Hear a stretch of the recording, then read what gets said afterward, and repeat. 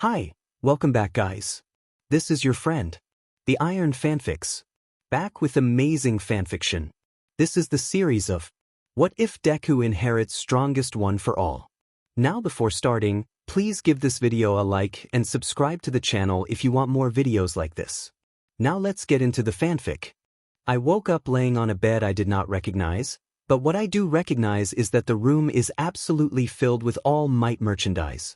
I sit up and my ears are ringing. I shake my head as the ringing fades and I can hear something next to me. I look to the bedside table to see an All Might clock with the alarm ringing. The morning is here. The morning is here. I press the button on top to stop it. The sun wasn't even out yet. Why was the alarm set to that? And when did I get all this stuff? What happened? I look at my hands. Not my hands. I get out of bed and stumble, catching myself by grabbing a shelf. I hit the side of the desk with my hip and hissed, "Okay, so not a dream." I walk out of the room and into the bathroom, my body moving on autopilot as I turn on the lights. I looked into the mirror and was shocked to see green eyes looking back at me. I run my hands through the green locks, so soft. I rubbed my freckled cheeks. I know whose face this was. Izuku Midoriya. I lifted my shirt and was surprised to see a chiseled body. Wow. My voice was different but very familiar. But what exactly happened? It's all a blur. Sitting down on the toilet seat, I rubbed my face trying to make sense of this. Nothing came to mind. But now that I was focusing on remembering what had happened, I realized that I have two sets of memories. One I know is my own, the other one was of Izuku Midoriya. His childhood, his middle school days. Wow, it was worse than the anime portrayed it. My old life wasn't bad, but I wasn't happy with it. The days I spent working were not fun. I was never close to anyone. Except for a select few. My childhood was spent in isolation except for some friends I lost contact with after we graduated college. Parents who wanted me to achieve great things but kept comparing me to others and insulted my hobbies. All in all, I had a sucky life before this. Maybe this is my chance to do something great. I ran to my room and looked at my phone and looked at the calendar. Today was the day of the entrance exam. Existential crisis later. Exam soon. I put my phone down and put on some clothes so I could finish what Izuku started. What I started. This was gonna take some getting used to. Putting on the signature red shoes, I left with my backpack and made my way to Dagoba Beach. I arrived and was greeted by some trash that was left. I looked through past memories and took a deep breath. Time to finish what you started. As I worked through the garbage, I was thinking about how I got here and what happened to the real Izuku Midoriya, and what I was going to do about the plot. I had 4 seasons and an entire manga's worth of information. Cleaning the beach now was difficult, I can only imagine. Nope, I have the memories and muscle soreness of the whole 10 months of hell. Didn't need to think of it. It took me 2 hours, but I finally did it. I sat down on the beach shirtless, looking at the beautiful sunrise.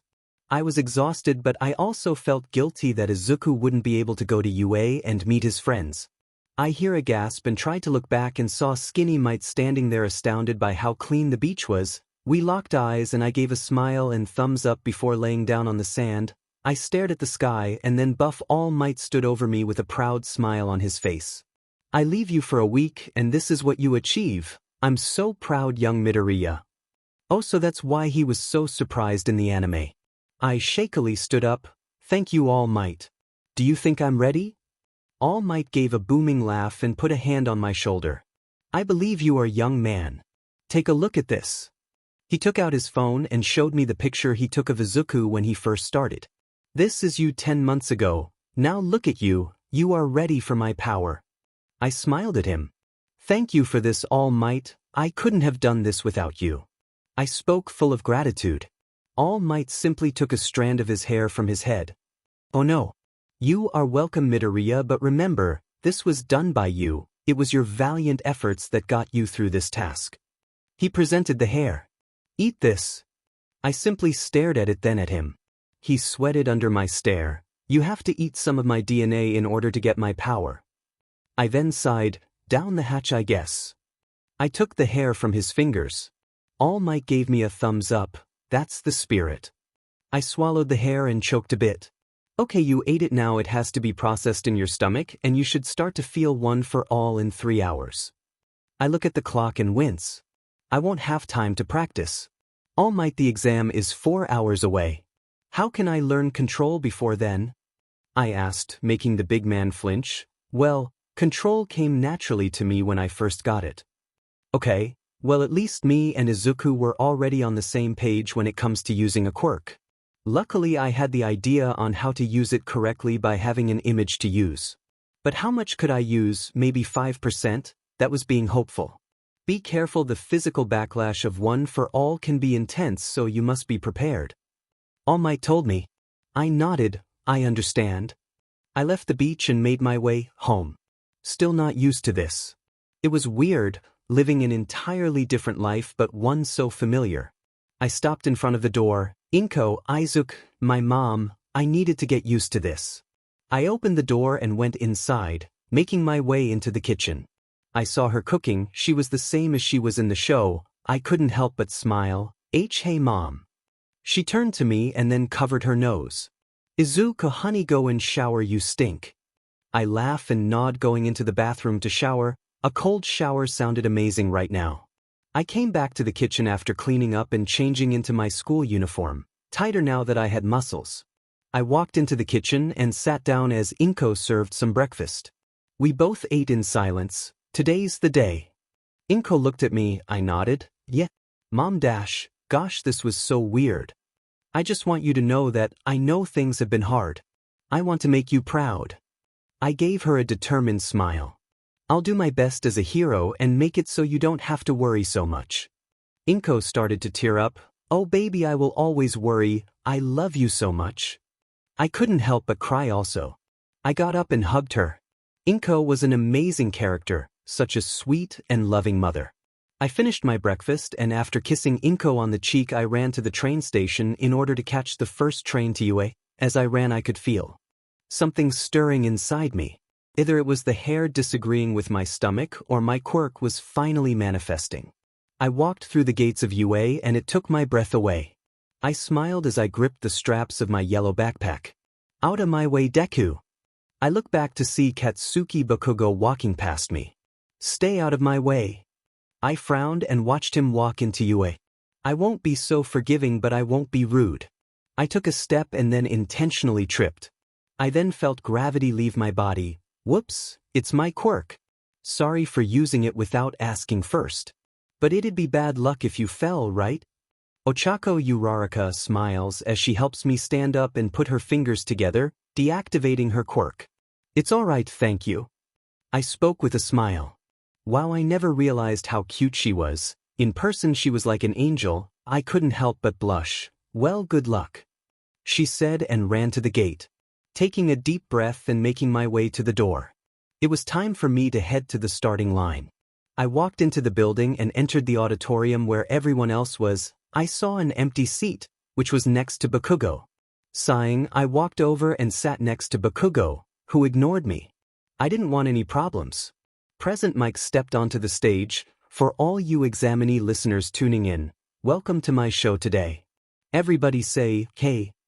But the auditorium was silent. Normally I would be fanboying. Okay, inside I am, but thankfully it's not coming out as mumbling. Mike started to explain how the exam would work, where we would be doing the exams. Me and Bakugo are in different battle centers. He was in A and I was in B. How we would be gaining points by fighting robots. The 3 robots that are worth a different amount of points. Exactly how I remember. May I ask a question? Oh, it was Ida. On the printout, there are 4 types of villains. If that is a misprint, then UA, the most prominent school in Japan, should be ashamed of this foolish mistake. Ida spoke while holding out the form. Geez, dude, relax. And you? Ida looks at me and glares. You look like you don't wish to be here. If that is the case, then leave. I couldn't help but grit my teeth and glare, but I didn't say anything. As Mike explained the 0-point robot, I hummed, thinking on how to get Uraraka into UA. If I don't try to attack with 100%, then she won't be able to save me, then she won't be able to rack up enough points to get in. Well, I need to figure it out quick. Thank you very much. Please excuse my interruption. Ida apologized after Mike finished his explanation, sitting back down. That's all for me. Finally, I'll give you listeners a present, our school motto. The hero Napoleon Bonaparte once said, "A true hero is someone who overcomes life's misfortunes. Go beyond. Plus ultra. Now, everyone, good luck suffering." Present Mike finished, the screen behind him also showing the words, plus ultra. I got up and followed everyone outside towards the locker room to change into my tracksuit. Once I was done, I exited the building to see buses waiting for the examinees. I walked past a few buses looking for mine, BBB. I smile as I enter the bus and sit down on my own, waiting for the bus to start moving. I look at my hand for a moment before closing my eyes and imagining a dial connected to an engine. I twisted the dial slightly to 3%. I feel energy flowing through my hand. I open my eyes and see, wait, why was the lighting teal colored? Wasn't it normally bright green? Okay, another thing that changed, my Quirk's lightning. I turn it off and then back on, trying to get a feeling of it. The bus arrives and we all exit the bus. I stand behind the crowd and look up at the large doors. I should be able to get more points if I limit myself to 5% instead of pushing it to 10%. Okay, now where is she? I spotted Uraraka taking deep breaths, looking nervous. I walked over with the intent to cheer her up, but Ida stepped in front of me. That girl appears to be trying to focus. What are you doing here? Are you taking the entrance exam to interfere with everyone else? Ida demanded. Here is where I draw the line. I gave him a glare. Does it ever occur to you that I know her and I'm simply trying to cheer her up? This caught him off guard. Good. I'm just gonna talk to her to help her soothe her nerves. If you have something against me helping someone, you shouldn't be here. I pushed past him towards Uraraka. Mean? Yes, I know what I did was mean, but I wasn't gonna let people step all over me. I put a hand on Uraraka's shoulder, making her look at me, and I smiled. It'll be okay, just do your best. She slowly smiled back at me and nodded. Yeah, thank you, do your best also. Okay, start. Present Mike announced. While everyone was looking confused, I already summoned one for all, letting it spread across my body and dashed into the city. I've never felt more alive. I see a 2-pointer and I use 3% to punch through it. 2 points, I see more coming my way. I smirk and dash forward, punching, chopping and kicking. 10 points already. I stop to see a blonde girl about to be crushed by a 3-pointer. I run towards her and drop kick the 3-pointer into pieces. I jump off the robot and pant lightly. What a rush. You okay? I looked at her and I instantly recognized her. Thanks, bro. Kami Utsushimi, who wore a simple track suit like me, but it was purple. She smiled at me with her plump lips. What were the odds that she was taking this exam? I take a piece of the 3-pointer and hand it to her. Here, use this, it'll help. Before she could say anything, I rushed back into the fray. Okay, that was 13 points. I need more. I fought more robots through the city, and on the side I also helped other students and saved them when they needed help, even if they weren't grateful. I spotted Uraraka doing well. Ida was doing well also. I racked up about 39 points, better than before. I stopped as Present Mike announced that there was 3 minutes left. Already? Then the ground started to shake. I looked behind me to see the large 0-pointer. I watched as the other examinees started to run away. I pushed past them and helped others who had fallen and kept them from being trampled, and looked for Uraraka. Ow. I see her right where she was supposed to be. Crap. I ran towards her. I passed Ida and we locked eyes for a moment before I kept going and arrived at Uraraka's side. Hang on. I told her as I looked at her leg and lifted the slab of concrete off her leg, letting her crawl out. Come on. I look behind me to see Kami helping Uraraka to her feet. You came? I asked in surprise. Kami smiled at me. Yeah, I owe you for that weapon.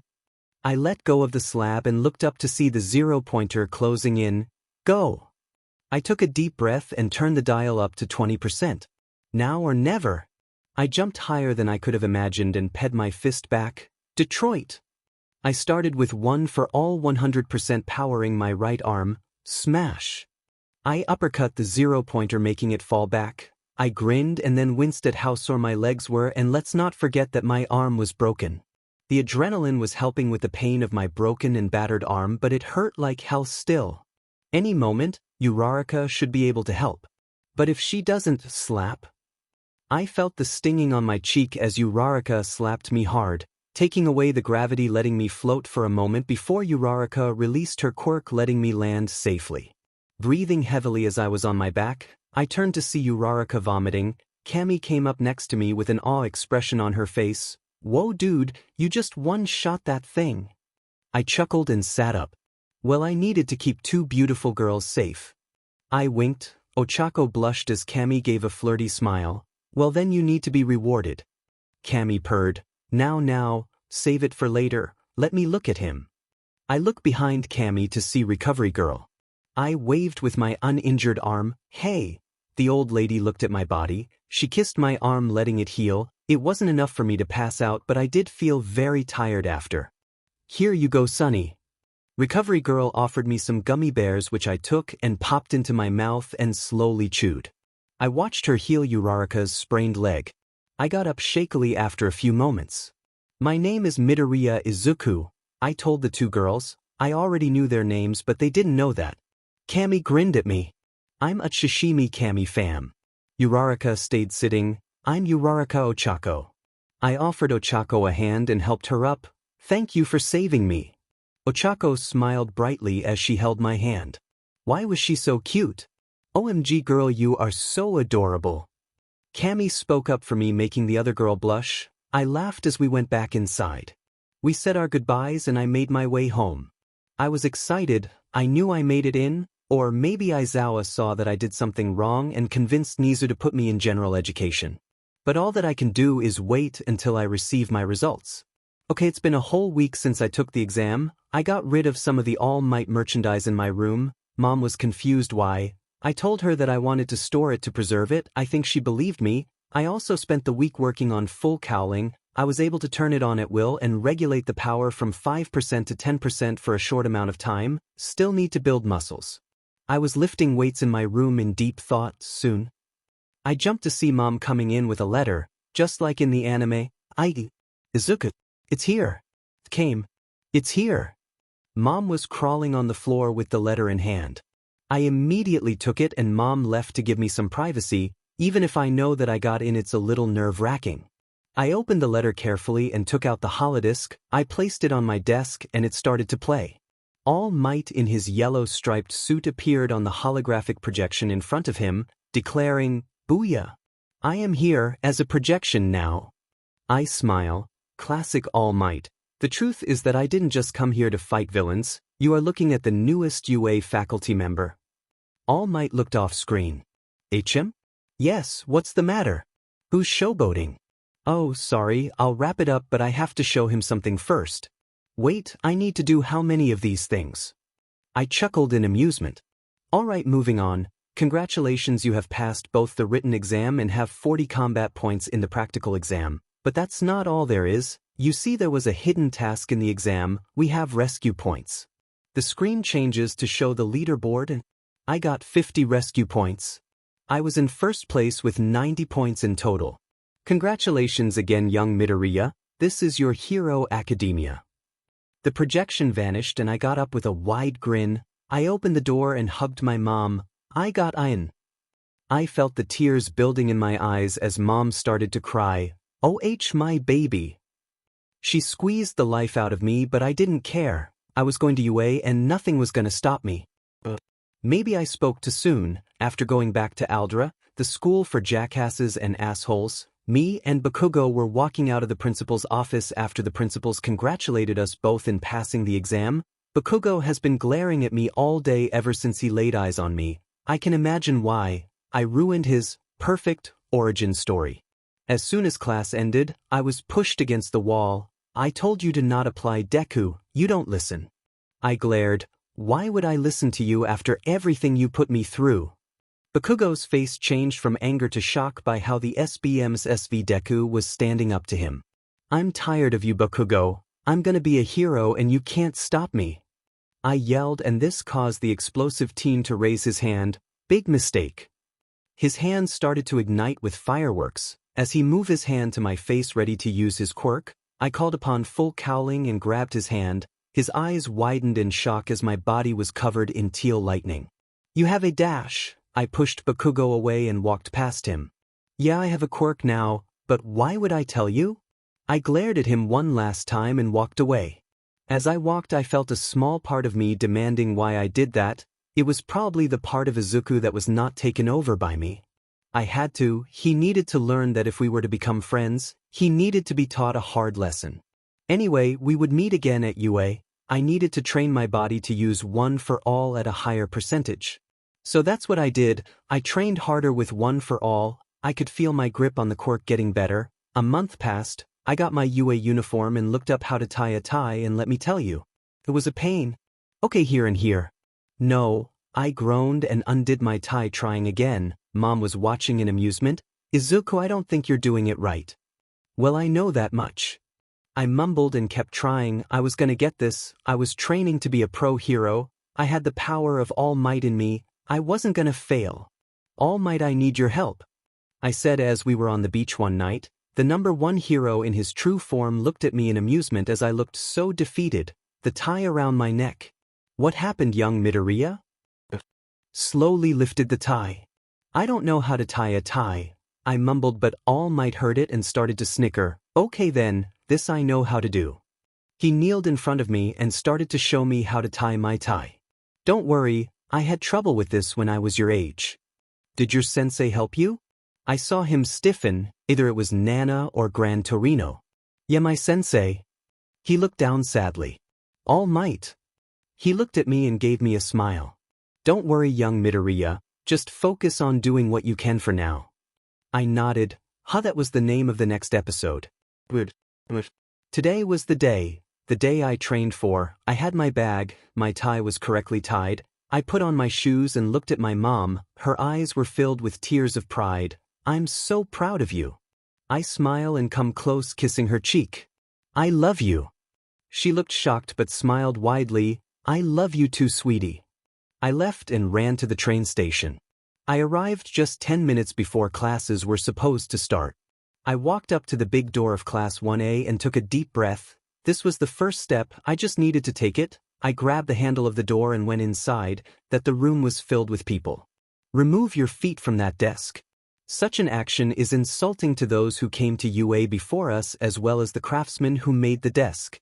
Ida was scolding Bakugo, who could care less. I sighed. High maintenance as usual, Ida. I walked in and was stopped by Ida. Hello, my name is Tenya Ida. I'm from Dash. I cut him off. Sumai Academy. I heard. I'm Izuku Midoriya. He gave me a look. You saw the hidden aspect of the exam, didn't you? I hate to admit that you are far more superior than me. I sighed. I didn't really, I just did what we came here to do. We're here to train to save people. I looked at him. We got off on the wrong foot. I just won't tolerate someone assuming that I'm something I'm not. Ida blinked. Yes, I apologize for my previous behavior. I would be happy to start over. I smiled and we shook hands. Yo, Izuku. I turned to see Cammy in a UA uniform. No stockings, wow. Oh, Cammy, you made it. I grinned. Yeah, I have you to thank for it. Thanks for it, bro. She winks and I could feel heat coming off my cheeks. Oh, we're in the same class. I see Uraraka coming up behind Cammy. You made it too. Cammy hugged Uraraka. Whoa, 3 major hotties. I heard Kaminari say behind me, deal with him later. Come on, we should take our seats before our sensei. I stop and look behind the 2 girls. I see a big yellow caterpillar on the floor. Yup, that's our teacher. If you're here to make friends, I suggest you go elsewhere.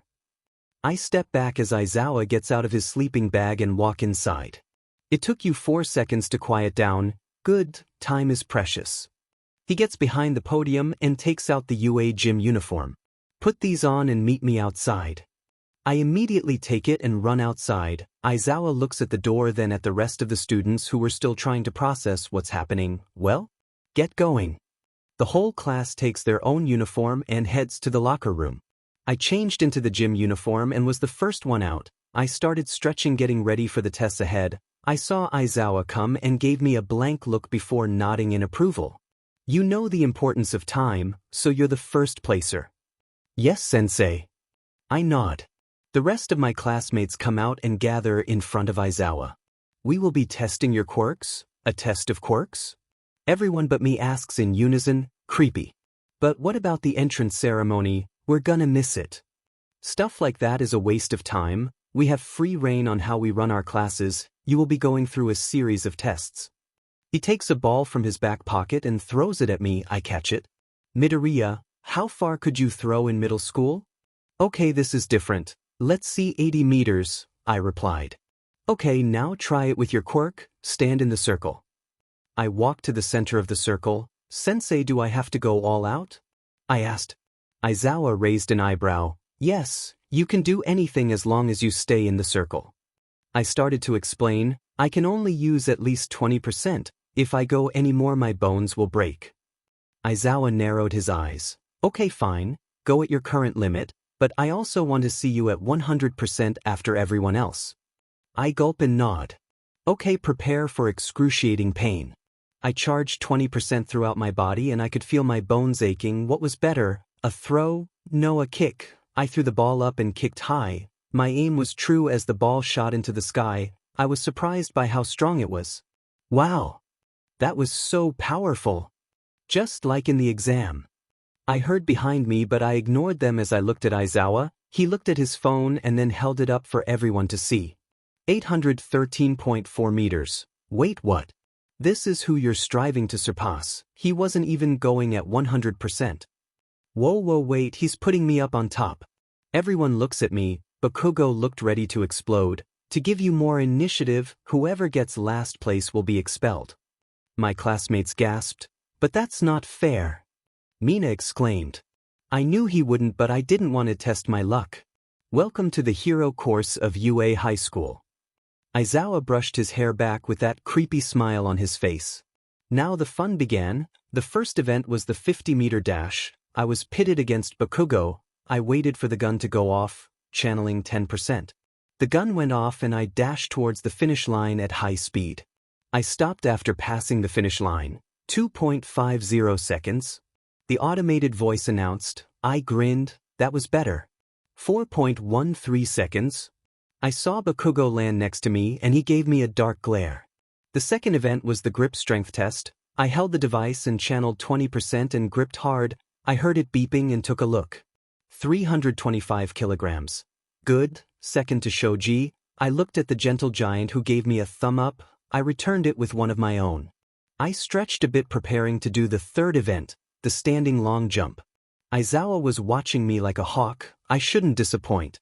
I took a deep breath and made the jump. I didn't put much strength into this. I needed it for the next one. Fourth event, side-stepping.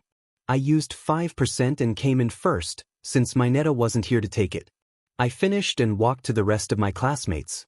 Dude, that was awesome. You're acing these tests like they're nothing. Kirishima walked over. It's very manly. I smile. Thanks, you're not doing so bad yourself. Izuku Midoriya.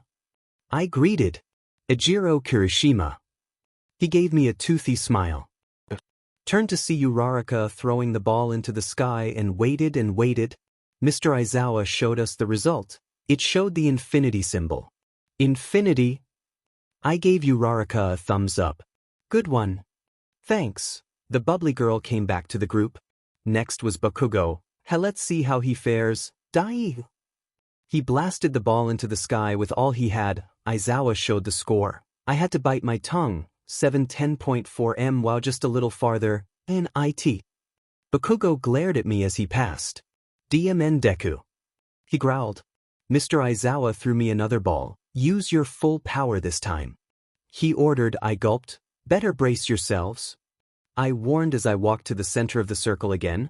I pumped 100% into my whole arm, the power becoming too much. I threw it as hard as I could and I bit my lip to hold in my scream of pain as the ball was launched into the sky, breaking the sound barrier. I held my arm, gritting my teeth. How did the original Izuku go through this? I looked at Aizawa and he looked surprised. So how's that? I gave him a shaky grin. Good. Aizawa hummed as he looks at his phone. He then shows the score, 240 m. I could feel the looks I was getting from my classmates. Go to recovery, girl, get that healed and head back to the classroom. I nodded and walked back inside. I found the nurse's office after a few minutes. The door was open, so I simply walked in. Recovery girl looked up from her desk and scowled at me. I remember you. You broke your arm again? I flinched. Mr. Aizawa asked me to use 100%, I explained. The old woman glared at me but sighed. I will have to speak to him later. Sit down, I'll heal you right up. I obeyed and sat on the bed. Recovery girl used her quirk and healed my broken arm. I could feel myself getting tired, and as soon as it was done, I was still able to move but felt like I needed to sleep. I saw your performance in the exam. You used 1 for all correctly. Please be sure to keep it that way. I blinked and looked at her, trying to look surprised. Yes, I know about All Might and his quirk. I was the one who healed him whenever he had an injury after all. I nodded as she shooed me out of the office, and I walked back to the locker room. The real classes wouldn't start until tomorrow, so I just had to go home and rest. At least I had more stamina now, or else I would have passed out. I changed and made my way out of UA. I had a long day, just wanted to sleep. Midoriya. I looked behind me to see Ida, Kirishima, Mina and Kami. Oh hi. I turned to them. I see recovery girl healed your arm fully. Ida said in an uptight tone. You okay? I heard that getting healed by her is pretty tiring. Kirishima asked. Yeah, I stopped to yawn and covered my mouth. I'm pretty tired. I replied. Well, how about we walk to the station? Kami asked as she hugged my right arm with a smile. I couldn't help but blush and pull away. That would be nice. I accepted politely. Hey! We look back to see Uraraka running towards us. Are you walking to the station? Wait for me. She stopped in front of us. Oh, you're Infinity Girl. Mina recognized her. Oh hi, I'm Ochako Uraraka. Uraraka introduced herself. Ejiro Kirishima. And I'm Mina Ishido. I am Tenya Ida. It's nice to meet you all. I smiled. I was making friends. By the way, why did that angry Pomeranian call you Deku? Mina asked. Wait, who is she? Oh, Bakugo.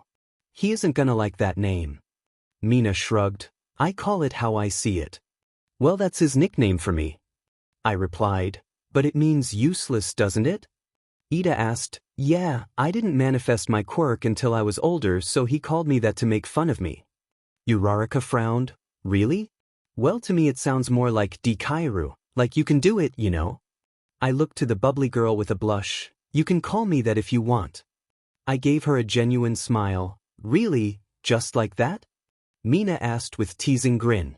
I blushed hard. I mean, yeah, she's taking something that was an insult and making it a good nickname. I tried to explain, but the smile on Mina's and Kirishima's faces showed that they didn't believe me. Well, I think Deku sounds cute.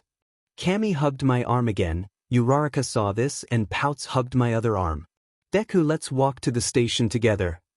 Kami tugged me towards her. He's gonna be walking with me. Uraraka pulls me back. I asked him first. We are all going to the station. We should all walk together and not fight. Ida exclaimed as he did the arm-chopping motions. I was a blushing mess. Why was this happening to me? What has changed? I need my arms back, please. The two girls blinked, then stepped back. Oh yeah, recovery girl healed your arm. Is it okay?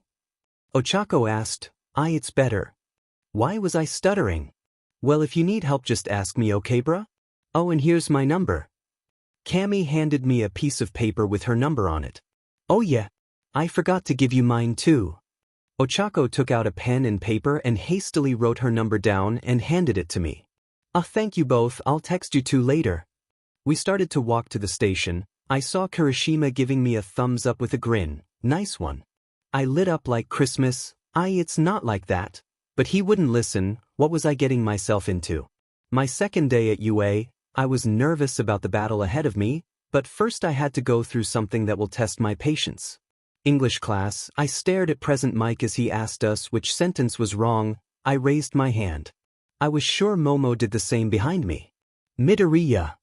Mike pointed at me. It's the fourth sentence. I answered, correct. I was glad that I was able to speak and understand Japanese.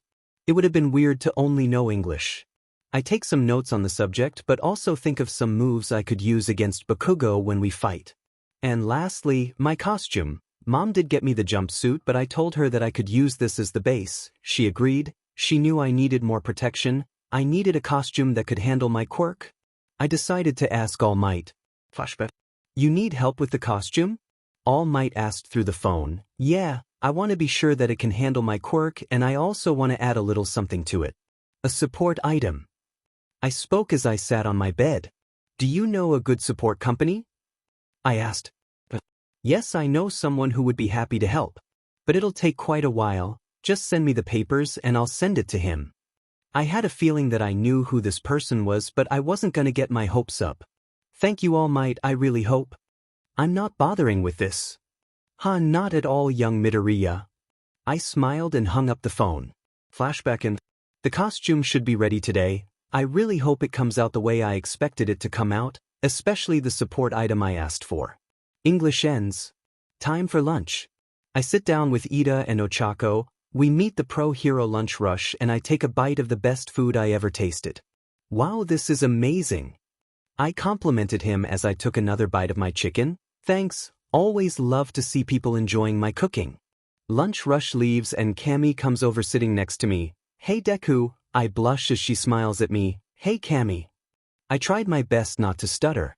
Mina and Kirishima sit down with us, setting their trays down. So who do you think will be teaching hero basics? Mina asked as she ate some of her beef. I heard that All Might be teaching. Kirishima answered. I chuckled and ate some more rice. We finished lunch and walked to the classroom. I sat down at my desk and waited. I then smiled hearing the familiar catchphrase, I am here. I looked to the door seeing All Might coming into the room. Coming through the door like a hero. His booming voice filled the room, then was replaced with the excited chatter of my classmates. I watched my mentor march into the room and stand behind the desk. Welcome to the most important class of UA High. Think of it as Heroing 101. He announced. Here you will learn what it means to be a pro and fighting in the name of good. I bit back a laugh from how over the top it sounded. Let's get into it. He then pulled out a card with the words battle on it. In this class you will pull no punches. I could feel Bakugo grinning in front of me. Fight training. He was clearly excited to fight. One of the most important things of being a hero is looking good. All Might points to the wall as the suitcases come out of the wall for us to take. Suit up and meet me at Training Ground Beta. I get up and take my suitcase and All Might pull me aside. I hope the costume is good enough. My friend had his daughter work on it as a project. He whispered to me. So Melissa did this. I made my way to the locker room and sat down. I opened the suitcase and saw my costume. The jumpsuit was dark green and black. I see a small letter and take it. I opened it and read it. Mr. Midoriya, my name is Melissa. My dad asked me to help with your hero costume. Your request was simple enough. The support item though was hard to make. But I love a challenge. It's almost indestructible, I assure you. I would like to talk to you about it more. I put my email here so we can talk. I hope that the costume serves you well. Melissa Shield. I smiled and seized the email underneath. I put the letter in my bag and took out the suit. I put on the jumpsuit and metal boots. It was similar to Deku's original costume Gamma. I had the steel boots, the white arm-length gloves, but on my right arm was a arm guard, my support item. I look around seeing I was the only one there. I activated it and a black circular shield expanded around my arm. It was similar to Taskmaster's shield in the Black Widow trailer. I had some practice, but now it was time to put this to the test. I deactivated the shield and put on my utility belt, my respirator around my neck, and pulled on the steel boots. I left out the hood because I'll be honest, it looked ridiculous. I replaced it with a green visor that matched with the respirator. I ran out of the locker room and out into the opening. I saw everyone ready and waiting on me. Sorry I'm late. I told everyone. I looked around and smiled. I was here with these amazing heroes. I knew the potential they all had. I could push them further with the right nudges. Whoa Deku, awesome costume. Ochako complimented me. I turned to the anti-gravity heroine. Her costume was the same as the anime at this time. Thanks, you look amazing. I returned the compliment, making her blush, and rubbed the back of her head. This bodysuit is skin tight, not really my style.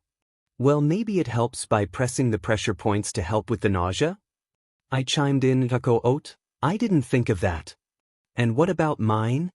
Cammy asked as she came up to us. I looked at her and blushed. She was wearing the cat suit she was wearing in Shiketsu, but instead of her cap she had a respirator with tubes connected to it that lead to 2 gauntlets. Wow, you look great, but what's that for? Ochako looks at the gear Cammy had on. You'll see when it's my turn. She winked at me. I knew her quirk and what she could do. This was a good idea. She kinda reminded me of Mysterio. I held back a laugh as I imagined her with a fishbowl head. Alright, listen up everyone. Now that you're all ready, let's get started with combat training. All Might announced as everyone looked at the number 1 pro hero. Ida, in his Ingenium costume, raised his hand. Sir, this is the fake city from our entrance exam. Does that mean we will be conducting urban battles again? Ida asked. Not quite. I'm gonna move you 2 steps ahead. Most of the villain fights you see take place outside, but in reality, the real battles take place indoors. All Might explained. Backroom deals, home invasions, secret underground lairs. The pro listed out. The most intelligent criminals stay hidden in the shadows. I think back to the Shy Hisaikai raid and chewed on my lip. What was I gonna do about Eri? I needed to find a way to save her before something bad happens to her from meddling in the timeline. For this training exercise you will be put into teams of good guys and bad guys and fight 2-on-2 indoor battles. Isn't this a little advanced? I looked to the side to see Tsuyu Azui in her froppy costume. The best training is what you get on the battlefield. But remember, you can't just punch a robot this time. You'll be dealing with actual people now. I took a deep breath, hoping for the same team as in canon. My classmates start to ask questions, but I stay quiet until All Might stops the questions and start to read from his script. Classic All Might, number 1 hero but a rookie teacher. Time is limited and we'll choose teams by drawing lots. I see All Might hold up a box. Isn't there a better way? Ida asked. Well, life is unpredictable. You can't always choose who you work with on the field. This will help us prepare for that scenario. Ida nodded. Yes, that makes sense. Excuse my rudeness. Ida bows. I rolled my eyes. All Might waved him off. No sweat, let's roll. I stepped up and took a ball with the letter A from the lots. I waited for everyone else to draw from the box. Ochako came up to me holding a ball with A on it as well. Look, Deku, we're on the same team. She cheered. I smiled and nodded. Yeah, I'm glad. I looked to see Cammy and Momo in the same team, so no Mineta. Good, I didn't want to deal with that grape. I looked to All Might, who was drawing lots from the hero and villain boxes. He then drew 2 ball. I inhaled sharply, seeing that me and Ochako would be against Bakugo and Ida. Well, at least I was planning on it. Everyone can head to the monitor room to watch. Everyone agreed, and I looked to Bakugo, who was staring at me, not glaring at me, but staring like he was trying to figure me out. I blinked as he turned and went with Ida into the building. That was odd. The heroes will wait 5 minutes and then will be let loose and the battle will start.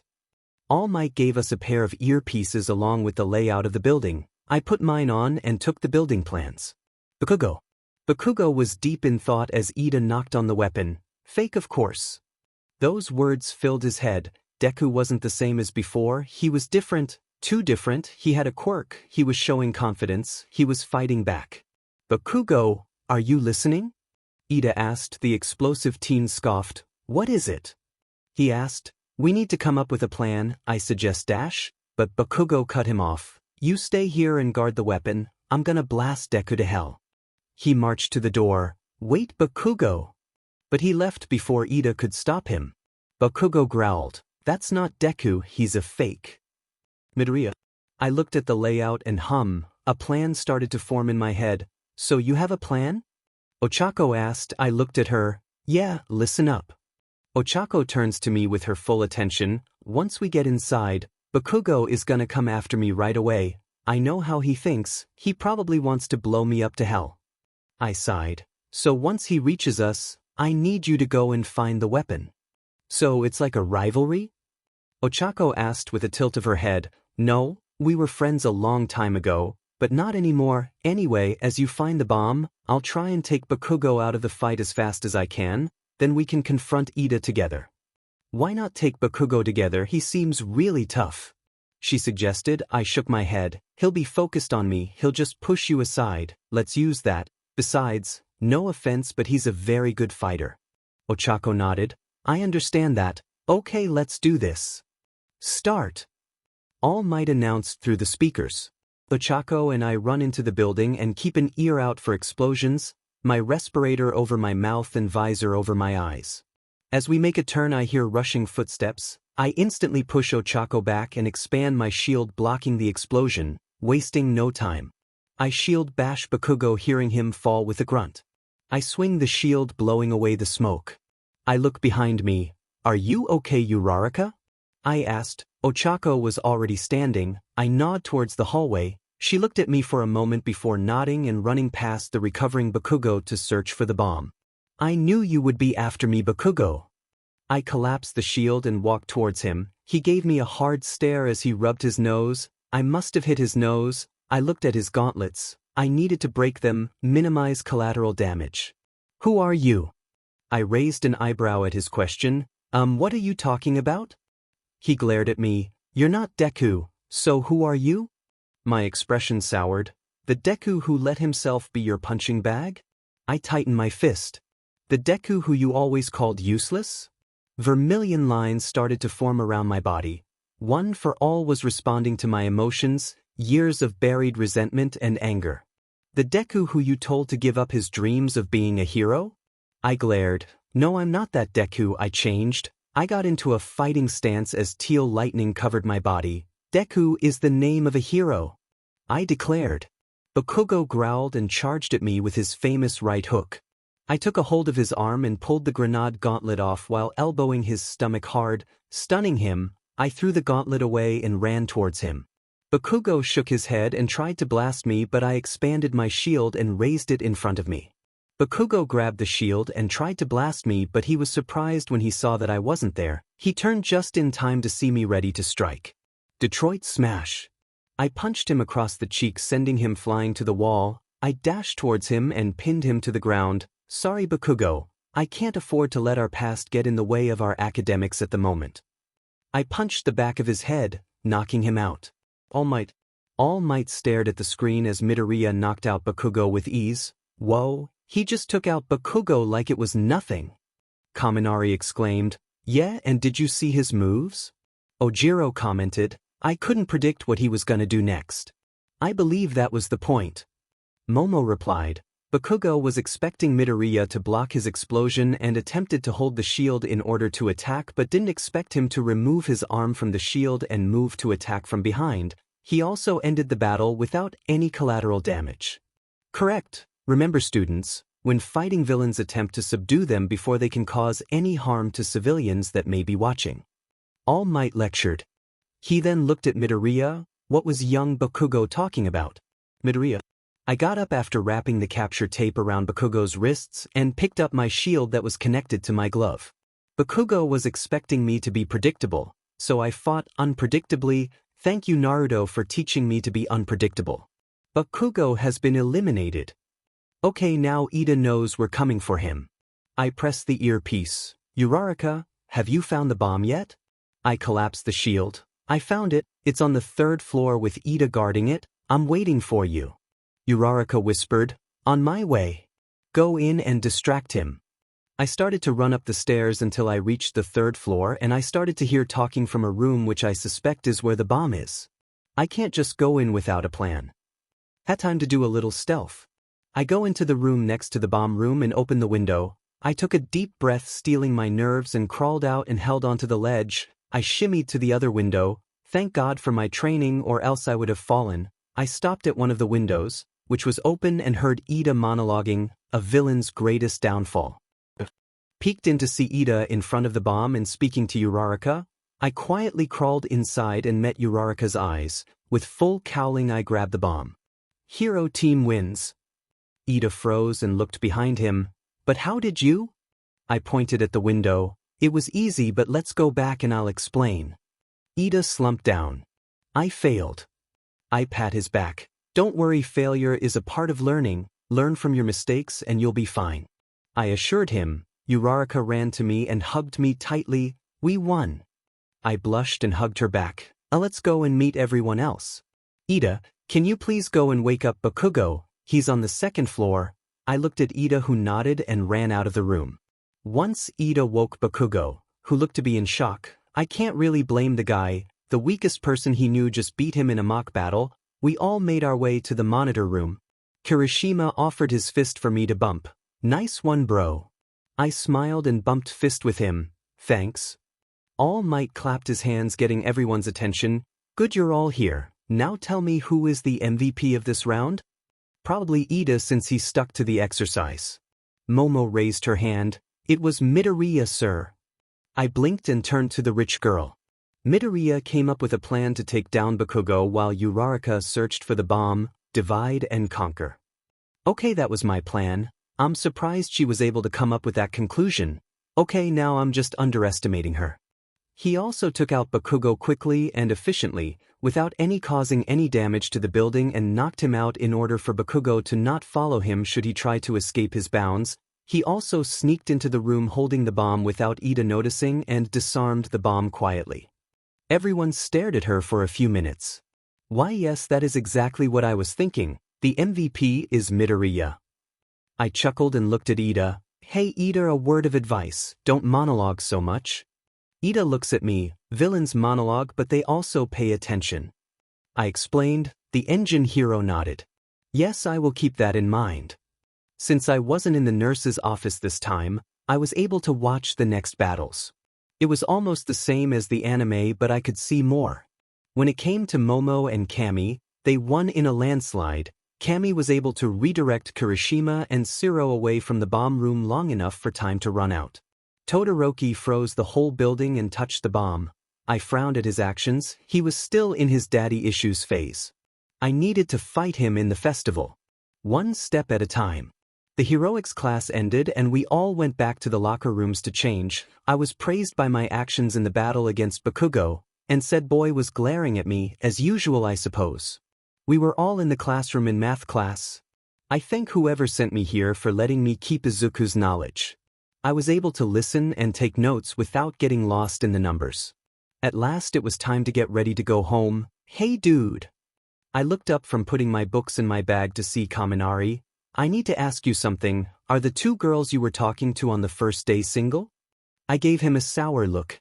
Dude, I wouldn't know, but I think you're barking up the wrong tree. I looked to the other side of the room to see Jiro talking to Momo. Beside, I think that's more your type. Kaminari looks at Jiro, then back at me. Why do you think that?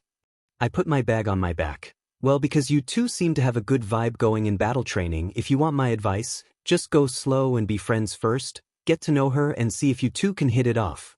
Kaminari smiles. Well, thanks man, I'll do just that. He walked away. Yes, I shall have my Kami Jiro. I walked out of the classroom and to the gate. I saw my friends talking to our other classmates, so I didn't bother them. I stopped at the gate to see Bakugo waiting. We need to talk. I narrowed my eyes. Bakugo, we have nothing to talk about. He growled. You. I rolled my eyes. Are you still on that? I'm not an imposter or anything like that, Bakugo, so stop assuming such. You're not Izuku Midoriya. I was surprised to hear him say my name without the Deku in it. Bakugo. No, you act way too different to be him. He always mumbled when he had too much in his mind. He fanboys about heroes. You don't mumble at all. You didn't even bat an eyelash when we met the other heroes here. Bakugo screamed. I couldn't take it anymore. And how would you know if I'm not the real Izuku? All you did was push me down like I was nothing. I screamed at him with tears streaming down my cheeks. I changed, you don't like it? I don't care. I panted and took a deep breath. I want us to be friends again. I don't see you as weak, nor am I trying to pull you to my level. I just want us to be friends like we used to. I never looked down on you. You were always my symbol of victory, Kachin. Bakugo's eyes widened as he stepped back. I'm telling you this because I respect you. If you don't want to be my friend, then just stop bothering me and I won't bother you. Let's have a working relationship and get through high school together. We stared at each other for what seems like eternity. I decided that we were finished and walked past him. I was walking away from the gate until I felt a big hand on my shoulder. I turned to see All Might looking at me. You heard? I simply said. The hero nodded. Are you okay? I took a moment to think about it. I don't know, but that depends on Bakugo. If he wants to be friends, he has to make the effort. If he doesn't, I tried. I wanted to tell you I'm proud of how you handled the situation. I could tell you two had history and yet you pushed it aside for the mission, even if it was fake. All Might praised. I couldn't help but smile at his praise. Thank you, All Might, that means a lot coming from you. What did he mean when he said you weren't the real Izuku? Alright, All Might must have heard from the battle training. I changed All Might. Bakugo always expected me to be the weak and defenseless Deku, but I won't always be that. All Might nodded. Alright, I suppose that makes sense. Now go home and get some rest. You have a new day tomorrow? I grinned and started to walk home. He was right. Tomorrow, no, this week entirely was going to be eventful. I was on my computer typing an email to Melissa. I thanked her for the costume and the shield, nothing too long. Hopefully she and I could be friends. I sent it and opened a new tab downloading music from my old time, well, whatever I could find. Surprisingly, there were some songs that didn't exist. Sadly, Marvel didn't exist, neither did DC, not many superheroes I know from my world. I leaned back on my desk chair, staring at the ceiling. Tomorrow would be the day that Shigaraki infiltrated UA. I can't do much about it. I don't even know where he would be. I got up and started to lift some dumbbells. If I kept this up, I could maybe use 10% full cowling. Maybe I could even make a new move. I took out my notebook, the same one Bakugo burned. I opened a page for myself. Okay, I had full cowling, a state where I can use OFA at 5%. Then I have the smashes, Manchester, St. Louis, Delaware, Air Force. I needed to get Hatsum to work on the gloves. Maybe I could also ask Melissa if I could get the two to work together. I shivered remembering the manga where the two met. Okay, next one, Harlem Smash, a clapping attack based on the Incredible Hulk movie. I could probably use Delaware Smash at a certain percentage to let me fly from recoil, like Bakugo's explosive flying. I also had my shield, but I'm not really reliant on it. I need to make a fighting style for it. Defender style, I'll work on the name. Overdrive, a state where I'm pushing my limits to 25 to 30%, but I can't hold it for so long. Then there is 100%, I can't use it yet until my body is stronger. I also need to think of the quirks that will come with it, Float, Black Whip and Danger Sense. I wish I could have found out the other quirks. I looked at the pages and realized I wrote a lot. Well, at least I don't have to worry about losing my analytical mind. I erased the parts that are confidential and put the notebook away. I lay on my bed and closed my eyes, welcoming sleep. The next day I was walking with headphones on. Music always calmed me down. I stopped when I saw the wave of reporters outside of UA, looking for All Might. I just walked forward the crowd and the vultures turned to me. They started asking me questions about All Might, at least I thought they were. I had the headphones on, the volumes all the way up. I made it to the gate to see President Mike and Mr. Aizawa. Aizawa looked at me, then his eyes landed on my headphones. He made, "Get inside," gesture. I gave a nod and walked inside. I put the headphones away and made it to my classroom. I waved at Uraraka and Ida. Kami winked at me and Kirishima offered me a fist bump, which I accepted. Bakugo walked inside and stared at me for 3 minutes before sitting in front of me. No insult, no Deku, nothing. Maybe there was hope. Class will be starting momentarily. Take your seats. Ida ran inside the classroom. I laughed a bit. We're all in our seats already. You're the only one standing. Sue bluntly stated. Ida sat down embarrassed. Aizawa walked in. You're all seated and quiet. Good, you're learning. Mr. Aizawa stepped behind his podium. I went through yesterday's heroics class. I just want to say, Bakugo, stop looking down on people and learn the value of working with others. You're in a hero school, act like it. Bakugo growled but stayed silent. Ida, you were too focused on one person. Pay attention to your surroundings. There might be someone to sneak attack you. Ida nodded. Yes, sir. Okay, now on to business. Our first task will decide your future. I stopped myself from rolling my eyes as everyone tenses up. You will be picking a class representative. Everyone sighs in relief. I stay quiet as everyone raises their hand wanting to be picked for the leader spot. I tune out Ida's speech about voting. I remember it because it was so corny. It was class president, not Congress. I got handed a paper and Momo would be a good pick. I wrote her name down and handed it to Mina, who took it. I waited until they wrote down the end results. I looked at the board and blinked in surprise. 5 votes. Momo had 3, everyone else had 1 or 0 votes. Momo and I stood next to each other. Okay, Midoriya is your class president and Yaoyorozu is your vice president. I looked at Momo and gave her a smile. I look forward to working with you. Momo stared at me for a good minute as if she was trying to read my expression, then smiling back, same. We go to the cafeteria for lunch and I get a bowl of beef ramen. I drool at the sight and sit with my friends. Momo joins us this time. Congrats on the election, Deku. Cammy sat down to my right with a smile on her face, while Uraraka sat on my left and looks at me with a beaming smile. Yeah, you'll be amazing. I blush, geez these girls. I honestly didn't want the position. I replied. Kirishima looks up from his meal. What, no way bro, you're perfect for the role. Ida nods. I agree, your tactical mindset makes you perfectly suited for the role, that's why I voted for you. You voted for him? Mina asked. I thought you wanted the position with you wearing glasses and all. Ochako blunt as ever. I don't think that's a reason. Momo mumbled. I chuckled. Well, do you know of Ingenium? I look at him. Of course. Ida smiles proudly. He is my elder brother. He confessed. Whoa, so you come from a long line of heroes. Kirishima exclaimed. That's so lit being a family of heroes. I remember The Incredibles and stifled a laugh. I thought I recognized your hero costume. I suppose it makes sense that you would take inspiration from your older brother. Momo stated, taking a bite out of her salmon. I was about to speak until the alarms blared. I looked around as everyone started to panic. Diamen, it's happening. Security level 3 has been broken. All students please evacuate in an orderly fashion. The automated voice in the speakers announced. Security level 3? Ida asked another student.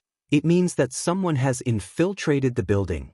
An older student explained as he ran past. We all got up and started to leave also, but soon the hall was filled with people trying to leave but no one could move. It's the press. I heard Ida yell. I grunted and looked around for Uraraka. I pushed past more students and found her being squished against other students. I grabbed her hand and pulled her close. Uraraka, I need you to make me weightless. Ochako just stared at me with a more detailed blush on her cheeks but nodded and activated her quirk on me, making me float into the air. I angled myself towards the exit sign and put my hands behind me. 10% burst, Delaware smash. I flicked both of my middle fingers, shooting me towards the exit sign.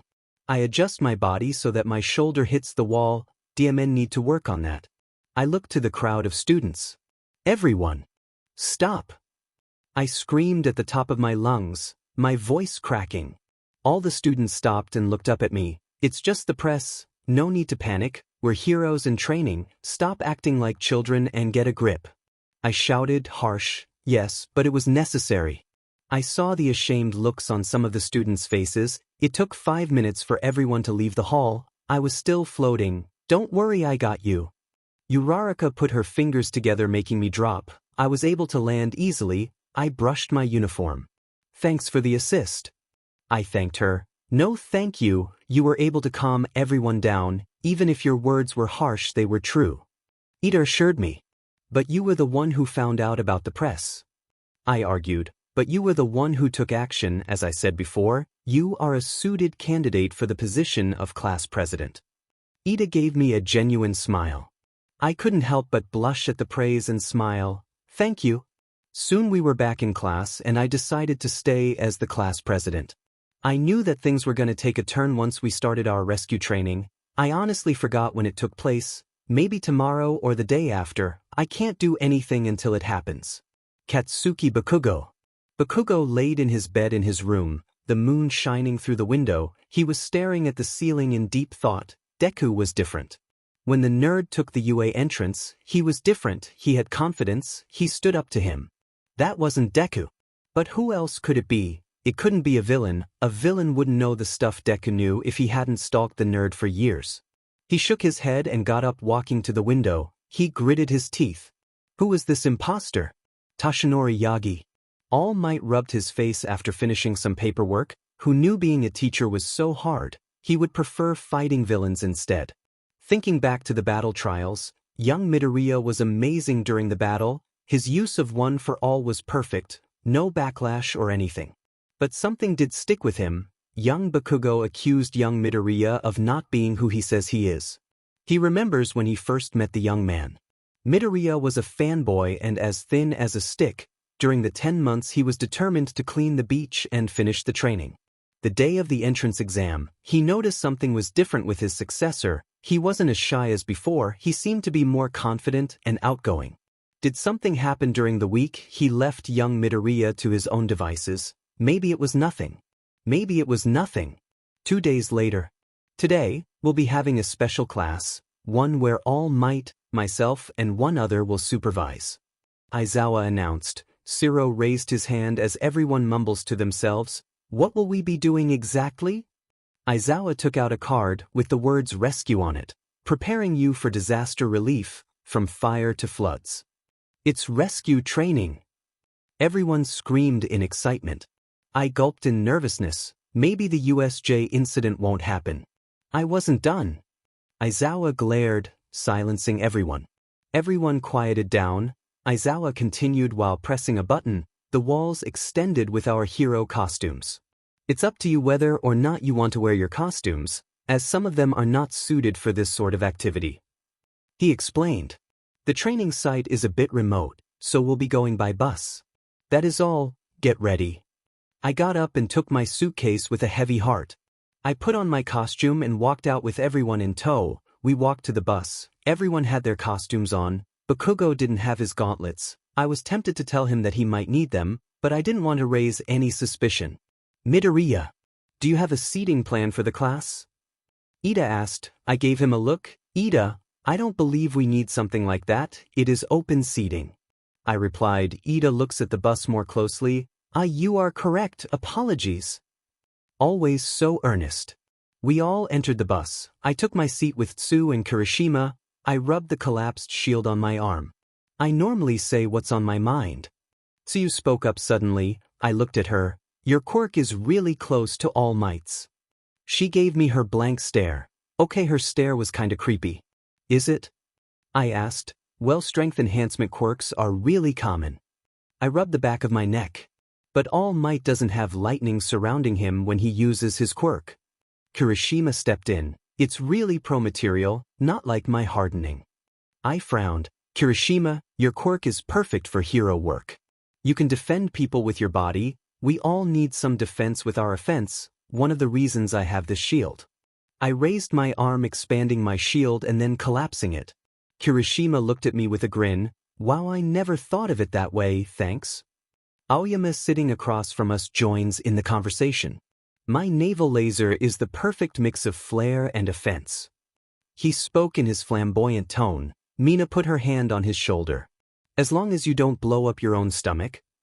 I snickered as he gave the pink-skinned girl the stink eye. If we're talking offensive quirks, we have to mention Todoroki and Bakugo. Kirishima pointed at the two mentioned. But Bakugo is unhinged, he won't ever be popular.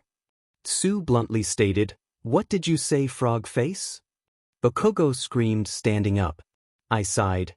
He's always been a bit rough around the edges, but his heart is in the right place.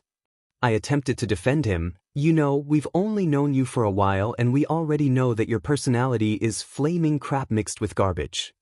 Kaminari roasted the explosive teen. I wanted to face palm at how calm Kaminari was, especially when Bakugo was close to beating the hell out of him. Quiet down, we're here, Aizawa declared as the bus stopped. We exited and I looked up at the dome structure. I took a deep breath. Whatever happened, I would make sure that no one died. We stepped inside and I saw 13 standing by the stairs. Whoa, it's the space hero 13. I instinctively fanboyed. Uraraka fangirled next to me. I stopped and blushed. I still had some of Midoriya's old personality in me, I guess. The space hero spread her arms. Welcome to the unforeseen simulation joint. Or the USJ. As 13 introduced herself, I took a look around, my analytical mind working overtime. I had to get Ida out of the USJ as soon as Kurogyari tried to separate us.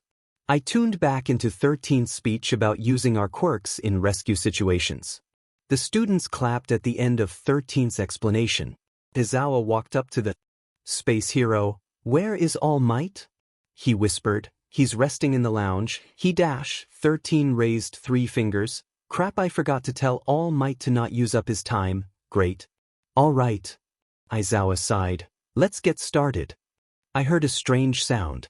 I had a feeling I knew what it was. I looked towards the fountain and saw a swirling purple portal manifesting. Mr. Aizawa. I got his attention and pointed at the portal. The two teachers looked at where I was pointing. Aizawa narrowed his eyes. I grit my teeth seeing Shigaraki with the hands of his family gripping his body. I couldn't help but shiver as I remembered his origin story. Is this part of the exercise? Kirishima asked. Stay back, those are real villains. Aizawa put on his goggles. Shouldn't there be alarms going off? Momo asked. Yeah, there should be. 13 replied. Kaminari, use your headgear to try and contact the outside. 13 commanded. 13 take care of the students. Aizawa then jumped into the fray of villains. We all ran to the door and were stopped by Kurogiri. Greetings, we are the League of Villains.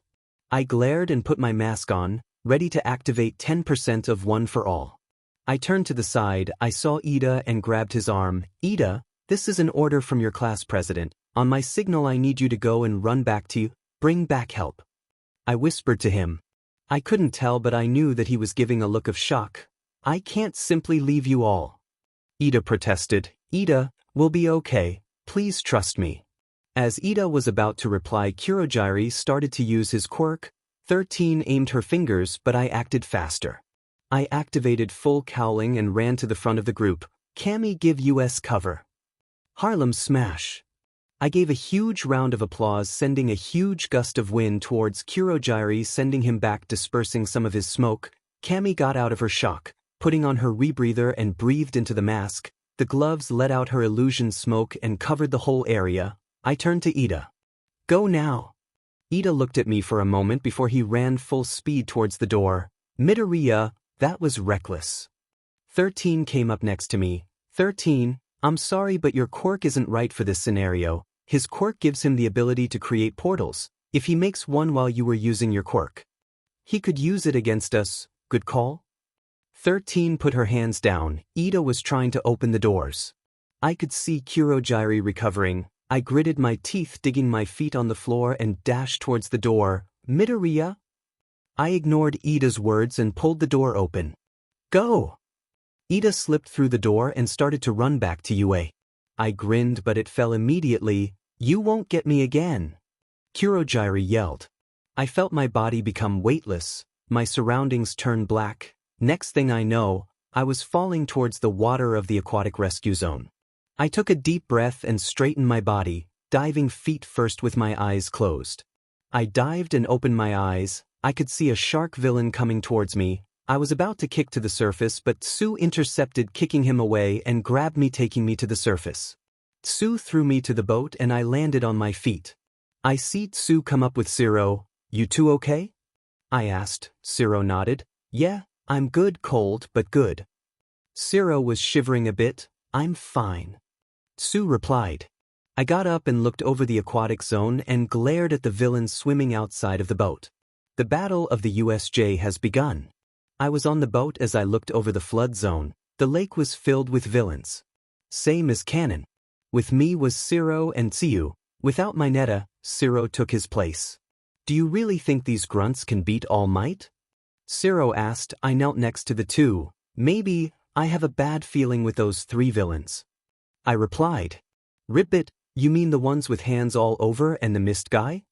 Tsu asked. I nodded. And the big bird guy. Zero made a disgusted expression. The big muscly guy? I gave another nod. They give me a bad vibe. Tsu croaked. We just need to wait until Ida gets help. I shake my head. We can't just sit and wait. If we just wait, someone might get hurt. We have to fight. I told them. Zero's face morphed into one of determination and nodded. Tsu put a finger on her chin. So what do we do? The two looked at me for a plan. I blinked. Well, first things first, our quirks. I bet the villains don't know what they are. If they did, Azui dash. Tsu. Tsu wouldn't be here. I explained with a brief interruption from Tsu. Karo, you're right. She looks at the city covered in flames. If I was thrown into that zone, then I would have been in a disadvantage. Okay, if we're talking about quirks, I can make tape from the dispensers on my elbows. I look at his elbows. Can you control how sticky it can be? Zero nodded. Well, I have the abilities of a frog. I can stick to walls. My tongue can stretch to a maximum of 20 meters. Sue listed, I can also spit up my stomach to clean it and I can secrete some mucus. It's not poisonous but it just stings a little. Zero and I exchange looks before looking at her again. The last two aren't useful in this situation, so forget about them. Well, my quirk gives me super strength and I can regulate how much power I can use. If I use too much, my body won't be able to handle it. I explained. Ribbit, how much power can you use right now? Sue asked. Right now I can use 15% safely. I replied after giving it some thought. Zero blinked. But you're so strong already. I gave a short laugh. Yeah, I have an idea. I get up. Zero, if I can get all the villains in one spot, can you bind them together? Zero nodded. Yeah. I look at Sue. Sue, I need you to catch me after I gather all the villains. Sue got up. Got it? I grinned. Okay, wait for my signal. I clenched my fists. Overdrive. I activated one for all at 35%. I could feel my body straining from the pressure of my quirk. I looked at the two. Zero got ready, as did Sue. I jumped high and performed a front flip. Manchester smash. I axe kicked downwards. Pressurized air shot through the water and just like in the anime, the water spreads and rushes back into the center.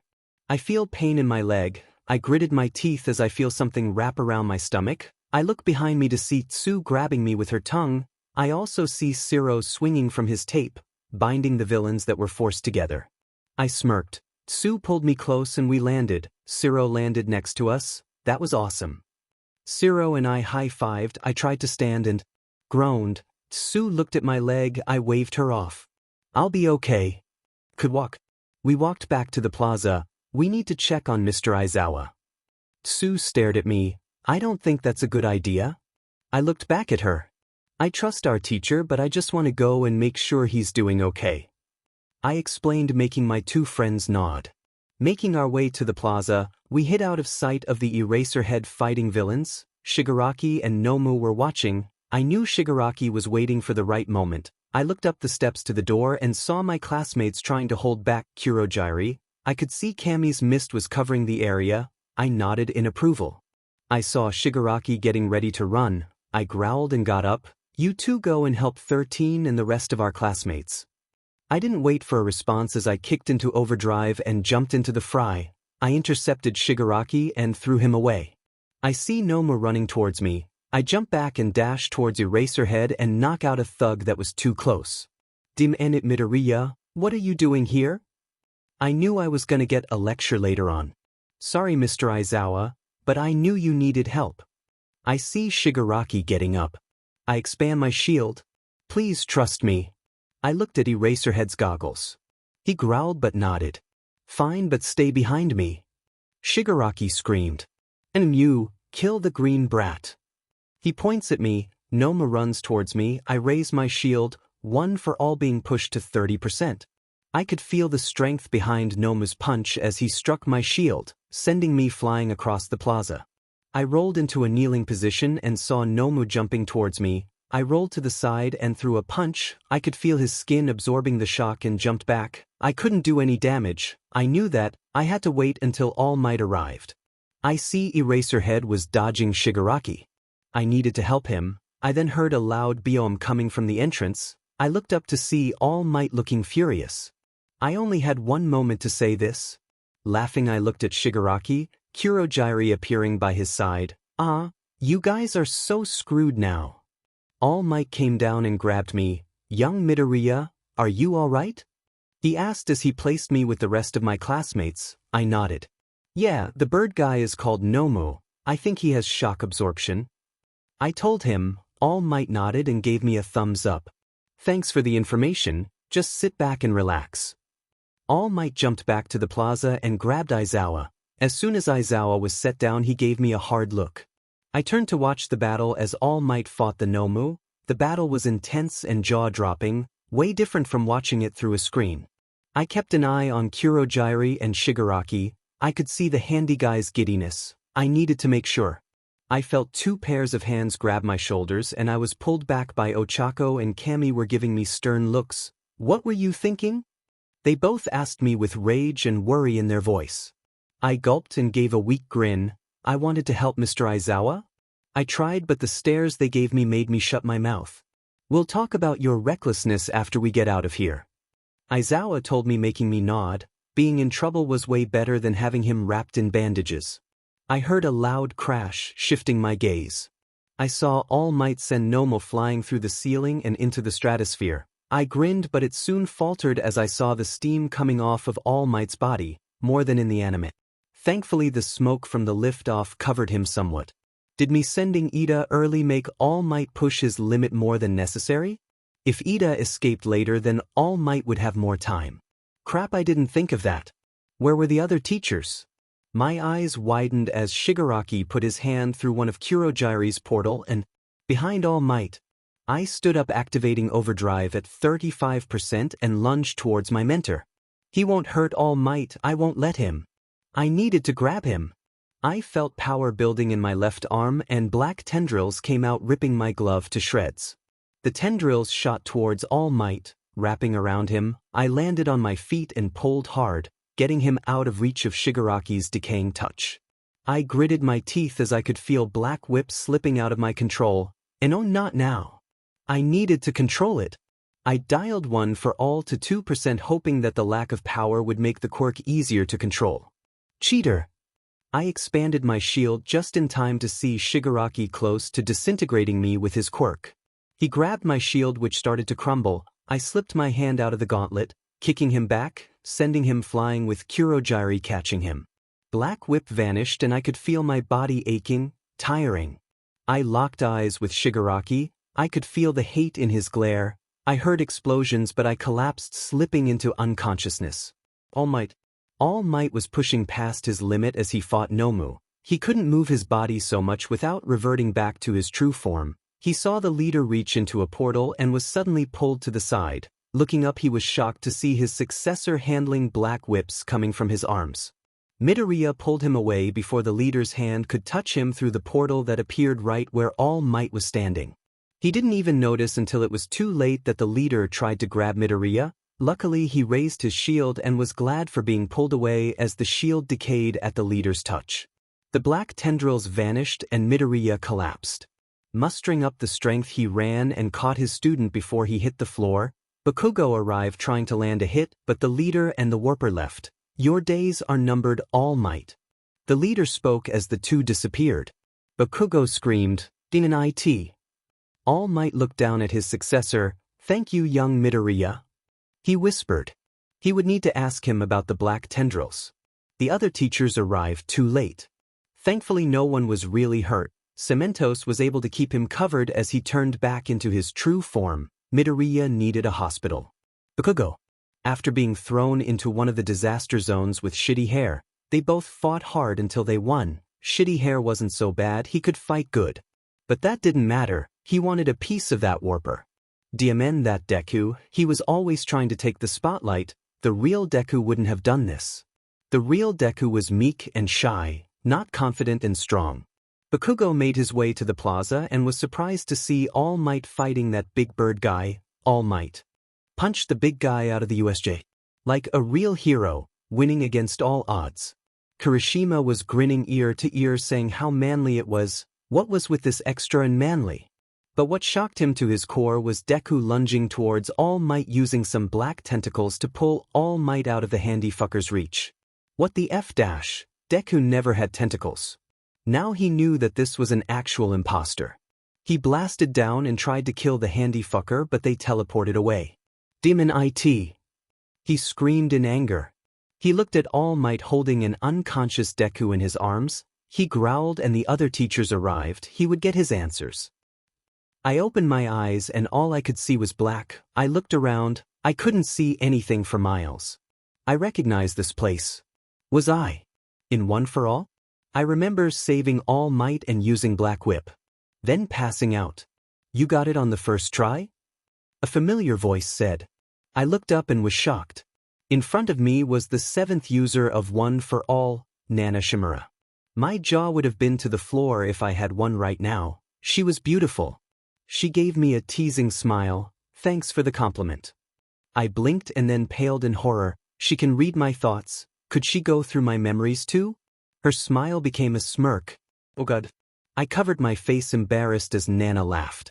I am so sorry, I whispered as she patted my head. Don't worry, I know I'm attractive, but I'm surprised you have a thing for muscular women. I could feel my face becoming redder. Kill me. I am. Nana flicked my forehead, making me look up at her. Her expression was serious, so I stood up straight and paid close attention. We don't have a lot of time here. I know that you have knowledge of the future, since you already know about Black Whip and have some idea on how to use it, but you're making me to gain better control of one for all before you gain the next quirk. Nana explained. I nodded, then blinked. Wait, then how did I manifest Black Whip then? The only reason you were able to manifest Black Whip was because of your anger and desire to protect. She smiles, patting my head. By the way, thank you for protecting Toshinori, but next time, do it with a smile. I gave her the best smile I had. Will do, Nana. Try to not get yourself killed. You have the advantage, but be sure to not lose it as you continue to change things. Nana poked my nose. Then her hand started to fade. I gasped as she stared at her fading arm. Looks like my time is up. Good luck, Izuku. She gave me a thumbs up as she faded and the world turned black. I opened my eyes again to find myself staring at the white ceiling of the nurse's office. I looked to the side to see All Might in his true form laying in the bed next to me. He turned and waved. This was familiar. Good to see you awake. Sorry I was late. He apologized. I gave him a worried look. Is everyone else okay? Yes. All Might laughed. I should have expected that. Yes, everyone is fine. Besides us, no real casualties. I sighed in relief. Thank God. I mumbled. It's a good thing you came as soon as you did. Thank you. I should be thanking you. If you haven't pulled me away, I would have been dust. I flinched, imagining the image in my head. His expression turned serious. When you pulled me away from the leader, what was that? Those black tendrils? I thought you said you were quirkless? He asked. I should have expected that. The door opened with Recovery Girl and Naomasa Tsukachi. I gulped. I needed to be careful with my words here if he used his quirk on me. I looked at All Might in fake panic. He waved me off. Don't worry, he's a friend of mine. He knows about our secret. I slowly nodded, then my head exploded in pain. Recovery Girl hit me in the head with her cane. Your entire skeleton has cracks from you overusing your quirk. Your left arm and right leg is fractured. And you nearly got yourself killed. I cowered at the veteran heroine's wrath. Geez, she's terrifying. I looked at All Might for help, who was giving me a sympathetic smile. Traitor!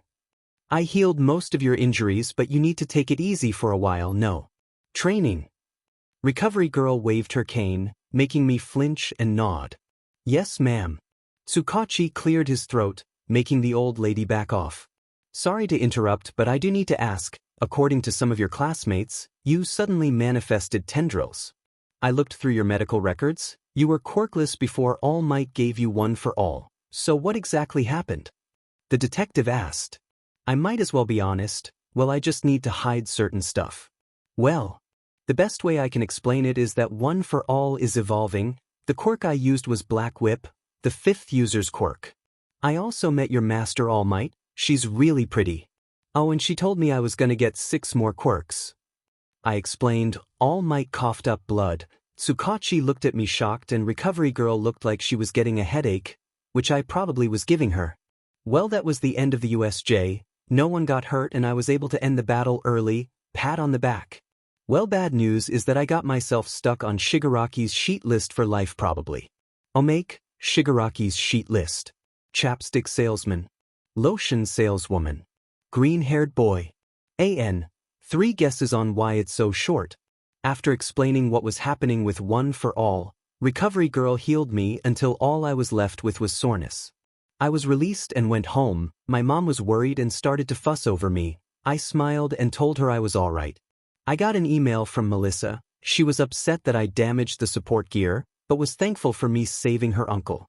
She said she could make a new shield, but it will take a while. I sent her a thankful reply. We got 2 days off from school so that they could check up on their security. I was in my room, laying in bed reading a magazine. My phone rang on my nightstand. I picked it up and took a look. It was from Kirishima. Are you free to hang out today? I blinked and got up. Hey mom, can I go hang out with some friends today? I called as I found her in the living room. She stayed quiet for a moment before she burst into tears. My baby has friends? She cried. I waved my arms frantically. I was able to calm her down after 5 minutes. She said yes with a happy smile, glad I was hanging out with friends. I understood how she felt. I sent a text back to Kirishima. Sure, send me the details. After Kirishima sent me the location of the meeting place, I took a shower and put on some blue pants, white shirt and a light blue hoodie, along with my signature red shoes. I left after saying bye to mom and made my way to the meeting place. The place where we were meeting was a park that was close to a mall. I forgot the name, sue me for forgetting, not perfect. I waited by a fountain as I checked the time. I was 10 minutes early. I sighed. Yo. I looked up from my phone to see Kirishima walking towards me. I waved him over. So first one here. We bumped fists. Who else did you invite? I asked. Oh, I invited Ashido, Uraraka, Hida, Kami. He listed. I also tried to invite Bakugo but he said no. I understood why Kirishima wanted to befriend Bakugo. He was hardcore and Kirishima was inspired by that. Mina arrived next. Ida arrived right on time. Ochako and Kami arrived at the same time and when they saw me. You didn't need to fight. Why did you try to think about your own safety? They screeched as they pulled on my ears. Ida was trying to stop them. Kirishima and Mina were staying out of it. Okay girls, give him some space. Mina slowly pulled the two girls away. Thank you, Mina. I sighed, rubbing my ears. Ochako crossed her arms. Her expression was one of worry. Deku, we were really worried. I bit my lip. Sorry. I apologized. I did feel bad about worrying my friends, but I needed to do something about future events. Kami put her hands on her hips. Deku, we're still heroes in training. It was admirable to take charge, but you nearly got yourself killed. She spoke in a serious tone. I was surprised since she was so laid back in the anime and manga. I rubbed the back of my neck. I couldn't help it. My body moved on its own. I explained. Mina gave me a smile. Well, then you're in the right course. I looked at Mina and grinned. Yeah. Hey, come on, we're here to hang out and have fun. How about we go to the arcade? Kirishima stepped in. We all agreed. Walking to the nearest arcade, I took a good look around. I've been to Japan in my previous life. In this superhuman society, it was beautiful. I looked at my friends. My first battle with villains, they put their trust in me. I was able to save Aizawa and 13, no casualties. There was still a lot that was going to happen. I needed to prepare everyone. Kami poked my cheek, snapping me out of my thoughts. Hey, you okay? She asked with a frown on her face. I gave her a smile. I'm all right. I assured her, but for now, I just wanted to have fun with my new friends. We made it to the arcade. I was surprised by how modern it looked. Sure, there were some futuristic-looking games. Well, I guess quirks became the forefront of technology. I saw kids using their quirks during certain games. Guess it was allowed. We got 10 tokens each. Ida got 5 since games weren't his forte. Okay, we'll meet back here in Dash. I looked at the clock, 11:14 a.m., 12:20, then we can go to get lunch. I told my friends. We split up. I walked around, not sure what to play. I tried my luck on a shooting game. I grinned, still got my good aim. I put the plastic gun down. I continued to walk around. I ran into Kirishima watching someone on an All Might-themed punching game. I walked up to him. Hey bro. He greeted me staring at the game. I looked at the game. The scoreboard was different from the one back home. Instead of 3 digits, it was the highest score. Was I whistled. You want to give it a shot? I asked. The redhead nodded. Yeah, I don't think I'll be able to get a high score like that. He points to the high score. I nudged his shoulder. Don't sell yourself short. The kid up front got a score of 1520. Kirishima went up next, inserting a token, rolling his sleeve up and hardened his arm. He threw his hardest punch and the score went up to well. Kirishima's quirk only gave him defense, not much offense. He shrugged. I kinda expected that. He shook his hand. What about you? Kirishima looked at me. I hummed, okay. I inserted a token and powered up my arm with 8% one for all. Alright. I pet my arm back. Detroit smash. I let the punch fly, hitting the machine. Everyone around us stopped as they felt the wind from my punch. The machine processed my strike and showed my score. 47-22, I smirked, shaking my hand. The other teens around us looked at us shocked. Bro, you beat the high score. Kirishima shook my shoulder. I gave him a smile. Well, I do have a good punch. I commented as we left. We found Ida watching Ochako as she tried her luck on the claw machine. She was trying to get a Kirby plushie. I stifled a laugh. Everyone called Ochako Kirby because of how similar they were. How long has she been going at this? Kirishima asked Ida, right after we split up. We almost finished our tokens. I flinched hearing this. Ochako hit her head against the glass after losing. I put a hand on her shoulder. Hey Uraraka. Do you need help? I asked. She slowly nodded and moved aside. I inserted a token and started to move the claw to the plushie. I slowly positioned it over the plushie. I pressed the button and the claw descended. It missed. My eyebrow twitched. I tried again. Mississippi. I took a deep breath and slowly moved the claw. I pressed the button again, lowering the claw. The claw closes around the plushie and pulls it up. The plushie drops into the rewards hole and I take it out. I smile. Tada! Ochako hugged it, smiling with a blush on her face. Thanks, Deku. Kirishima laughed, leaning in. She kinda looks like Kirby. I nodded. We walked around and found Cammy and Mina on Just Dance machine. We watched as Mina decimated Cammy. Mina wins and hops on her tiptoes. Woo! I win. Mina cheered, Cammy pants pouting. You just have more practice. Mina sees us. Hey guys, you finished with your tokens?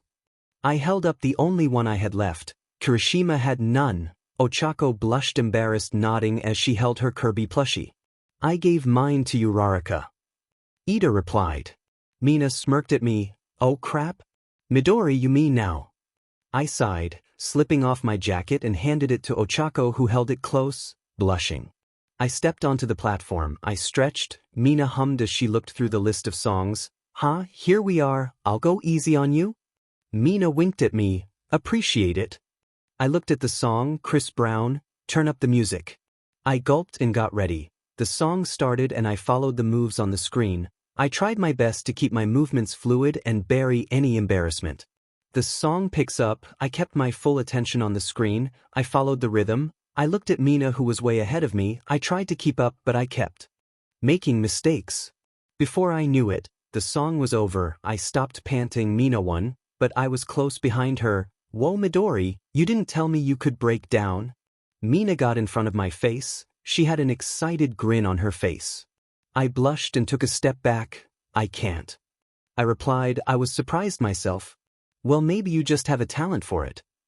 Cammy suggested with a smile. You looked hot dancing like that. Ochako's blush made it clear she agreed. Kirishima gave me a small rag. I took it and wiped the sweat away. Thanks. I sighed. Mina stepped up behind me. Another round. I shook my head, making her pout. We left the arcade feeling hungry. I put my hoodie back on. So where do you guys want to go? Oh, how about a McDonald's? Mina suggested. I sweat drop. Even in another world, McDonald's is a thing. Everyone agreed. We made our way to the closest McDonald's. We arrived at a McDonald's, gave our orders and got a table for Deku. I looked to Cammy. Back at the, what was with those black tentacles? I felt my eye twitch. The others look at me with interest.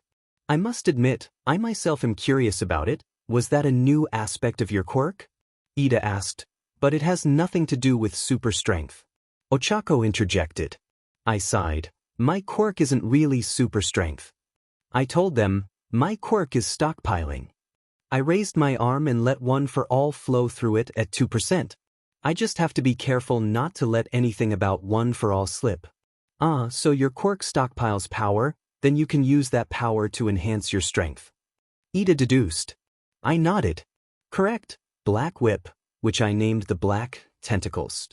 I gave a pointed look to Cammy. From what I gathered is a result of the power reacting to my thoughts. I wanted to save all might, I wanted to pull All Might away from danger.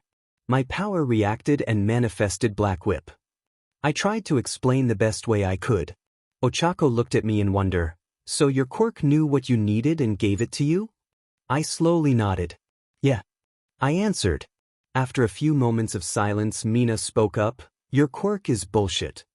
Mina stated bluntly, Acido. Ida was about to reprimand her for her language, but I raised my hand and made a settle down gesture. He sat back down blushing as he realized he almost caused a scene. I mean, admit it, you basically have another quirk, besides your super strength. Mina pouts. I'm so jealous. Your quirk is so versatile. I chuckled. Did anything like this happen before? Kirishima asked. Our food arrived. I took a bite of my burger before I shook my head. Not that I know of. I got my quirk a few days before the exam. I'm a late bloomer. Ochako did a spit take, soaking Ida. Sorry. She took the napkins and tried her best to dry Ida. Cammy looked at me in shock. You are a late bloomer? She asked the question in everyone's mind. I slowly nodded. But how? You're so strong. Kirishima spoke. I blushed and rubbed the back of my neck. A lot of training and trial and error. I said, taking a sip of my juice. Ida gave me a blank look before he clenched his fist. You proved once again that you are a better hero than I am. I sweat dropped. That is so manly, Midoriya. Kirishima said, vowing to work harder than before. I sighed as the girls giggled. You know, I kinda agree. You worked so hard to be here. I'll do my best. Ochako pumped her fist. Cammy smirked. I can't really lag behind, can I? She and Mina high-fived. Preach it, sister. Mina cheered with a wide grin. I laughed. Well, I take that as a challenge. I lift my drink as did my friends, and we all clink our glasses together with a cheers. We left McDonald's and went walking. I couldn't be luckier to have friends like these. I smiled as I walked next to Ochako as she talked to Mina and Cammy about fashion, something I won't be able to understand. Kirishima and Ida were on the same boat with me. I stopped as I felt something small bump into my leg. I looked down and my heart stopped. It was a little girl, with silvery white hair, bright red eyes, and a small horn. It was Eri. If she was here, the Yakuza wasn't far behind. I kneeled and helped her to her feet. Hey, sorry about that. She clung to me as I held her. I could feel her shaking. I wanted to take her then and there. I looked at my friends and they looked at Eri with worried looks. I picked her up, she whispered. Don't let them take me, please.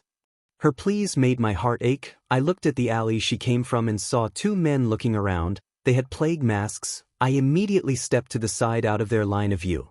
Midoriya, what are doing? Ida asked. I gave him a stern look. I have a feeling the ones looking for her aren't her caretakers. I looked at her bandages. Ida stiffened and nodded in understanding. We couldn't use our quirks, but we could take her to the police station. I had to hide Eri. I looked at Cammy and an idea came to mind. We were in an area that was somewhat empty. Cammy, glamour. I put a hand on Eri's head and horn. Cammy's eyes widened and she immediately blew some of her illusionary smoke and Eri's white hair changed to green. Her horn was gone. She was now wearing a red dress and her bandages were gone. I whispered to Eri, stay still and close your eyes. I nodded at my friends who returned the nod. We started to walk as the Yakuza men came out of the alley. Eri gripped my shirt as she buried her face into my chest. Kirishima and Ida stepped up to my side. Hey, you kids seen a girl with white hair, a little horn? One of the men asked. I shook my head. No. The other man looked at Eri in my arms. Your sister? He asked, pointing at her. I held her protectively. Yeah, sorry, she's sick. I explained. Mina stepped up. We just came from McDonald's, she has a stomach ache. She chimed. I nodded. The two men just brushed past us as they continued their search. We all walked quickly to the police station. Who would do something so cruel to a little girl? Ochako asked with a sad look on her face. I sighed. The world can be ugly. I said, but there is also beauty in it, you just have to know where to look. I looked at the little girl in my arms. I did it, I saved her, I needed to call All Might. I took my phone out and dialed his number. Who are you calling? Kirishima asked. Someone who can help. I put the phone to my ear. Eri was clutching my shirt like a lifeline. Young Midoriya, what's wrong? All Might's voice came through, "I'll explain it later, please come too." I stopped and looked at Ida. "Where's the closest police station?" I asked. "Mizudafu Police Station." He replied. "Mizudafu Police Station, bring Tsukachi." I whispered the last part. "Okay, but you better explain as soon as we arrive." He hung up. I could hear the seriousness in his voice. I sighed in relief and put my phone away. Cammy's glamour faded as Eri's real form was revealed. I stroked her hair. Ochako looked at Eri. "What's your name?" She asked as carefully as she could so she won't scare the girl. Eri didn't move, but she answered, "Uri." She whispered. I smiled. "Well, it's nice to meet you, Eri." Ochako waved the Kirby plushie. I almost forgot she had that. We arrived and I saw All Might in his true form along with Tsukachi. They spotted us. "You can't stay out of trouble for 2 days, can you?" All Might asked as he looked at Eri. Tsukachi narrowed his eyes. "What happened?" The detective asked. I sighed. We were taken inside. I placed Eri on a chair. Cammy, Ochako and Mino were trying their hardest to not gush at how cute she was. I got up and Eri grabbed my hand. "Don't go," she begged. I knelt in front of her and gave her my best comforting smile. "I'll be right over there. Don't worry, my friends will keep you company." She looked at the girls and slowly let go. I got up and walked towards my mentor. "Young Midoriya, that girl." All Might looked at the girl, more precisely her bandages on her arms and legs. I sighed. I found her running from her captors. We slipped past them. I couldn't let her go. I looked up at the skinny man. He shook his head with a smile. "Sounds like something I would do." He pats my head. Tsukachi walked over. The other kids said it was men with plague masks. I nodded in confirmation. "I'll look into it." The detective gave me a smile as he put his hat on. "You did good work, you didn't fight and you saved that girl. We need to bring her to a hospital." I looked at Eri, who was looking at an illusion that Cammy blew out. It was a pink elephant with a purple hat in fascination. "I don't think that's a good idea. I think we should let Recovery Girl look at her." The two adults looked at the scene and eyed the bandages. All Might nodded. "We can take her to UA right now." I nodded. "I'll see if I can find something on these people." Tsukachi left. All Might looked at me. "She seems to be attached to you." I nodded. "You may have to come with." I nodded again in understanding. I walked over and looked at Kirishima and Ida. "Man, that was intense, but I'm glad we were able to get that girl to safety." Kirishima grinned. "I agree, but I must ask, who is he?" Ida asked, pointing to All Might. "Oh crap, he's my trainer. He had a friend in the force." I explained to them. That seemed to satisfy their curiosity. All Might came up to us. "Okay kids, you all need to head home. Young Midoriya and I are gonna take her to a place to get her checked out. Since young Eri is attached to him, he will be coming with me." The girls looked sad to have to leave, but complied. "Let us know what happens." Ochako whispered to me as they left. Eri held my hand as soon as I came close. I picked her up and took her with me to All Might's car. I put Eri on my lap as I sat on the passenger side of the car. All Might drove us to UA. He looked at her. Once we arrived, we went straight to the nurse's office. We entered the office. Recovery Girl saw and was about to ask, but her words died in her mouth as she saw the little girl in my arms. "Oh dear, put her on the bed." I did as told and Eri snatched my hand. "What happened?" she asked, All Might annoyed. The man sighed. "We need you to check her injuries and do a checkup on her."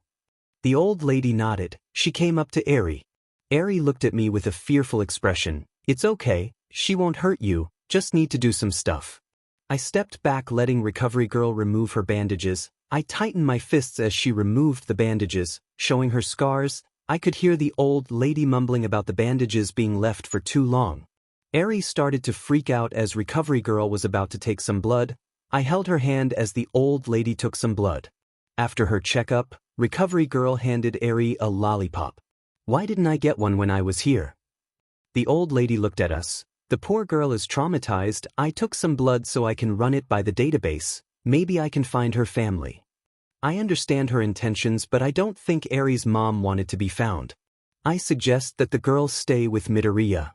All Might blinked at Recovery Girl's words. "Why?" he asked. The old lady looked at the little girl liking her lollipop. I have seen this before, kids are very impressionable. She sees Midoriya as someone who will keep her safe. The cuts on her arms and legs were incisions. Done by a professional. I gritted my teeth thinking of ways to kick overhauls, but All Might clenched his fist. Who would do something like this to a child? He asked. I looked to the side. I'll call my mom. I told them as I took out my phone and dialed her number. I needed to protect Eri. Overhaul was obsessed with her. Once I got my provisional license, I could join Sir Knight. I needed to get stronger. Izuku, honey, is everything all right? I heard my mom's voice as she picked up the phone. Hey mom, I need to ask you something. Can I bring someone over to stay for a couple of days? I asked. Oh, is it a friend of yours? She asked. I bit my lip. You can say that. I looked at Eri, who was looking at me, probably scared. Well, I would like to see this person first. Mom replied. Okay, I'll bring them over then. I hung up and walked over to All Might. I need your help to explain to my mom about Eri. The skeleton nodded. Okay, let's go. I walked over and picked up Eri, who clung to me like a koala bear. I couldn't help but smile. Thank you. I thanked the older heroine. Recovery Girl returned my smile. You're welcome, sweetie. All Might and I walked to his car, driving back to my house with Eri in my arms. I'll admit, I felt very protective of this girl, even if she did smell like she hasn't showered in a while. We arrived at my place and All Might inflated into his hero form and knocked the door. Should I have told Mom All Might would be with me? Inko opened the door and froze. All Might? I flinched. Maybe I should have explained beforehand. After calming her down, we went to the living room. All Might stood up as Mom was sitting down on the couch. I sat down on the dining table, some sliced apples on a plate in front of us, Eri nibbling on one. After explaining it to her, Inko looked at Eri. Of course she can stay. She got up and pet the girl's head. She frowned when Eri flinched. Until you find her parents, you say? She looked at All Might, who nodded. Correct. If you are worried about expenses, do not worry, I will provide. All Might announced. I smiled. Oh, you don't have to. Inko tried to reject, but he was persistent. Eri tugged my shirt, making me look at her as she held an apple slice towards my face. My heartstrings tugged as I took it into my mouth, muttering a thank you. This wasn't so bad. 3 hours later, we gave her a bath and fed her, letting her wear one of my shirts, acting like a dress. I even put a hoodie around her so she couldn't be recognized. We took her out and bought her some clothes. At the end of the shopping trip, we had 5 bags of clothes for Eri. I never liked shopping trips in all honesty, but it was worth it in the end. That night, my mom dressed Eri in a unicorn onesie. Mom thought it would look cute on her, and she was right. Eri was adorable as she sat on the couch munching on apples. I put the hood up and I couldn't stop myself from taking pictures. My mom giggled as she watched me taking pictures. I sat next to her sending the pictures to my friends and my phone blew up. Acid Queen. Oh, geez, so cute. Why do you get to keep her? Gravity Girl. She's adorable, so kawaii. Madam Mystery. #kawaii #unicorn girl. She's so adorable. Rocky. Glad to see that she's doing okay. Acid Queen. Where do you live? I need to see her. Engine. Ashido. Please get a hold of yourself. Acid Queen. Oh, she's too cute. Deku. She's doing better. We got her some new clothes and will be staying with my mom and I until they can find her parents. I'll see you in class tomorrow. Gravity Girl. Okay, Deku. Tell Eri we said hi. Madam Mystery. See that? Rocky. Alright, bro. Engine. Have a good night, Midoriya. Acid Queen. I expect more pictures. Rocky. Mina. I put my phone away. I looked at the time. It was getting late. I got up. Come on, you need to brush your teeth. I told Eri as she dropped from the couch and walked beside me with her holding my hand. We brushed our teeth together. I never had a little sister or any sibling in my previous life. This was going to be a challenge. I helped Eri into my bed and she held my hand. I looked at my mom, who was standing at the door giving us a smile. I mouthed a good night as my mom did the same and went to her room. I laid next to Eri. You won't leave me, right? She asked. I looked at her. She had no one to comfort her and show her love. I pulled her into a hug. No, I won't. I replied. They will try and take me back. She started to shake. I held her tightly. I won't let them. I said. Eri shook her head. He'll hurt you. I shifted to a sitting position and showed her my hand. I pumped one for all at 1% into it and teal lightning started to spark from my hand.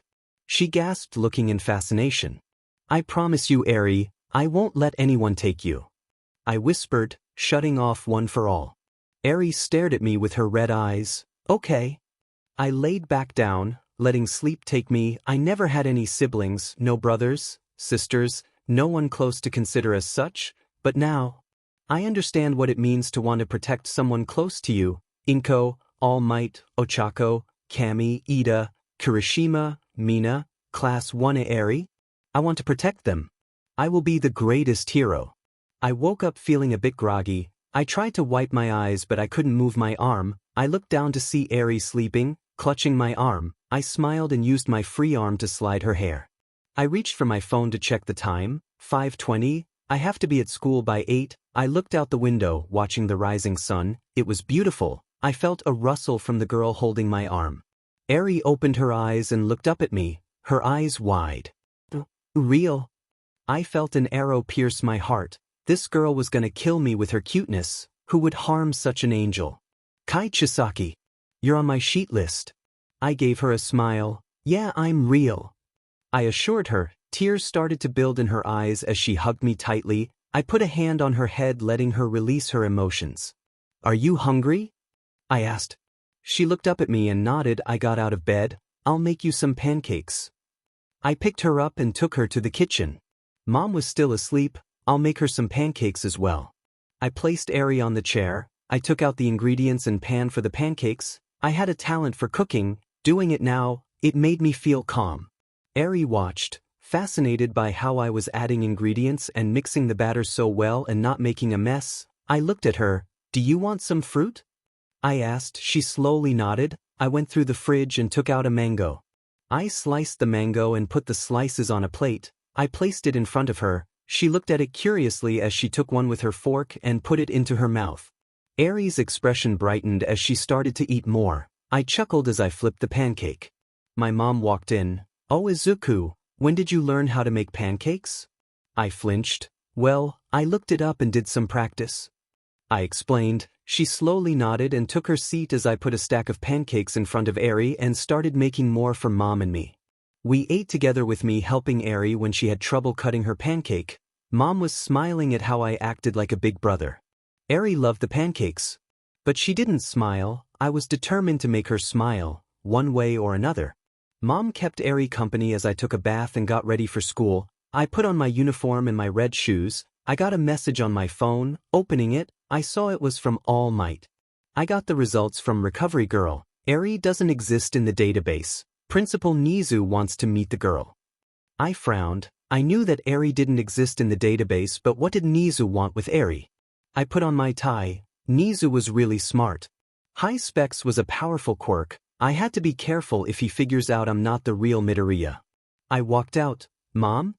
I walked into the living room to see Mom dressing Eri into a dress similar to the one in the anime. I was glad that we got the dress. Mom, Eri is gonna come with me. Mom looked at me. Oh, really? I nodded. Eri ran up to me holding my hand. Well, I don't think she wants to leave your side anyway. Inko giggled. I smiled. Okay, we're gonna go. I said as we walked to the door and Inko waved at us from the door. The trip to UA was quick. Eri stayed close to me, holding on to me like a lifeline. The train ride was quiet as there weren't so many people yet. We arrived at UA. All Might was waiting by the entrance in his true form. He gave me a wave. Young Midoriya. I picked up Eri as we went inside and All Might guided me to the principal's office.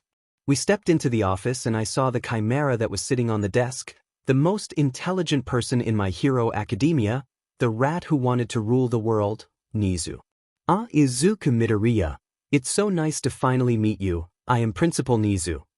The rat introduced himself. I gave a light bow. It's nice to meet you. I spoke politely. Nizu looked at Eri. And this is little Eri? She held me tightly. Nizu offered me a seat. I took the seat with Eri on my lap. So it's true. He hummed. What is, sir? I asked. Her clinging to you. He stated. Well, you do realize that you can't keep her with you all the time, do you? Nizu asked me. I didn't want to say anything, but I did. Well then, from what All Might told me, you took her from Yakuza, is that correct? I nodded. Well, if it is alright with you, you could leave her here with me. I would be happy to watch over her. I blinked in surprise, and by All Might's look, he was on the same boat. Sir, I don't want to burden you with something like this. Nizu gave a light chuckle. It's no trouble at all.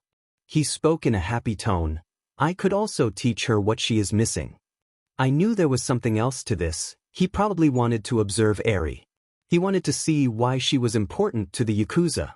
They don't know her quirk. I do. I trust Nizu. I just hope nothing bad happens. I looked at Eri, who was staring at Nizu curiously. I guess she's never seen anything like him. I remember when I first saw him, I couldn't figure out what he was. Eri, I need to go to class. Eri looked up at me and whimpered. You can stay here with Principal Nizu until I finish. You will be learning new stuff also. I'll come back once I'm done. She looked at the chimera for a moment, then back at me. Promise? Eri asked. I promise. I held out my pinky. She blinked. What's this? A pinky promise. I hooked her pinky around mine and she looked at me nodding. Okay. I got up, setting Eri on the chair, and rubbed her head. Behave. I told her, okay. She gave me a hug, which I returned. You better go, your class starts soon. Nizu spoke up. I looked at the clock. I panicked, putting Eri down. Thank you for watching her. Gotta go. I ran out. Nizu pointed at the couch and table. On top of the table was a coloring book and crayons. Now Eri, you can go and draw until I finish. We will start our lessons soon. Eri nodded and hopped down the chair, walking to the table. Nizu looked at All Might. Now about your request. I ran fast to my class. I made it to the classroom just 4 minutes before classes started. I made it to the door and got a hold of my breathing. I straightened myself out and walked inside. I saw my classmates jump but then relax when they saw it was me. Hey Midoriya, sorry we thought you were Mr. Aizawa. Mina commented, it's fine. I replied and smiled at everyone. It's good to see everyone doing okay. I'm glad to see you doing well, Midoriya. Mina was just telling us about you and your quirk. Sue said. I looked at the pink girl, who gave a lazy smile. Well, she was the queen of gossip. At least it wasn't about my love life. I hoped it stayed that way. I took a seat as Mr. Aizawa walked in. Morning. No, mummy man, good. I hope you enjoyed your break because your fight isn't over. Straight to the point.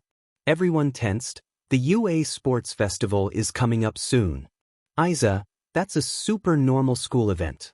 The class shouted.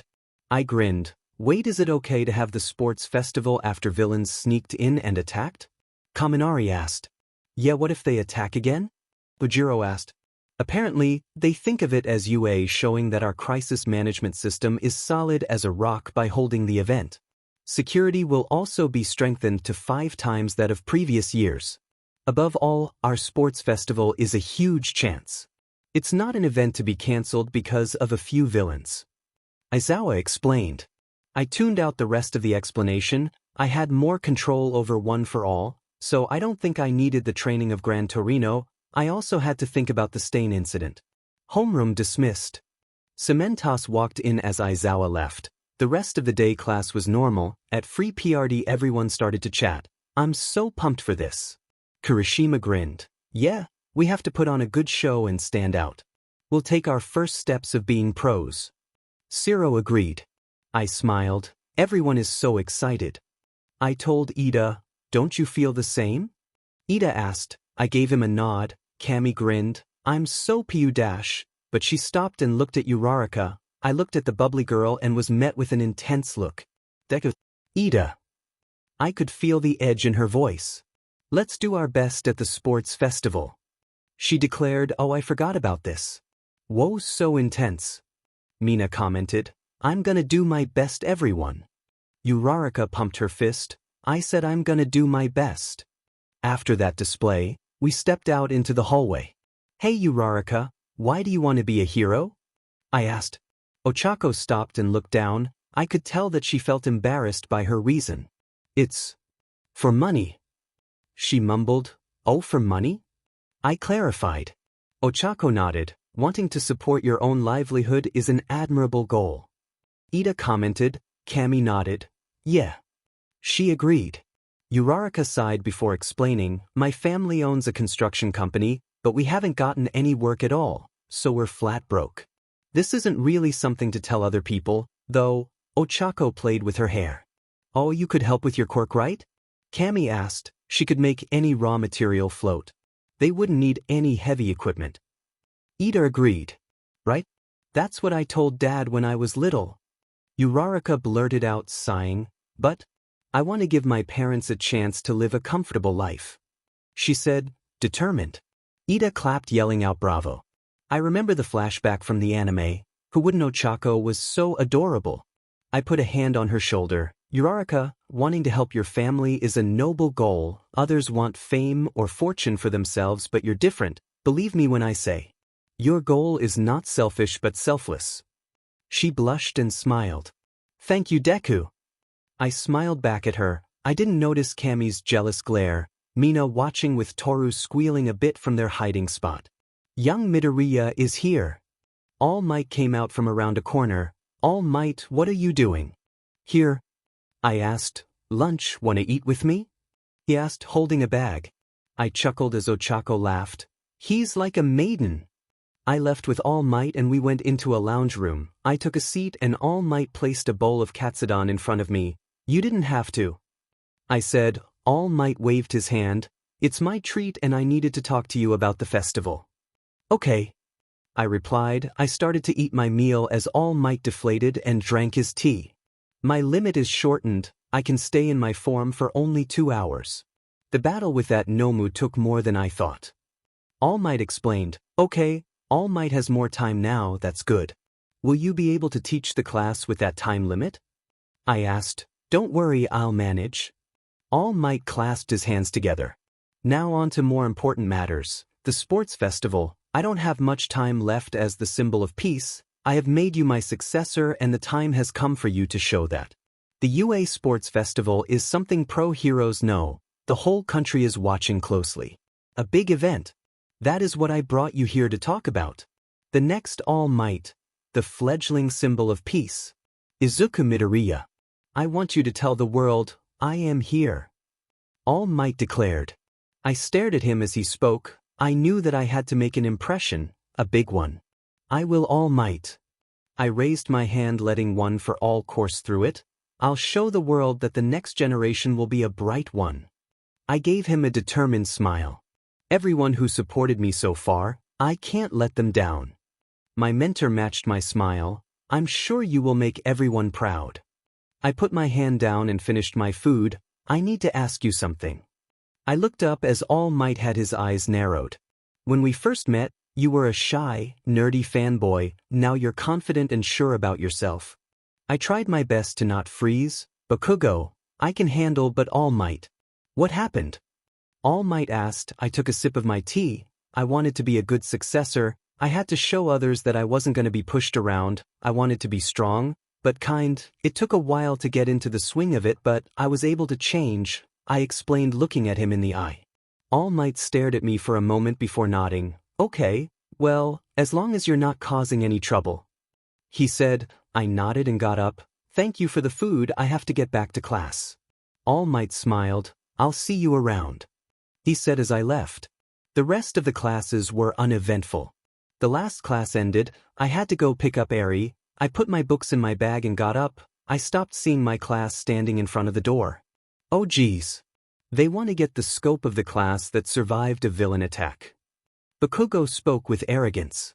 They are probably scouting the competition before the sports festival. I needed to defuse the situation before he made the other students hate us.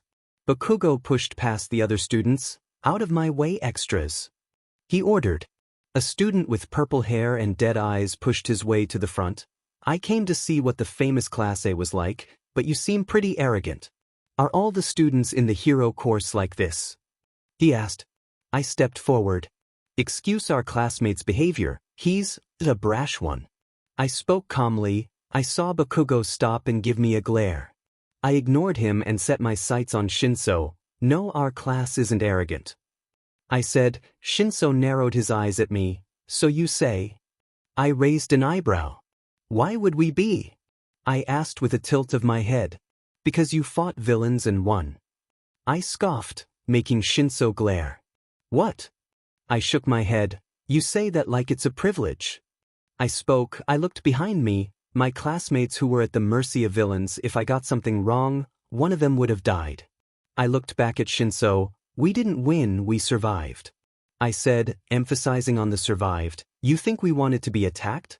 No, we were targeted. We didn't want to fight, but we did. I stepped closer, making Shinso step back. We don't want the spotlight for something that could have gotten us killed. I spoke. I let my eyes sweep the room. I could see some of Class 1B standing outside of their classroom, listening to me. But excuse me, you have something to say, right? I apologize.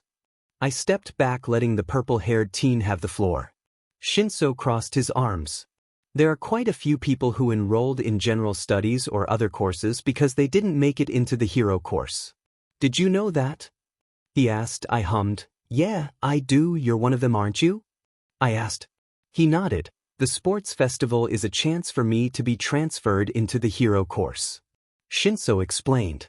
So if someone is going to be transferred in, someone is going to be transferred out. I narrowed at his words. I could hear my classmates mumbling to each other. I'm here with a declaration of war. If any of you slip up, I'll sweep your feet and take the position. Shinso glared at me. I stared at him. I smiled. Okay, I accept. May the best win. I offered a hand for him to shake. His expression changed to one of surprise. He grunted and walked away. The rest of the crowd dispersed. I turned to my classmates. We have some competition class, looking to take our spots. What do you say we give them a challenge? I grinned ferociously. Everyone looked at me in shock. Well, I'm not gonna give up my spot easily. Kirishima got out of his shock and pounded his fists together. I agree, we should give our best. Ida spoke up. Jiro huffed. I'm not gonna just let them take my spot. That wouldn't be rocking, would it? She gave me a smirk.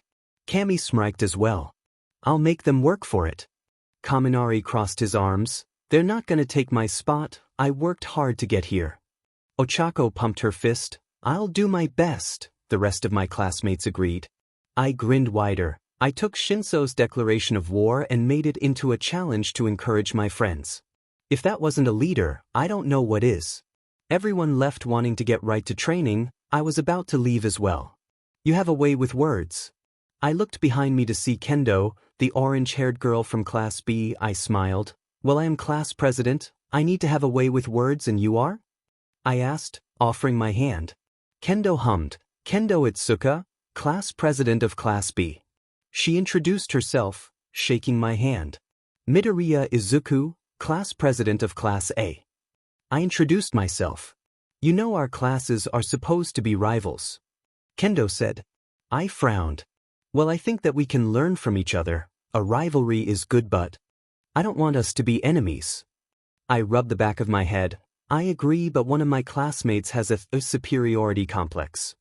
I chuckled. Our class has someone like that also. Kendo laughed. Yeah, I heard. I looked behind her to see Monoma walking over to us. Kendo, what are you doing with the enemy? Kendo sighed and rubbed her temple. I see that is the one with the superiority complex? I asked. She nodded. Well, I'll leave you now. I have to be somewhere. I turned to leave. May the best class win. I tossed back before I made my way to the principal's office. I stopped as Bakugo was waiting at the staircase. Prick. I sighed. What do you want, Bakugo? I asked, not in the mood for his crap. I challenge you. He declared. I blinked as I stared into his glaring red eyes. What? You heard me. At the sports festival, if I win, you have to tell me everything. So that's what this is about. And if I win? I asked as I crossed my arms. He growled, so he didn't think of it. Okay, how about this? If you win, I'll tell you everything you want to know. I spread my arms. If I win, you drop this whole thing, be less of a D and more social. What the F, did you say, you nerd? He looked ready to pounce but stopped himself and settled for growling. Fine. He grumbled. I offered my hand. He looked at it as if it was infected. We have a deal then. I smiled at him. Bakugo took my hand reluctantly and we shook on it. "You're going down, you nerd." He snarled. I wouldn't expect anything less from my rival. I chimed. He took his hand back, stomping away. "I'm not your rival," he shouted. I shook my head. This was gonna be an interesting sports festival. Wonder what else is gonna happen. I walked to Nizu's office and found her writing on a notebook, with Nizu sitting next to her.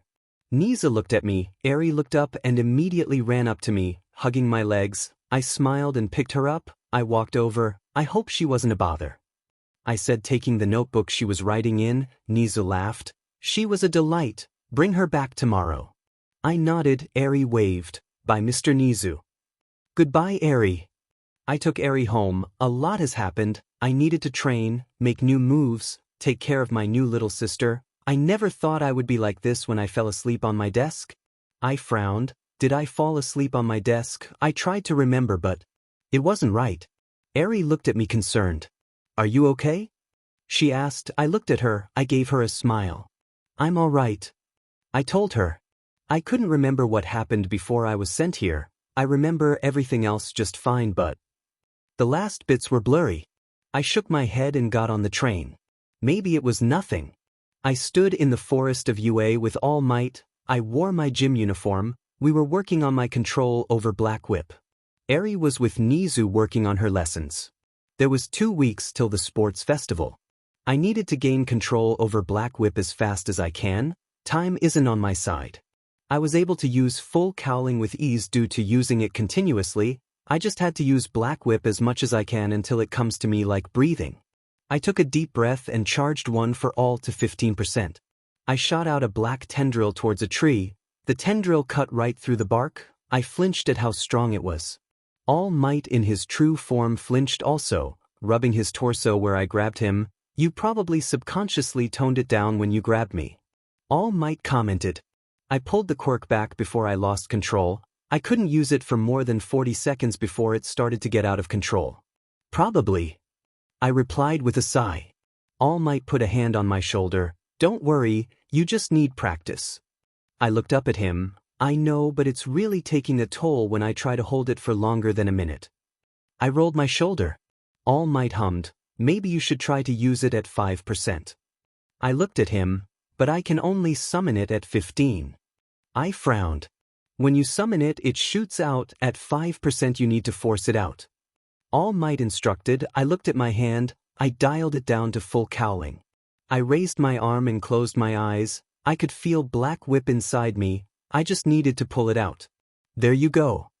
I opened my eyes at All Might's words and saw small tendrils of Black Whip forming at my wrist. Well, it's a start, I said and shot it towards a fallen branch. I pulled it towards me. I tried to catch it, but it was too fast, hitting me right on the nose. Ouch. I took a step back holding my bleeding nose, tears threatening to spill. All Might took out a handkerchief and moved my hand holding the fabric against my nose. Well, that'll be bleeding for a bit. Good news, you can catch stuff without breaking them. Now you need to have a faster reaction time, All Might says enthusiastically. I gave the handkerchief back to my mentor and cracked my knuckles. Let's get started then. I summoned Black Whip again, shooting it towards a tree. Ojiro delivered a high kick, making me block with my forearm.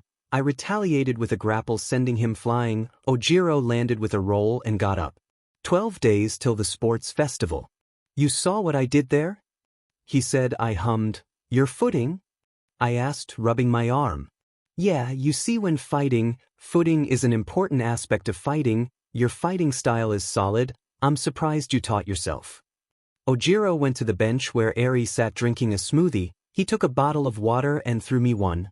I immediately shot my hand out, summoning Black Whip, and let it wrap around the bottle in midair, pulling it towards me. I was able to catch it and sighed in relief. You're getting the hang of that, Ojiro commented with a smile. It's taking me a while. I walked up to Eri and ruffled her hair, making her pout with the straw in her mouth still. When the class first met Eri, everyone, except Shoto and Bakugo, called her cute. The girls were fawning over her. Eri was scared, but she was getting comfortable around them. I normally watch fights online and try to implement the good stuff, I spoke, drinking my water. That can only get you so far, Ojiro replied. I could teach you some stuff after the festival if you want. I raised an eyebrow. After? I asked. Ojiro shrugged with a smirk. Can't show you all my tricks. I laughed. Well, I'll hold you to your offer. I put my water down. I see Eri playing with Ojiro's tail. Sorry. I tried to apologize, but Ojiro shook his head. It's okay, this is more common than you think. He assured me, so fluffy. She whispered as she hugged his tail. My heart clenched. At the cute sight. We walked back to the center of the gym, full cowling flowing through my body. Ojiro shot towards me, jumping into the air, spinning around. I jumped back, dodging his attack. I landed and shot black tendrils towards the blue rubber ball that were fired from the automatic tennis ball launcher. Momo, Eri and I were out at Beta Field. Momo provided me the rubber ball for me to practice with. In return, she wanted to play with Eri. She was smitten with the little girl. Currently she was brushing Eri's long silver hair, looking very bubbly. If I didn't know any better, I would have assumed that Momo was a doting aunt who spoiled the child. I tossed the ball into a net. A red rubber ball shot out and I caught it with the black tendrils. I threw it into a red bucket with other red ball. 11 days until the sports festival. Stop the machine. I called to Momo. Momo took a remote and turned off the launcher. I walked over and took a towel, drying my sweat. Eri sniffed the air and her nose scrunched up. Stinky. She mumbled. Momo giggled and I gave her a pout. Well, I am training, I'm bound to be sweaty. I said. Momo. Thank you for the rubber ball. I sat down. It's no problem. She smiled at me. We sat in silence. Momo was braiding Eri's hair. After a while, Momo looked at me. I never really saw myself making a lot of friends here in UA. Momo said as she looked at the sky. I have the power to create anything from my lipids. People try to get close to me because of my quirk. She made a hairpin and placed it on Eri's silver locks. I wasn't social with others my age. I didn't want to have friends that only used me for their own gain, but coming here, meeting you all, I feel like I can finally have real friends. I looked at her. Where's this coming from? I asked. She sighed. I don't know how to act with the others. Some of the girls are easy to get along with. Momo then made a doll, one that looked like me in my hero costume. Eri looked fascinated by it and took it. But the others? I don't know, but with you, you talk with confidence. When that boy from general education declared war, you turned it into a challenge and everyone followed you. How do you talk so freely? Oh, so she was asking for advice on how to socialize with the rest of our class. Momo was smart, but had confidence issues. I'll let you in on a secret. She leaned in. I poked her nose. Momo frowned. What was that? I laughed. Momo, it's all about being yourself. There is no secret. I explained. Momo looked down in thought. Eri continued to play with the doll. You just have to adapt to the atmosphere, but stay as yourself. I said as I got up. Turn it on. I walked in front of the machine, summoning Black Whip. Momo blinked and grabbed the remote, turning on the tennis launcher. A red ball shot out and Black Whip shot out to catch it. I stood on a platform of training ground Gamma. I was there alone. I was able to convince Nizu to let me train here. 9 days till the sports festival. I took a deep breath. Overdrive 15%. I felt the power surge through my body. I could feel my body getting used to the strain, getting stronger. I shot out Black Whip towards a pipe. I pulled myself into the air. Just like Zero, I shot another tendril, latching to another pipe and pulled myself towards it. I landed on a water tower. I panted as I grinned. A light. I jumped, shooting a tendril hooking to the side of a building. I ran across the wall and continued to swing through the ground Gamma. I felt so free. I smirked as I ran on a pipe. I jumped, swung, parkoured. I stopped shooting 2 tendrils to act like a slingshot. I pulled back, grunting at the effort. I then flung myself into the air. Hoicho! I twirled in the air and took a good look around. As I started to fall, I shot a whip towards a pipe, catching myself. I swung around before hanging by a whip against a building, catching my breath. I panted with a smile on my face. I was about to start swinging again. Wow, you seem to be having fun. I froze and looked at the wall. There was a face with black beady eyes sticking out with a smile. Hi. Ga. I screamed in shock. I lost my focus. black whip dissipated and I fell. Crap, crap, crap. I aimed my finger at the ground below me and flicked at 20%, the strong wind stopping my momentum. I landed on my back with thud instead of a splat. Whoa, sorry about that. A voice apologized. I looked to the side to see a blonde man wearing the gym uniform. Mirio Togata, Lemillion? Wait, how did he change into his pants and shirt so fast? I sat up. It's fine. I reassured. I shouldn't have lost focus. I rubbed the back of my head to dull the pain. Still, quite the quirk you have there. Super strength and those black whips. If my guess is right, you're from Class 1A. I sighed in relief when he didn't say tentacles. Yeah? Wait, how do you know? I looked at Mirio confused. Rumor mill. Togata shrugged. DMN. I cursed. I got up. So who are you? I asked, brushing myself off. Togata Mirio, I'm a third year. He grinned with a thumbs up. Midoriya Izuku. I introduced myself, cracking my neck. So you're here training as well? I asked. Yeah, but I saw you here and thought I would watch. He explained. I hummed. So what do you think? You're a senior, any tips? I gave him a grin. Well, I don't have much advice on your swinging, though my friend might have some tips. Mirio cupped his chin in thought. I could imagine Tamaki Amajiki trying to teach me with his quirk manifest. So what's your quirk? I asked. Mirio smiled wide and pushed his hand through the wall. Permeation. I can phase myself through solid objects. I watched in fascination. I already knew what his quirk was, but seeing it was a whole different thing. Well, my quirk is stockpiling. I started to explain. I can use the stockpiled power to enhance my body. I said, and the black whips? Mirio asked, it's something I'm not so sure of yet. I said, I didn't want to explain everything. Well, I look forward to seeing how you do in the sports festival. He poked his own forehead. I smiled. I'll try and impress you. I'll see you around. I started to make my way back to the locker rooms to take a shower. I sat on my desk with my headphones on. Around the World by Daft Punk was playing. I looked for all the songs I remembered and found new ones that I haven't heard of before. But Daft Punk was one of my favorite artists. 6 days until the sports festival.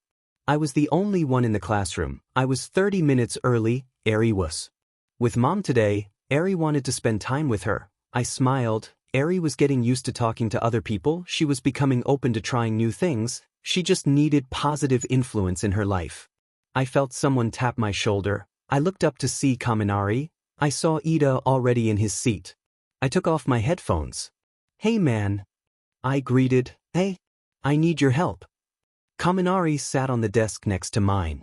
Oh sure man, what's going on? I turned to face him. I need help with my quirk.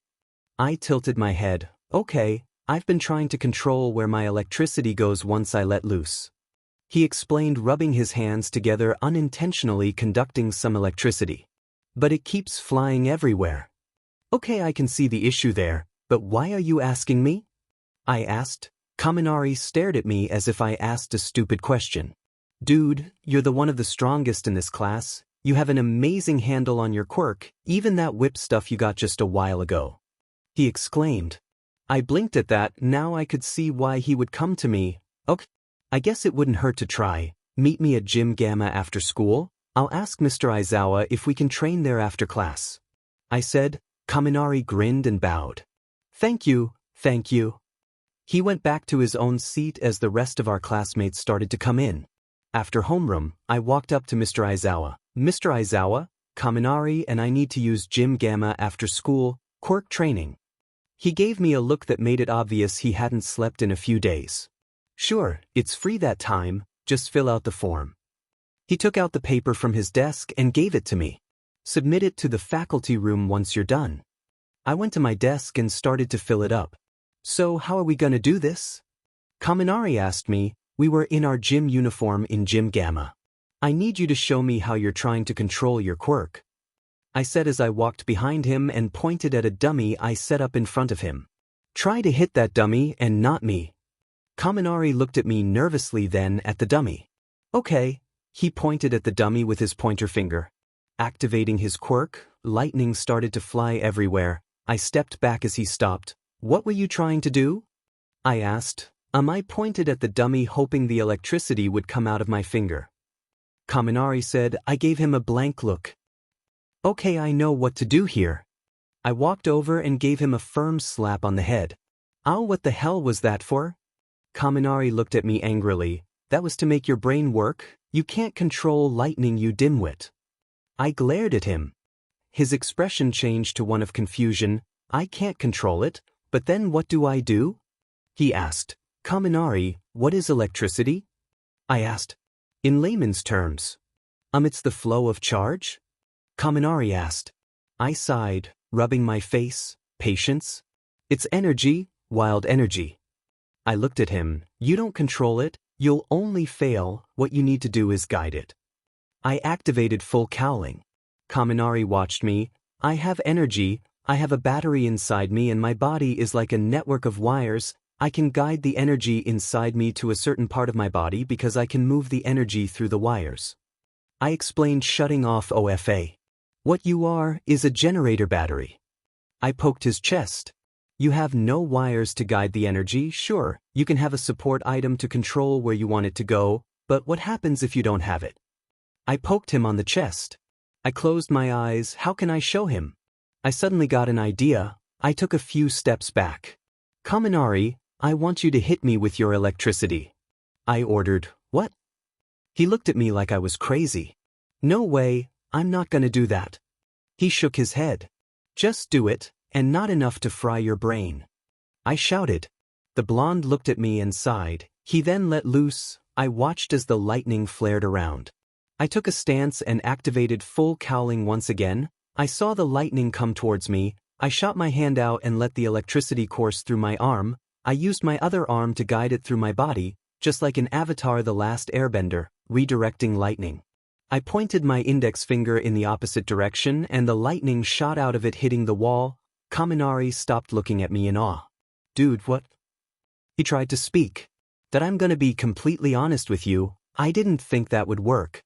I said, trying my hardest to contain the grin trying to emerge from my face. I failed. Dude. Kaminari looked at me. How did you do that? He asked, running up to me, looking me over. I did what you should have done, guide the lightning. I said, smiling, you have the power, use your body to guide it to where you want to go, don't control it, let it flow. I spoke in a sagely tone. Kaminari looked at his hands. Can you show me what you did? He asked. I nodded and started to go through the movements that helped me redirect lightning. You have to be fluid with your movements, I said as I put my arms down. Kaminari nodded and looked at the dummy. Taking a deep breath, he starts to charge his body with electricity, moving his arms in a fluid motion. He guides the electricity through his body and moves his fist towards the dummy. The electricity shoots out of his fist, hitting the dummy. Kaminari smiled and jumped in the air. Hell, why? He cheered. I clapped, smiling. Good work, now you just need to experiment on movements similar to that, I said. Kaminari looked at me and gave me a grateful smile. Hey man, thanks, I owe you one. I smiled back. No problem, what are friends for? I offered my fist for a fist bump, which he returned. I laid on the roof of the main building of UA campus. It was free PRD. I decided to do some relaxing. 3 days until the sports festival. I always like to go on top of buildings and take in the view. It was so peaceful. I had my headphones on. I listened to Maroon 5, Payphone. I let my leg hang from the ledge. I had my eyes closed, the song drowning the sound of my surroundings. I opened my eyes only to meet 2 bright blue eyes staring right into my own. I nearly jumped in surprise. I patted my pants for my phone and turned the volume down once I found the button. Hi. I greeted awkwardly. The girl above me smiled brightly. Are you Izuku Midoriya? I recognized her voice. Now that she's leaning back, I could see her whole face. Nijire Hato, the only girl of the big 3, I sat up and turned to face her. Yes, that's me. I answered. I wish I didn't. So you're the one Mirio was talking about.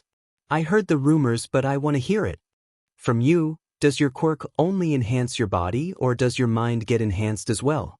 Are you super smart? How strong are your black whips? Oh, you're cute. Are you single? What were you listening to? Do you always come up here? Can you fly? She started to ask me questions at high speed, so she always was the bubbly chatterbox. I couldn't catch that. Who are you and how long were you hovering over me? I asked, trying to follow her questions. I looked down and saw that she was hovering, literally with her quirk. Nijire stopped. Oh, I'm Nijire Hato and just about 5 minutes. She replied, taking a seat next to me. So you mentioned Togata, you're a friend of his? She nodded. Rightio, he told me in Tamaki about meeting you and I wanted to meet you myself. You're so interesting, someone who can use super strength and black whips. How do you do it? She asked. As I said to Togata, I'll tell you another time. I answered. She pouts. DMN. The anime didn't do her cuteness justice. I blushed and looked away. Anyway, why are you up here?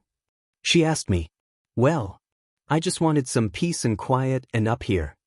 I took a deep breath and exhaled slowly. Up here, it's like I'm the only person who exists I can think. Nijire smiled softly. I can understand that. When I fly, I feel so free, she exhaled, relaxing. Silence filled the atmosphere. The only sound was the wind blowing. So you can't fly? She asked. I laughed. No, I can't fly. I shook my head. Mirio told me he found you swinging with your black stuff. She poked my cheek. So you can somewhat fly. Not the same. I said. But it's close. She said and blinked. She reached for her bag and took out her phone. Oh, gotta run. I have to get to class. Bye, Midoriya. Good luck. She got up and used her quirk to descend to the ground. I took out my phone to check the time. I got up realizing that it was almost time for history class. Crap. I ran to the staircase and made my way downstairs. One day until the sports festival. I was eating dinner with Eri and Mom. We were having beef curry. I looked at Eri, who was eating slowly. I reached over and stroked her hair. Eri looked at me confused. I gave her a smile, but Eri didn't return it. She hasn't smiled since she was saved. I tried to make her smile. Maybe one day. So All Might gave me 2 tickets to the sports festival. That means we can watch you up close. Inko smiled happily. I blushed. Guess that means I have to try my best to not embarrass myself. Eri looks at me. You're gonna win, right? She asked. I looked at her. Her big red eyes bore into mine. She looked hopeful. I pat her head. I'll win for you, Eri. I declared and gave her cheek a light pinch, making her whine.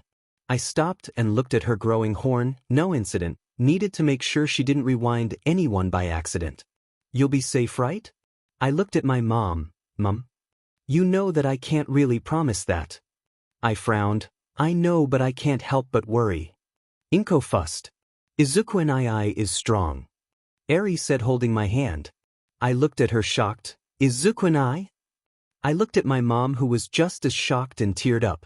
Eri squeaked as I scooped her up and held her in a tight hug. Yes, Eri, you big brother is strong. I cried silently, thanking whatever God is there for this girl. Eri's lips quivered as she let the ghost of a smile slip past her lips. After dinner, I put Eri to bed and laid next to her after turning the lights off. Tomorrow was going to be a big day. I closed my eyes, letting sleep take me. I walked down the hall to the waiting rooms where my class was waiting. I opened the door. It's almost time, everyone. I announced. I saw some of my class getting nervous. It was natural, since we were going to be on live TV. Midoriya. I looked at Todoroki. Yeah? I stepped forward. I think objectively, I'm stronger than you. The bicolored boy stated. I narrowed my eyes. He was declaring war on me. But All Might has his eye on you, doesn't he?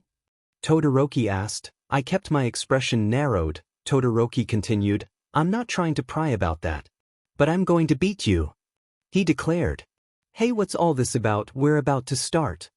Kirishima placed his hand on Todoroki's shoulder. Todoroki shook him off and walked to the door. We're not here to play at being friends. So what does it matter?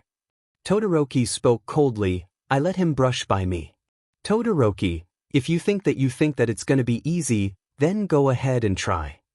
Todoroki stopped and looked at me. I was glaring. Kaminari whispered to Shiro, man, these two are so intense. Shiro nodded. Yeah. Todoroki matched my glare with his icy one. I continued to speak. I accept your declaration of war. I just have one request. Todoroki continued to glare at me. What's that? He asked in his icy tone. You come at me with everything you've got. I said as I started to walk to the door. Come on everyone, they're waiting for us. I left the locker room. I walked to the end of the hall. I could feel Class 1A walking behind me. I saw Ida and Ochako come up beside me. I gave them a smile. Showtime. Izuku Midoriya. Izuku was feeling anxious as she sat down in the seat that the ticket was assigned to. Eri held her hand tightly. They were sitting in a special VIP box. Wow. She mumbled to herself and helped Eri onto her seat. Where's Izuku? Eri asked. He'll be out with his class soon. Izuku replied. She bit her lip. Her son was different. He was confident, assertive, he even had a quirk. Yet she couldn't stop seeing him as that crying boy asking her if he could be a hero. She wanted to make up for that by supporting him, but she didn't want him to get hurt. She shook her head. He'll be fine. Hello, Mrs. Midoriya. Izuku jumped and looked at the source of the booming voice to be All Might. Ah, hello, All Might. She greeted. Eri shyly waved. Izuku looked behind him to see two people. Let me introduce you to my old friend and his daughter. They come from Island, America. David and Melissa Shield. All Might introduced the brown-haired man and blonde teenage girl. Oh, it's nice to meet you both. My son loves your work, Mr. Shield. Izuku got up and bowed. It's nice to meet you too. Your son is Izuku Midoriya, correct? David asked in perfect Japanese. Izuku nodded. My daughter is the one who made his support gear. The man put a hand on the blonde girl's shoulder. It's a pleasure to meet you, Mrs. Midoriya. She bowed, speaking in Japanese. Izuku smiled. I should thank you. Your gear helped him when he needed it the most. Melissa smiled. Welcome, I should be the one thanking him. He saved my Uncle Might. Melissa replied. Eri looked at Melissa. Oh, this is Eri. Izuku introduced the little girl who waved. Ah, she's so cute. Melissa knelt in front of the girl. I'm Melissa. Eri bit her lip. Eri? The little girl spoke quietly. She's shy. Izuku explained. Melissa nodded and got up. Well, I have to go. Hope you enjoy the festival. All Might left. Look, it's starting. David noticed present Mike starting to talk in Japanese. Melissa sat next to her father and Eri held on to Izuku as she sat down. Izuku Midoriya. I walked out with my class as Mike introduced our class. I looked around and I could feel my nerves acting up. Geez, this is nerve-wracking. I whispered to my friends. Ida looked at me. I admit, I too am nervous, but we will be facing the spotlights once we become pro-heroes. This will serve as our first taste. He answered. Cammy bumped her hip with mine. Don't worry, Deku, you look fine. She winked. I rubbed the back of my head. If you say so. We stopped as Mike introduced Midnight. I blushed at Midnight's outfit. Seeing her in history class was different from when she's acting stuck. Now for the athlete's oath. Midnight snapped her whip. Should she really be teaching? Tokoyami commented. Midnight's eyebrow twitched. Pipe down, now your student representative is. She points her whip at me. From Class 1A, Izuku Midoriya. I jumped as she announced my name. Since I got first place in the entrance exam, I had to give the oath. I wasn't prepared. I slowly walked to the stage in front of the microphone. I froze as everyone stared at me. Can it? Being confident is a lot harder when it's in front of the entire world. I closed my eyes. Opening them, I see everyone waiting. I'm gonna be honest, I'm shaking, but not just out of nervousness, but excitement. I grinned wobbly. I see around me the future generation of heroes. Looking at the other classes, their surprise was apparent. We have a chance to show the world what we are made of. I'm telling everyone to give it their all. Go beyond. I raised my fist. Plus ultra. Everyone screamed with me. I stepped off the stage, my hands shaking. Amazing speech from Midoriya. Midnight cracks her whip. Now let's get this show on the road. I returned to my class. Ida did his normal air chopping. Great speech, Midoriya. Kirishima smirked. It got my blood pumping. These are the qualifiers. It's in this stage that so many are sent home crying every year. Midnight points to the electronic board that was randomizing the events. And for this year, the board settles on obstacle course race. The first event will be an obstacle race. Midnight announced. The doors on the side of the stadium opened up. The course is a 4-kilometer lap around the stadium itself. It's a race between every member of all 11 classes. Midnight explained. I made my way to the starting line and cracked my neck. Our school preaches freedom in all things. Midnight giggled. So as long as you don't go off the course, it's fair game. I smirked and looked at my friends. Good luck. Racer, to your position. Midnight ordered. I activated full cowling 10%. I stayed in the back and waited for Midnight's word. The light on the top of the gate turned orange. I let Black Whip build up in my arms. Start. The light turned green and everyone tried to squeeze through the small entrance. Perfect. An opening over the wave of people.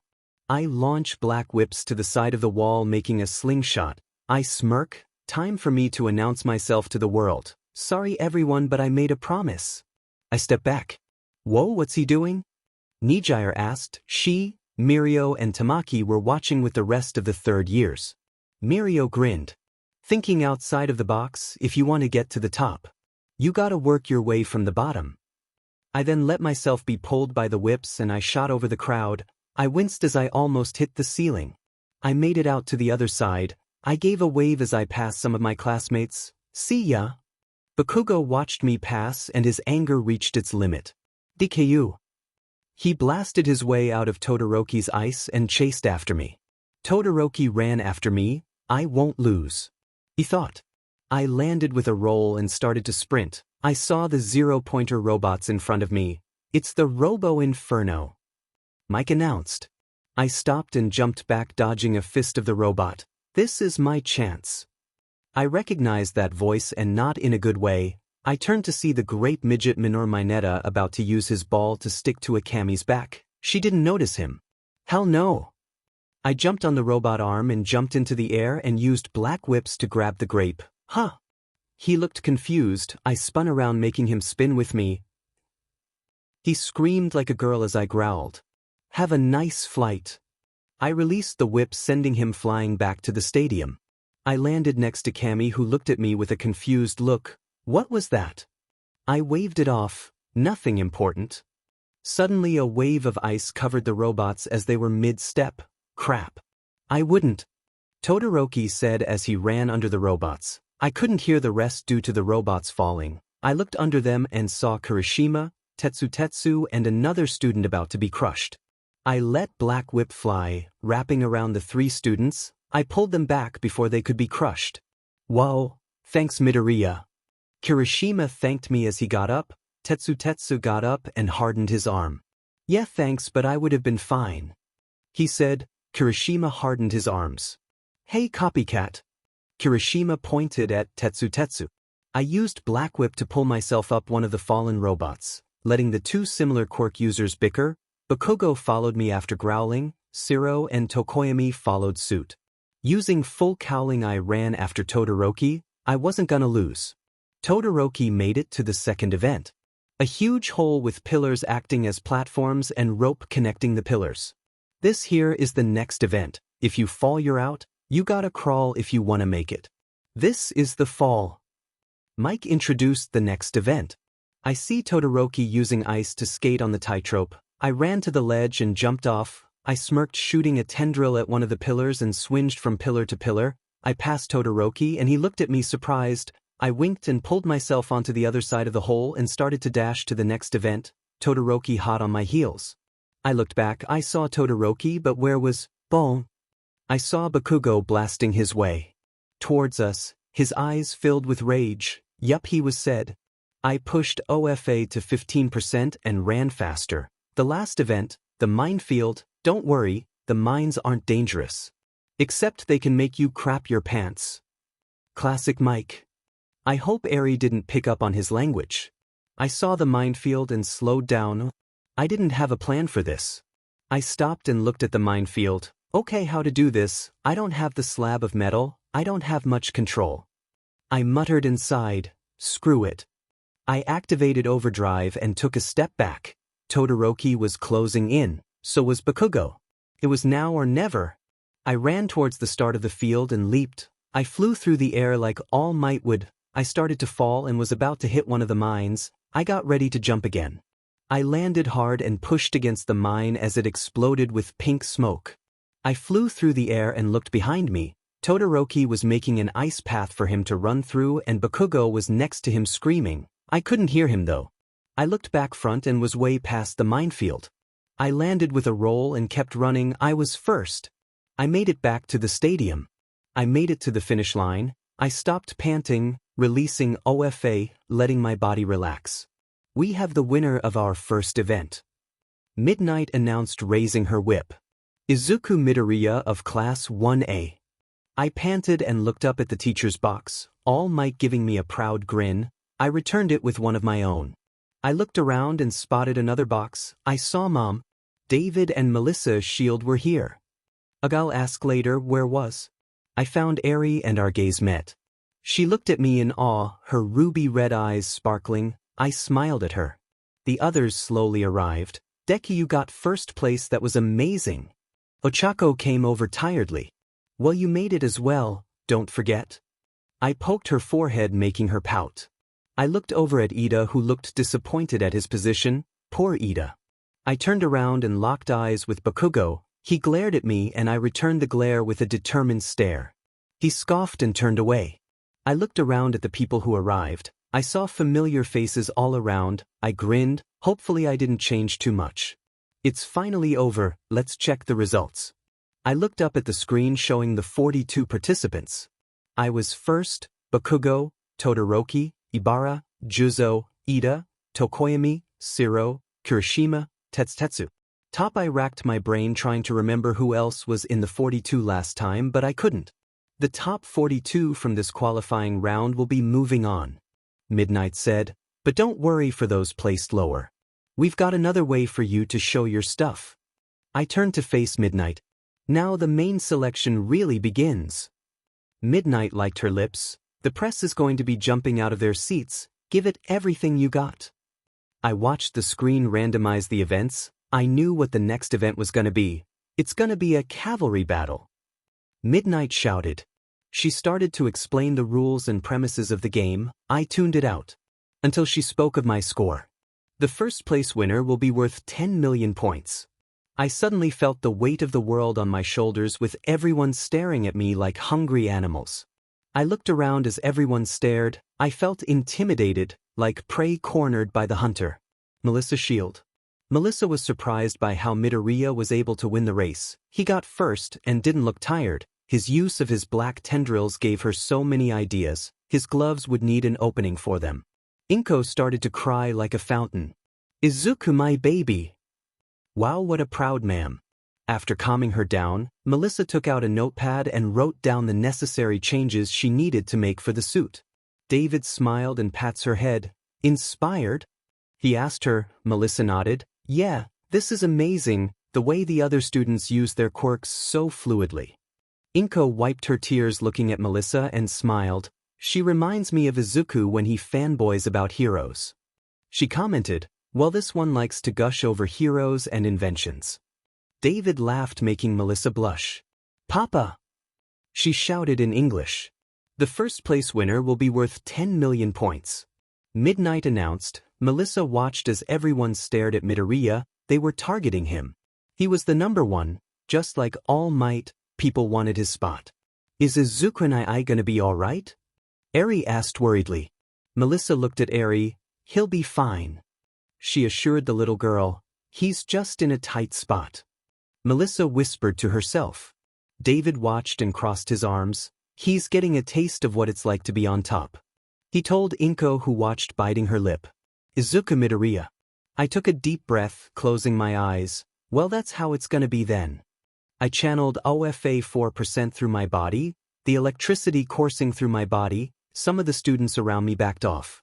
My lips curled into a feral grin that could put Bakugo's to shame. Bring it on. I declared, my eyes shot open, shining with power. The sports festival had just begun. I watched everyone move to find their teammates after Midnight announced that they had 15 minutes to form our teams. I looked around. I intimidated my future teammates. I sighed and rubbed my forehead. Great job, genius. I mumbled as I thought on what to do next. Deku, let's team up.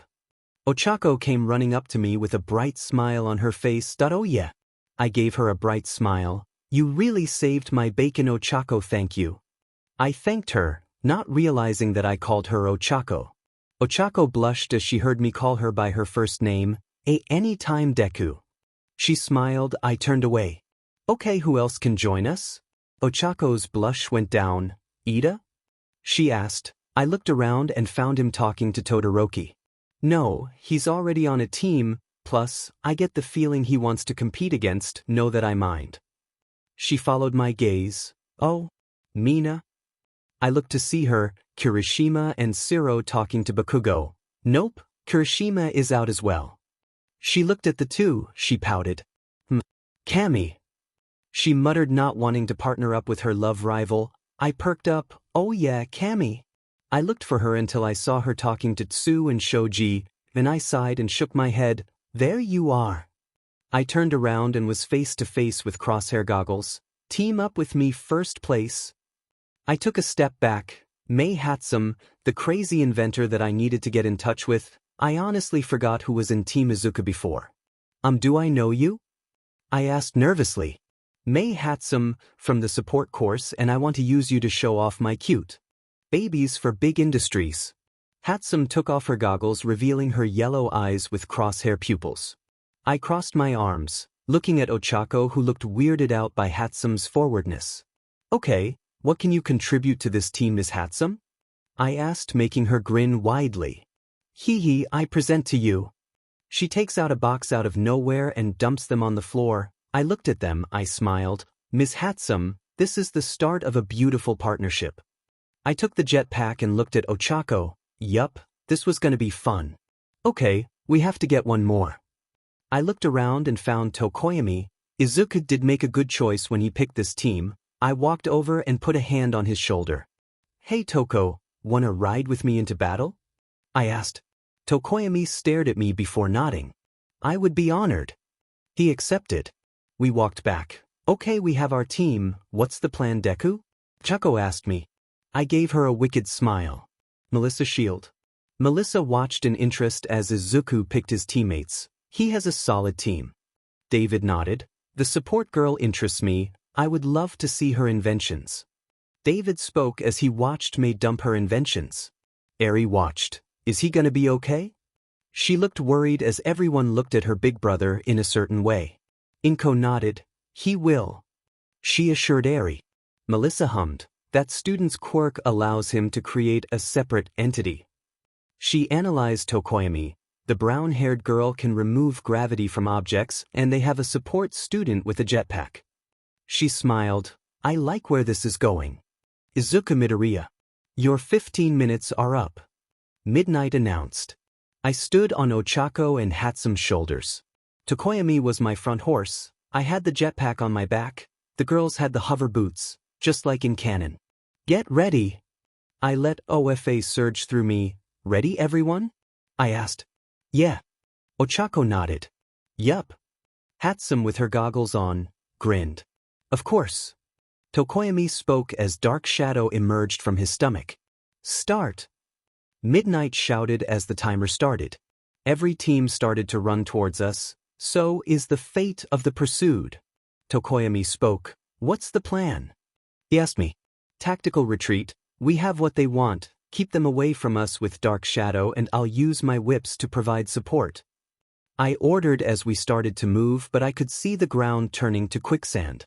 Hatsum, Uraraka, we're taking off. I instantly activated the jetpack. With Uraraka's quirk, we flew into the air. Dark shadow repelled Jiro's earphone jacks. Good job, keep watching our blind spots. I complimented. We're landing. Ochako spoke up. I gave a light finger flick, sending a small gust of wind to stop our descent from being too rough. So what do you think of my babies? Hatsum asked with a manic grin. Cute, aren't they? Just how I made them. She giggled. I smiled. Your inventions are amazing, Hatsum. They really help. I looked at Uraraka. And thanks for enduring our wait, Uraraka. She looked surprised but nodded with a smile. I'll push through. I blinked as I sniffed the air. Peppermint. Guys, do you smell that? I asked. Dark shadows suddenly attacked a random team that got too close, but it passed through. I charged OFA. Nice try. I exclaimed as I used a Harlem smash to blow away Kami's illusion mist, revealing Kami and Tsu on Shoji's back. Huh. Kami looked shocked, but we were already running. Whoa, how did you know? Ochako asked as we ran. Her mist has a certain smell. I recognized it and saw that Dark Shadow's attack phased through the illusion. I explained. I needed to add that to the Class A notebook. I had a notebook for people and their quirks. It became a habit as I had the knowledge. Also a nuisance. Flashback. I was on my desk as Eri napped on my bed. I had my headphones on listening to Maroon 5. Maps. I was doing some homework for English. My mind wandered to my classmates. If I helped Kirishima reach his unbreakable mode before he was meant to, how could he improve even more? Todoroki needed to learn how to control his fire quirk, but that's something to think about after the festival. I continued this train of thought until I noticed that my hand was sore. Looking down, I froze as I had a notebook out, writing down everything about my classmates, their quirks, their strengths, weaknesses, possible new moves, stuff that I shouldn't know, and even theories. I flipped through it. All of my classmates had entries here. I shut the book and wrote down, Class A on the cover. I needed to buy a safe. Information is power, and the knowledge I had could cause problems. Wait, why were there more notebooks on the side? Villains, pros, Class B. Oh, this was gonna be an issue. Flashback, and I shook my head to focus on the battle. I let Black Whip loose as it repelled Tsu's long tongue. Nope. I immediately lifted us into the air to avoid the other teams. Okay now. I was cut off by the sound of explosives. Deku A. Ochako warned, and I let Black Whip loose before Dark Shadow could do anything, hitting Bakugo, who was propelling towards us with his explosions. Gah! He started to fall, but Zero caught him with his tape. Okay, we need to be careful. We're not safe in the air or on the ground. We landed again. I smiled. I'll be taking that. I looked up front to see Todoroki with his team giving me a glare. Dimenu cannon. I glared. Come and get it. I challenged him. Okay, plan. What was his plan in canon? Shock and freeze. I saw them coming towards us. What's the plan? Tokoyami asked. We can't fly. Bakugo will catch us. Ochako commented. Baby needs a few seconds to recharge even if we wanted to. Hatsum commented. Diamen, we can't fly. I looked at Kaminari. Did he remember? Team Todoroki started to run towards us. I looked at Tokoyami. Toko, keep Dark Shadow in for a bit. My team looked at me. Do you have a plan? He asked. An idea, just bear with me. I ordered. Kaminari let out a huge blast of electricity right after Momo made the insulation sheet. Now, I activated full cowling. The electricity stuck me. Diamen. I gritted my teeth. This was more power than that time. I needed to push through the pain. I pulled the surrounding electricity into my body. I grunted as my body shook. Todoroki looked shocked but growled as he moved his pole down, trying to freeze us. I crossed my arms and swung my arms downwards, arcs of electricity striking the ice before it could reach us. Ladies and gentlemen, I have never seen something unnatural. Izuku Midoriya absorbed and used Team Todoroki's lightning. Present Mike freaked out as the crowd cheered. I leaned to the side. Ochako tried to put her hand on my side to help, but yelped as the electricity shocked her. Are you okay, Deku? She asked. I nodded. Yeah. I shut off full cowling and stared at Todoroki. Kaminari looked shocked. Did you know he could do this? Momo asked Kaminari. I did, but I didn't think he'd do it with 1.3 million volts. Kaminari responded. Todoroki clenched his fist. Diamen, now they can't trap them. I have an idea, but we will only have one shot. Ida spoke. Get ready. Todoroki looked at Ida, then at Midoriya, who was recovering. He then looked to the stands to stare at his father. All right. Todoroki held on tight to Ida. I tried the jetpack. It sparked with electricity. Baby needs more adjustments. Hatsum looked at it. The electric shock shorted it out. Sorry. I apologized. That was quite the risk. Tokoyami spoke up, worth the risk. I said, Kaminari would have rendered Dark Shadow useless if it wasn't for you, thank you. Tokoyami thanked me. I smiled, you're welcome. I said and looked at Todoroki and around us, too many people close together. If we wanted to win we would need to wait out the time. I looked at the scoreboard, we were first. Monoma was second, Tetsutetsu was third, Kendo was fourth, Todoroki was fifth and Bakugo had no points, okay. I looked back to Todoroki who was now coming towards us at high speeds. Midoriya! Tokoyami shouted but it was too late. Team Todoroki passed us with Todoroki snatching the headband from my head. Team Todoroki stole the headband, they're in first place. Mike announced. Got it. Todoroki looked at the headband and was surprised to see that it was tied to a cord. What? But the headband was ripped away from his hands and back into mine. In a shocking turn of events, Team Midoriya regained their headbands. I smirked, not this time. Flashback. I took the grappling belt from the pile of inventions and removed my jacket. Ochako blushed as she saw me with a white sleeveless shirt. Hatsum hummed. Muscular indeed, she giggled. I paid no attention to it as I put the belt on and pulled on a cable. Hatsum, can you tie the headband to this? Tokoyami hummed. Good idea, Midoriya. Can do. Hatsum got to work.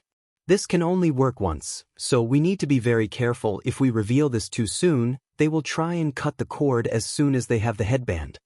I explained. Ochako nodded. Okay, what do we do if our trick is revealed? She asked. What we have to do, survive. I replied. Flashback and I tied the headband back on my head. Okay, now we just need to wait it out. Ida was out since he used the reciproburst. We had the advantage. Defense mode Tokoyami. I ordered as Dark Shadow came out ready to fight. 1 minute. Mike screamed. I narrowed my eyes as Todoroki's team ran towards us. Kaminari. Todoroki screamed as Kaminari shot a bolt of lightning towards us. Ding. Dark Shadow blocks the attack, screeching in pain. I let out Black Whip and cracked in front of us to stop the team in their place. Todoroki gritted his teeth. Out of desperation, his left side started to ignite. Hand it over to... I heard Bakugo blast his way towards us. Just a little longer. I smirked. 2.1. Time's up. Bakugo fell on his face. Todoroki stopped. I got off and Uraraka jumped up and down in glee. We did it, DKU. She exclaimed. I smiled at her. I looked at Hatsum who was working on her jetpack, which she took from my back without me noticing. Typical Hatsum. Thanks for the assist, Tokoyami. I turned to the last member of my team. It was my pleasure, Midoriya. Tokoyami nodded. Yeah. Dark Shadow cheered. In first place is Team Midoriya. Present, Mike announced. I could have sworn the box where my mom and Eri were was starting to flood. Must be Mom. Second place is Team Bakugo. I could see Bakugo punching the ground out of anger. He really needs to learn how to take a loss. Third place is Team Shinso. Where did they come from? I found Shinso walking away from Ojiro and the other two students. Shinso used his brainwashing on. We locked eyes and he smirked. I returned it with a narrowed stare. In fourth place is Team Todoroki. While Momo and Ida looked really down, Kaminari's brain was fried, and Todoroki, he looked at his hand and was shaking. He used his fire to get the headband. Endeavor won't like the fact that his son lost to me. We will proceed to the afternoon portion after an hour lunch break. Mike said. See you then. Hey, Eraser, wanna grab some food? No, Aizawa replied. Todoroki walked up to me. We need to talk. I wanted to go see my mom and Eri, but... I sighed. Lead the way. We walked to a place where there was no one around, the emergency exit. We stood there and Todoroki stared at me with his cold eyes. I rolled my eyes. Are you gonna just stare at me? I asked. Or should I just leave? You outsmarted me, made me resort to breaking my pledge. He glared. Your quirk is very strong. No one else notices, but I could tell there's a similarity between you and All Might. Oh boy, here it comes. So tell me, are you All Might's secret love child? He asked with a straight face. There was silence, my face twitching, trying so hard to not laugh. Why is it always funny? I burst out laughing. Haha. I laughed for a good 2 minutes before calming down. Oh boy, that was hilarious, Todoroki. I wiped the tear from my eye. That wasn't a joke. He glared. I know it wasn't, and no, I'm not the son of All Might, I just have a similar quirk. I explained as I calmed my breathing. Even so, you and him are related somehow. If you're aware, my father is the number 2 hero in Deva. With those 2 facts, it gives me more reason to beat you. He clenched his fist. He went on about his past, Quirk marriage. All of that. I listened. I already knew this, and I knew there was more to the story. I just wish I could say, I will rise to the top without using his quirk. I will deny him everything. He finished. I sighed. 1. You're an idiot. He looked surprised by my words. 2. If you wanted to deny him, you should have picked a different career path. I crossed my arms. I understood his pain, where he was coming from, but I wasn't gonna sugarcoat this. And 3. What you said set me off. My expression was one of controlled anger.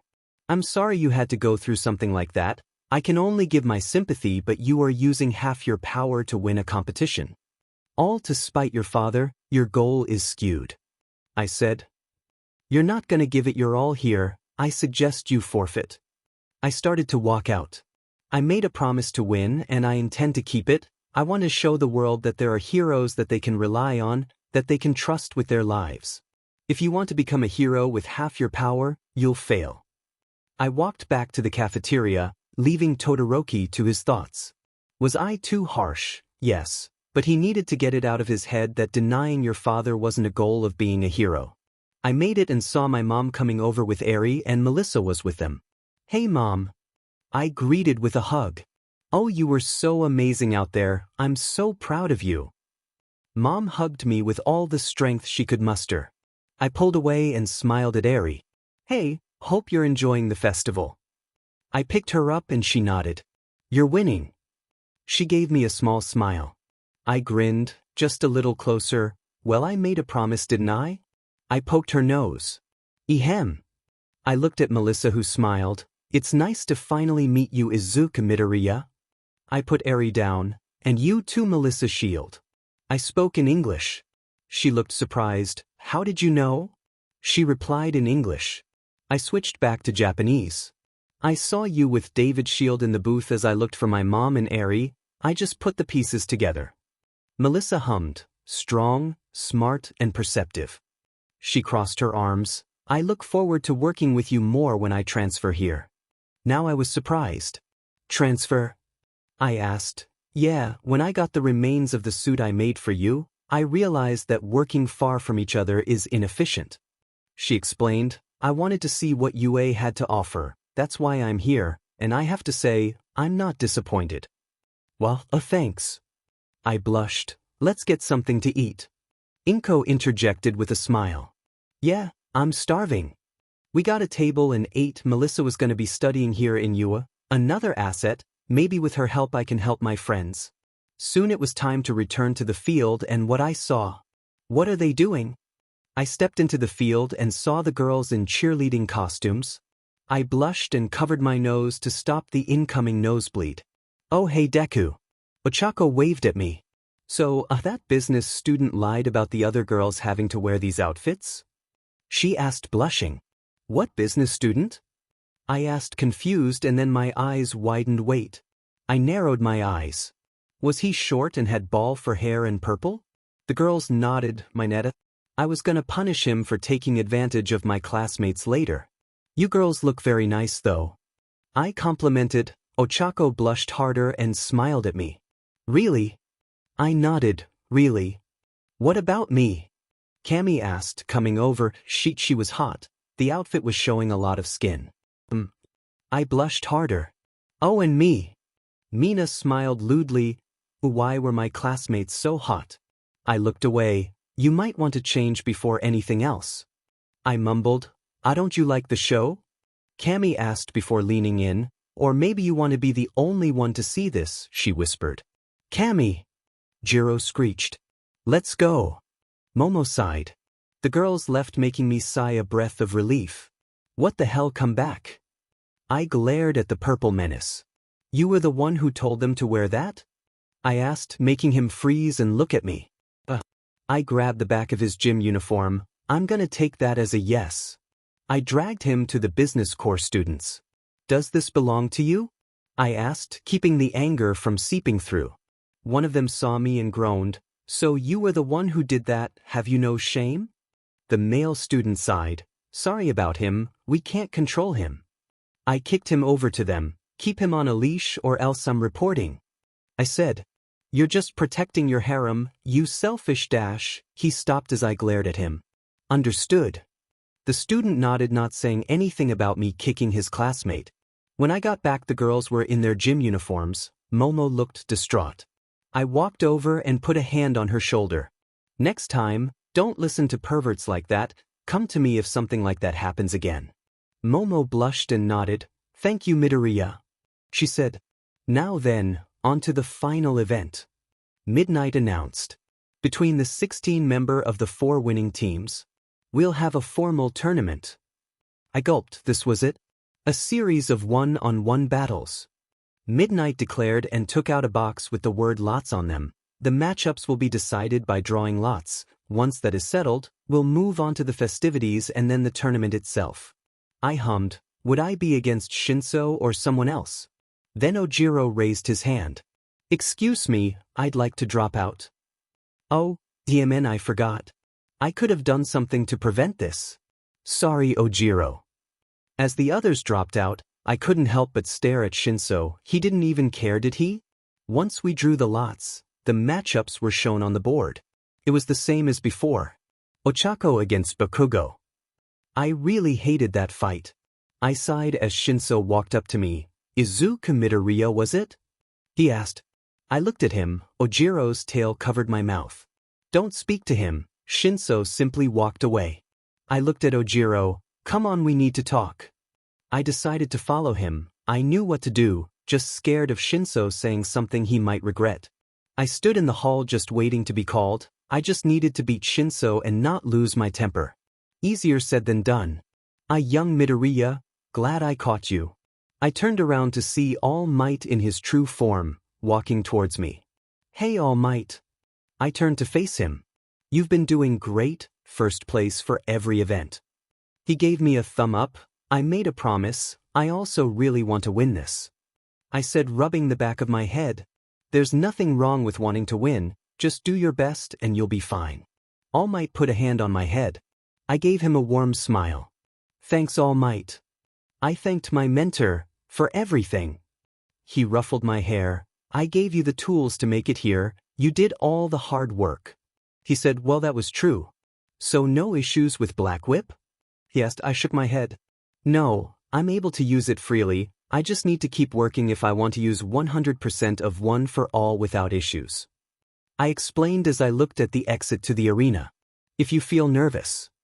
I turned to see All Might buffing up, giving me his signature smile. Just handle it by smiling. I gave him a smile of my own. Right. The intercom went on, that's my K. Good luck. I smiled and walked out into the arena. From the hero course. He has taken first in all the events. He is unstoppable. He is Izuku Midoriya. The crowd cheered as me and Shinso walked to the arena. Versus. Sorry, this guy hasn't done anything to stand out yet. From general studies, it's Hitoshi Shinso. We stood on opposite ends of the arena. He gave me a blank stare as I gave him a curious look. Time for the third event to start. I stared at Shinso. He hasn't heeded my advice on doing some training. He relies too much on his quirk. I can beat him since I'm stronger, but I do need to be careful. I couldn't respond to his taunts. Midnight started the match. The crowd was quiet, waiting for us to make a move. So, most of your class made it to the finals. There are no such pushovers after all. Shinso commented. I felt my brow twitch. This guy? Nothing. Huh, so that monkey told you about my quirk. Shinso smirked. Well, at least he was useful to you, as he dropped out. I gritted my teeth as I started to walk towards him. I needed to end this. You know, I saw you and that brat with the horn. I stopped dead in my tracks. He better not. She's not that cute. Oh, hell no. You dash, my mind blinked. I win. Now turn around and walk out of the arena. Shinso ordered me. My body robotically moved. It turned and started to walk to the edge. That butt. Jiro screeched. Whoa, Jiro, what's got you so mad? Kaminari asked. He just insulted Eri. Everyone in Class A met the little girl. They were attached to her, and hearing Jiro's words, everyone, minus Bakugo and Todoroki, had one thought. He's chosen death. I continued to walk. I couldn't control my body. My mind was foggy. I should have kept my emotions in check. Okay, easier said than done. Wow, I thought you wouldn't fall for the same trick twice, but considering it's because he insulted Eri, I guess that's fair. A familiar voice echoed in my head. Nana? I asked mentally. Yup. Since Shinso brainwashed you, I am able to speak to you. Don't ask how, but I can also do this. I felt a sharp pain in the back of my head. I blinked and shook my head. I could move. What? I turned around and glared. Shinso glared back. How did you do that? Answer me. I ran towards him. I didn't even need full cowling for this. I drove my fist into his gut. He almost lost his lunch. Should have taken my advice. I whispered as he tried to retaliate, but I stopped his fist. I laid another punch on his cheek. He stumbled back and I walked up to him. Sorry about this. I pushed him off the white line. Shinso is out of bounds. Izuku Midoriya is the winner. The crowd cheered. I ignored them as I offered Shinso my hand. He glared at me and got up. I don't need your sympathy. He spoke with venom in his voice. Really, are you set at me for winning? I asked as he walked away. I followed him. You beat me. You didn't even need your quirk. We entered the hall. Because I trained to fight. You, on the other hand, rely on your quirk too much. I told him. Shinso turned to me, glaring. What does that have to do with it? He asked. Isn't the hero course about fancy, heroic quirks? I sighed and rubbed my face. This boy. No, it's about training to save people, sure. Sometimes quirks are a factor, but if you don't have the muscle to back it up, you won't get anywhere. Also, there is no such thing as an evil quirk, only people who use it for evil. I explained. So, what do you suggest? Shinso crossed his arms. I smiled. Train, do exercise, find different ways of activating your quirk. Taunts are good, but don't go overboard. I then punched him hard in the stomach, making fall to his knees. Why, he asked weakly. Don't ever insult my little sister ever again, or else. I threatened. He nodded. Clear. I helped him to Recovery Girl's office, and went to where my class was sitting. Hey. I smiled. Hey, good work on beating that Aizawa look-alike. Jiro gave me a thumbs up. Oh shit, he does look like Mr. Aizawa. Mina screamed out laughing. Kaminari joined her. I laughed also. So, who's fighting next? I asked Uraraka and Kami. It's Todoroki and Sero. Kami replied. I looked at the arena. Oh no. I took the ones who were up front and moved them to the back. Why do you want us to move here? Uraraka asked. Wait for it. I sat down. Start. I watched as Sero taped Todoroki, swinging him, and then, shing. Instantly half of the stadium was covered in ice. Everyone was leaning back. Geez. He was said. I looked at Todoroki and frowned. Things were going to be difficult with him, but first I had to watch the other students. Next was Kaminari and Ibra. This was bound to be interesting. With Kaminari's new tricks, he probably won't be as easily defeated. I watched Ibra and Present Mix interaction and sighed. A little much, Mike. I mumbled. Start. Midnight started the match. Kaminari took a deep breath and let the electricity flow through him. He shot a bolt of lightning at Ibra, who blocked with her vines. He shot another one again, but yelped as his leg was grabbed by one of her vines, and he was thrown out of the arena. I sweat dropped at that. That was anticlimactic. He needed more practice. The next match was Hatsum versus Ida. I watched with an amused smile. Hatsum presenting her inventions, using Ida as a mannequin. I bet Melissa is liking this. Melissa looked at the match with a blank face. On one hand, she liked the inventions that Hatsum was presenting. But was this really the best time? David laughed next to her. Well, she's really making a splash. Weird. Eri whispered. I chuckled as May forfeit and walked out with the crowd booing at her. I rubbed the back of my neck. Typical Hatsum. Next was Ishido and Aoyama. I saw Ochako get up and walk to the prep room. I looked at her as she left. I frowned. The match went on as I expected. Mina won with her athletics. Needed to help her get stronger also. Just needed to figure out how to do so. I watched Momo's battle with Tokoyami, and he bested her easily. I remembered that Momo started to have confidence issues after this. I got up and immediately ran to meet her. I ran down the stairs, and I stopped as I heard light sniffling. I slowly turned the corner to see Momo crouching against the wall. This must have hit her hard. I walked over. "Hey." I greeted as she looked up at me, and quickly wiped her tears. "Midoriya, what are you doing here?" she asked. I ignored her question. "You don't have to act. I can tell that you're devastated about the match." I spoke. Momo flinched and looked down. I crouched next to her. "Come on, talk to me." I nudged her. Her eyes watered once more. "Do I deserve to be here?" she asked me. I frowned. "Of course you do." I told her, "You're one of the best students in our class." I praised her, intelligence-wise. She snapped at me, "When it comes to power, I'm useless." She cried. I bit my lip. "That's not true." I denied. The match was proof. She sniffed. I took a deep breath. "Momo," I spoke softly, "when it comes down to it, which is better, brawn or the brains?" I asked her. Momo looked at me, her eyes puffy. Wiping her nose, she answered, "Brawn." I shook my head. "No, the brains. When I fight, I don't just rely on my quirk," I explain. "Sure, I have a super strength quirk, but what good is that when I don't have the smarts to use it? In its core, brawn is nothing without the brain to guide it." I poked her forehead. "You have the brains, you can make plans and create the tools to make those plans a reality." I continued. "But Tokoyami beat me." Momo said, "Because you were slow." I replied, "I couldn't sugarcoat this, she needed to know. You were slow on strategizing, you were slow in your creation." I listed out as she flinched. "You lost." "Okay, we have that out of the way." I got up and walked in front of her. "So what are you going to do about it?" I asked. Momo looked up at me. "You can sit here and cry, think about your loss, or—" I offered her my hand. "You can rise above it, you can be faster, and train to cover your flaws." I smiled. "Loss is a part of life. If there was no loss, the world wouldn't be as it is today." Momo stared at my hand for a few moments. I was scared that I made it worse, but she took my hand and got up, a wobbly smile forming on her face. "You're right, I can learn, I can be better," she declared. I smiled wider. "That's the spirit." Mission accomplished. Chuckle. I have somewhere to be." "Momo, sorry." I instantly ran off to find the prep room.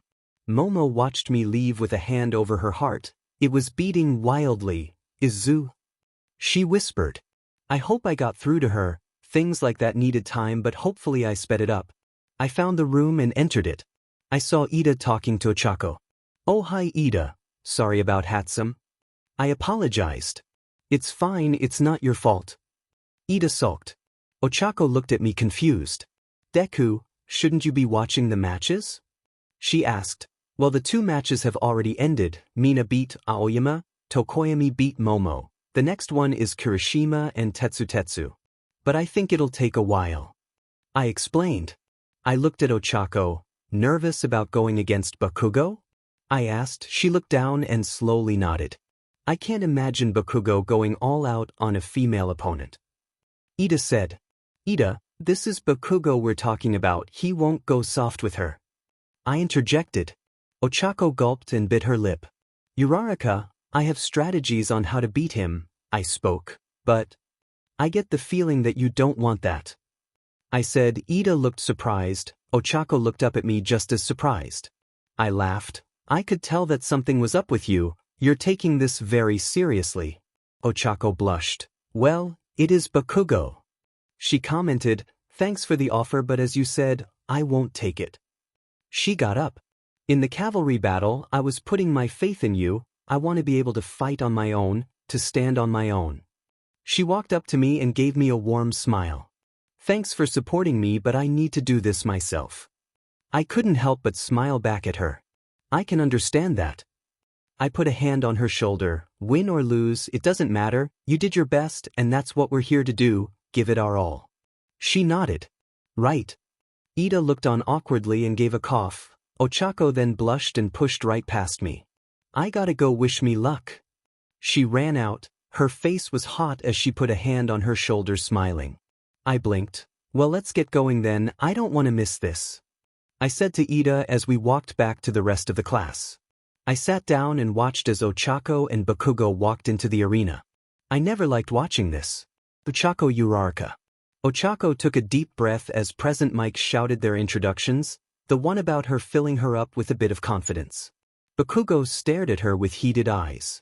You're the floaty one, right, round face? Her face scrunched up at the nickname. If you're gonna back down then do it now, giving up halfway won't do anything. Midnight cracked her whip. Start! Ochako started to run towards him, her body low with her arms wide. Not gonna happen. She screamed. Bakugo swung his right arm as she tried to dodge but was too slow. The blast sent her back. She ran again, just need to touch him once. Ochako thought as she tried to touch him again but was once again blasted away. Inko gasped as Katsuki was going all out on her. She held Eri close, who whimpered at the sight. She covered Eri's eyes. So ruthless. Melissa watched as Bakugo blasted Ochako over and over. She saw Ochako's plan and was surprised by how far she was willing to go. David was reminded of Toshinori's determination when they worked in America. He was also surprised by how merciless the blonde boy was. Izuku Midoriya. I watched, biting my lip. Man, he's not holding back. Kaminari said. Jiro nodded. Yeah. I sighed and looked up. Kami tore her eyes from the battle to look at me. Confusion was forming on her face. What are you looking at? She asked me. I pointed up. Kami looked up and gasped. Everyone did the same. Now it was clear. I smiled. Atta girl. I whispered in English. Ochako Uraraka. Ochako was panting. She was tired. Her body ached. She fought her hardest and not a scratch on him. She wouldn't give up. She stood up. Thank you, Bakugo. She had one more ace. Thank you for not dropping your guard. She put her fingertips together. Meteor storm. Present Mike shouted. Ochako ran towards Bakugo. Hopefully, as he was distracted with her attack, she could get a hit in. But Bakugo let out a huge blast, destroying all the debris falling, and the shock wave sent her back again. She fell on her stomach and slowly got up. No. She glared at Bakugo, who looked at her with something she hasn't seen before. Come on, Uraraka. He acknowledged her. No, not yet. In her body, pink sparks started to manifest. Her hands slowly started to glow pink. I blinked as I felt something. I looked for the source and saw Ochako's body sparking pink lightning. I withheld a gasp. I could feel a small part of one for all steering inside her. But when? The cavalry battle. When she tried to touch me after I redirected Kaminari's blast, some of it must have seeped into her, but I don't feel anything missing. I needed to talk to All Might about this. Ochako felt stronger. She raised her arm. Bakugo suddenly found herself floating. What the hell? He screamed as he waved his arms around. Ochako felt her stomach getting upset. She was past her limit. No. She fell face first, passing out. Bakugo fell back to the ground face first. He got up and stared at her. Ochako Uraraka is no longer able to continue. The winner is Katsuki Bakugo. Midnight announced. I got up and immediately went to Recovery Girl's office to check on her. Okay, Uraraka's quirk evolved. She couldn't control gravity from a distance. Now she can. OFA was a stockpiling quirk. It stockpiled power. When she touched me as I was electrified, some of the power must have transferred to her. Not a lot, but enough to boost her quirk to evolving. Was it permanent? Deku. I stopped and looked to the side to see Bakugo coming towards me. You gave her that plan, didn't you? He asked. I narrowed my eyes. No, I didn't. She did that all on her own. I spoke as I started to make my way to the nurse's office. Now, if you'll excuse me, I need to check on my friend, I said, leaving him to his thoughts. I found Uraraka sitting down. Oh, hey, Deku. She waved with a weak smile. I guess I lost. She rubbed the back of her head. I knew she was hiding her disappointment. I walked over and sat across from her. You know, I understand that you don't want to show your frustration. I looked at her seriously. Ochako blinked. What are you talking about? She bit her lip. I sighed. I reached over and held her hand. You didn't disappoint me, I said. She stared at me before whispering, You're not? She asked. I shook my head. I'm actually proud of you, and I bet that your parents are proud also. I smiled as she started to tear up. You may have lost, but you fought tooth and nail. That is something that shows who you are. People will want someone like that in turning under them.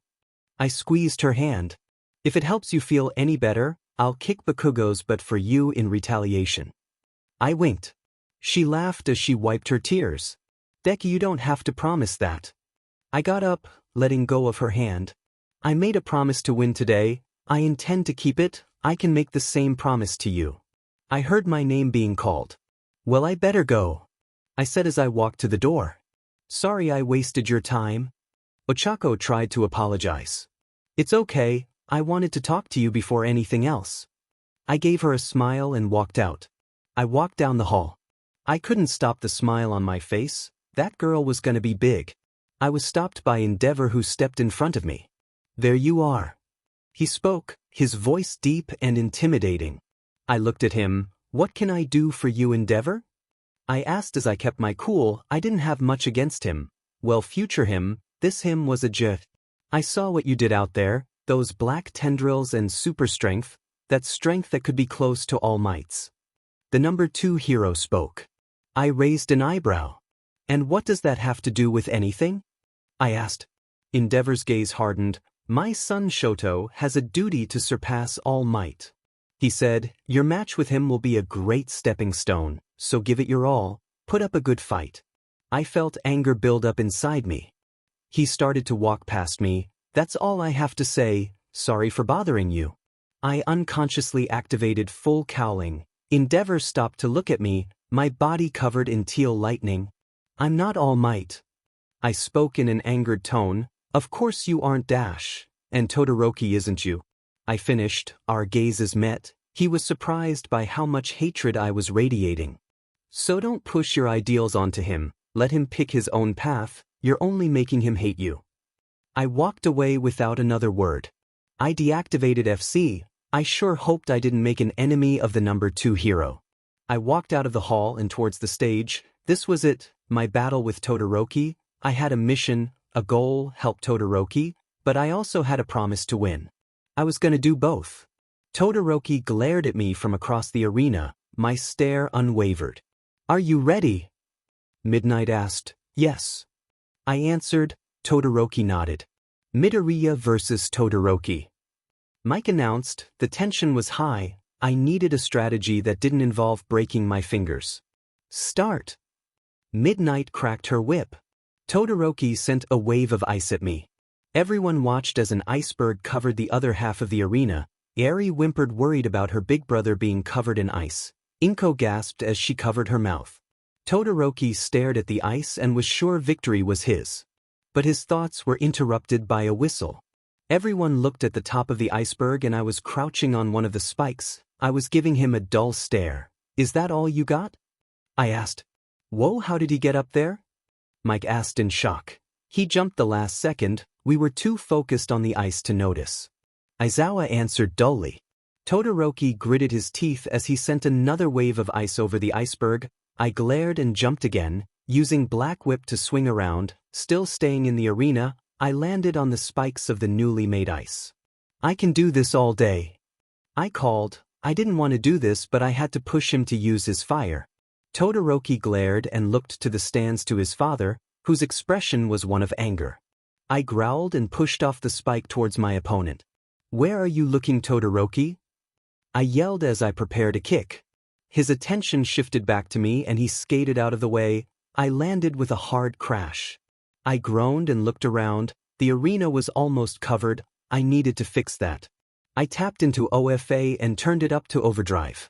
Black Whip, Rampage. I screamed as Black Whips shot out of my hands and started to destroy the ice. Todoroki dodged the lashing whips and I pulled them back as soon as the arena was clear again. I spread my arms. I'm still waiting, Todoroki, I announced as he once again sent a wave of ice. I let out Black Whip again. It destroyed the ice. I felt my body straining, but not as bad as before. My body was getting used to the percentage. Todoroki shivered as he was getting cold. What's wrong, getting too cold? I asked as I walked closer, making him send another wave of ice, but it was smaller than the others. He was reaching his limits. I shot out Black Whip, breaking the ice again. I kept walking towards him. Ochako Uraraka. Ochako was surprised by how Deku seemed unfazed by Todoroki's attacks. He was even taunting him. If Deku spreading his arms was any implication, now he was blowing away those waves of ice like it was nothing. What's he trying to do? Kami asked, just as amazed. Don't know, but this is so manly, Kirishima said in awe. Bakugo watched and growled. Death. He was acting so smug he couldn't wait to put him in his place. Ochako watched. Todoroki's quirk was ice and fire. Was Deku trying to make him use his fire? Don't do anything stupid, please, Ochako whispered. Momo gulped, feeling worried about her new crush. He was so confident but was playing a dangerous game. Please be okay, she whispered. Izuku Midoriya. I growled as Todoroki looked at Endeavor again. He's not your opponent, focus. I screamed as I ran towards him and was able to land a blow across his cheek. Midoriya delivered the first blow. Mike screamed. The crowd cheered as I pulled him from the edge and threw him to the middle. Stop thinking about him, it's just me and you, I said angrily. Todoroki growled and sent another wave. This time I jumped over it and pushed off the spikes. The ice slowed his reaction as I punched him in the stomach. He stumbled and tried to attack me, but I jumped back before he could do anything. You're shivering, you could heat yourself up if you used your fire, I prodded as I cleared the ice behind me with a wave of Black Whip. Todoroki got angry. Did he put you up to this? He asked. No, he didn't. I just see that you are still not giving it your all, I exclaimed. I pointed at myself. Your tricks may have worked for others, but you haven't laid a scratch on me yet, I screamed. Why are you going so far? Todoroki asked as he tried to send another wave of ice at me, but it stumbled as he was getting close to freezing over. Not good. I frowned. Because I know that you're hurting, I can tell. I don't want to be a hero to beat the bad guys. I want to be a hero to save people, I said. Todoroki's eyes widened as he heard my words. So what kind of hero do you want to be? I asked. I could see the look in his eyes, and in a flash, Todoroki's left side was set aflame. I shielded my eyes and smirked. Finally, I'll be a hero, Todoroki said with a wild smile on his face. The ice covering his body was melting. This was great. But how was I going to counterattack? I could hear Endeavor's shouting at his son. I ignored it as I moved my hand away from my eyes. You're crazy for helping your enemy, Todoroki said. I laughed. You're not an enemy, Todoroki. I charged OFA to 40%. He then raised his arm ready to fire. I gritted my teeth, pushing it to 50%. Midoriya, thank you. Todoroki let loose a huge wave of ice. I jumped into the air again, dodging the sea of frost. I gasped as Todoroki blasted a strong torrent of fire at me. Harlem Smash. I clapped my hands together, blowing the flames back and enveloping Todoroki. I landed and dashed towards him. I blew past the steam and smiled at his surprised look. You welcome, I mouthed as I punched him in the stomach, sending him flying through his newly made barrier into the wall. I pant as I winced in pain. I looked down. Yup, I needed to see Recovery Girl. Todoroki is out of bounds. Midoriya is the winner. The crowd went wild at Midnight's announcement. Weird, they didn't try to stop us this time. Was it because of me not breaking my bones? I limped over to Todoroki and saw him on the floor, unconscious. His shirt was burnt off. I used my good arm and grabbed his arm, helped him up. Let's go, I grunted as I took him to the nurse's office. We entered and I flinched at Recovery Girl's glare. I smiled sheepishly and yelped as she hit my shin with her cane. Sit down on the bed, she ordered. I sat down and let her heal any wounds I had. You're lucky that you have a good hold of your quirk, but next time don't push it for something like this, she scolded. I apologized as I got up, stumbling. Is he gonna be okay? I asked her, looking at the unconscious Todoroki. RG waved me off. He'll be fine after some rest, just some bruising. She walked to attend to him. I left through the door and was surprised to see all of my classmates running my direction. Midoriya.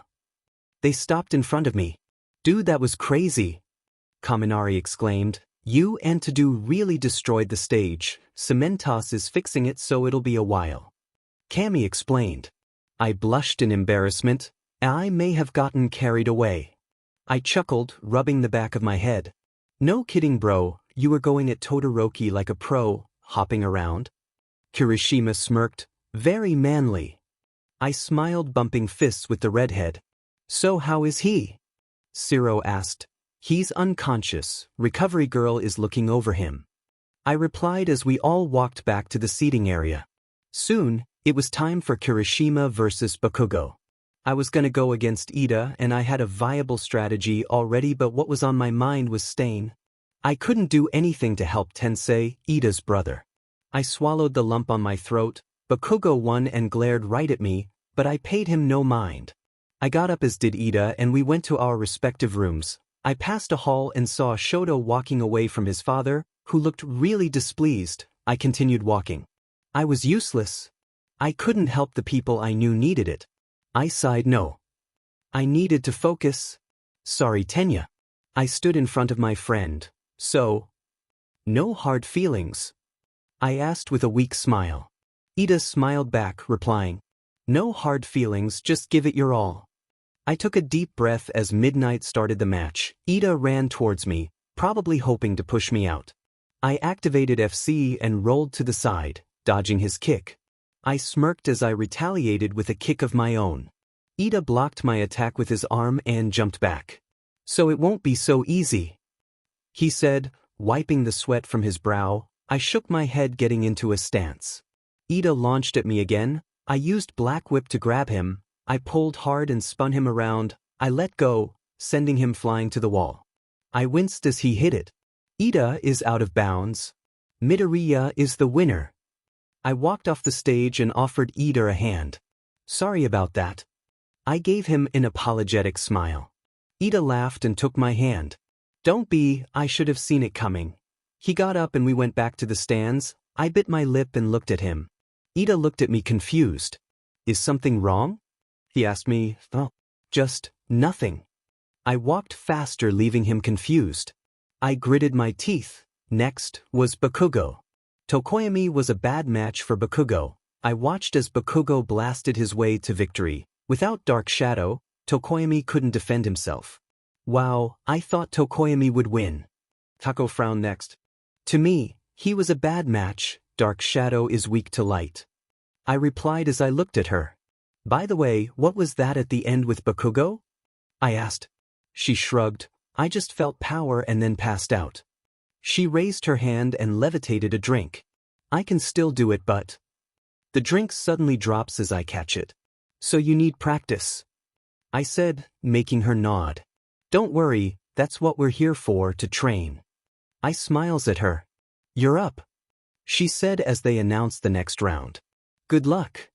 She gave me a smile. Yeah, kick his butt. Mina and Toru cheered. If you win, you'll get a kiss. Kami purred. I blushed and got up. Gotta go. I ran off. Ochako pouted. Why do you have to do that? She asked Kami, who shrugged. He's cute and single, how can I not? Ladies and gentlemen, this is the final round. Present Mike screamed, making the crowd go wild. The left side, we have our explosive contender whose temper is shorter than his fuse. Katsuki Bakugo. The crowd cheered as Bakugo stepped onto the stage, his face focused, ignoring the jab from Mike. And in the right side, Master of the Whip. Hey! Midnight screamed angrily. Second, Master of the Whip, the icebreaker. Izuku Midoriya. The crowd screamed louder as I stepped onto the stage, sweat dropping at Mike overhyping me. I stared at Bakugo, who stared back with intensity. You better remember our deal. Bakugo reminded me. I raised an eyebrow. Ms. Midnight, before you start, I interjected. For this round, I want us to have no ring outs. I raised my voice loud enough for everyone to hear. I looked at Bakugo. "What do you say?" I asked. He gave me a savage grin. "For once, I agree," he replied. Midnight looked surprised. She then pressed her fingers against something against her ear. "A communication device?" Midnight nodded. "Understood," she said and raised her whip. "Principal Nizu has allowed it." I stared at Bakugo as I activated FC. Bakugo positioned his hands behind him. Midnight raised her whip. We tensed. The whole audience was silent in anticipation. The whip came down. "Start!" Bakugo blasted off towards me. I dashed towards him in a flash of teal lightning. The moment we were about to make contact, Bakugo tried to hit me with a right hook. I immediately grabbed it. My eyes widened as Bakugo used his other hand to try and blast me. I pushed him back and stumbled before he could blast me. "Nice try, Deku, I won't fall for the same thing twice." Bakugo grinned and blasted towards me again. I growled and jumped over him and grabbed his collar. I spun and threw him to the wall. Bakugo used his explosions to stop himself and propel himself back to me. "Stay still!" He raged as I landed and used my arms to block a blast to the face. My arms stung in pain as I jumped back. "Bakugo has landed the first blow," I commented as I unleashed Black Whip trying to grab him.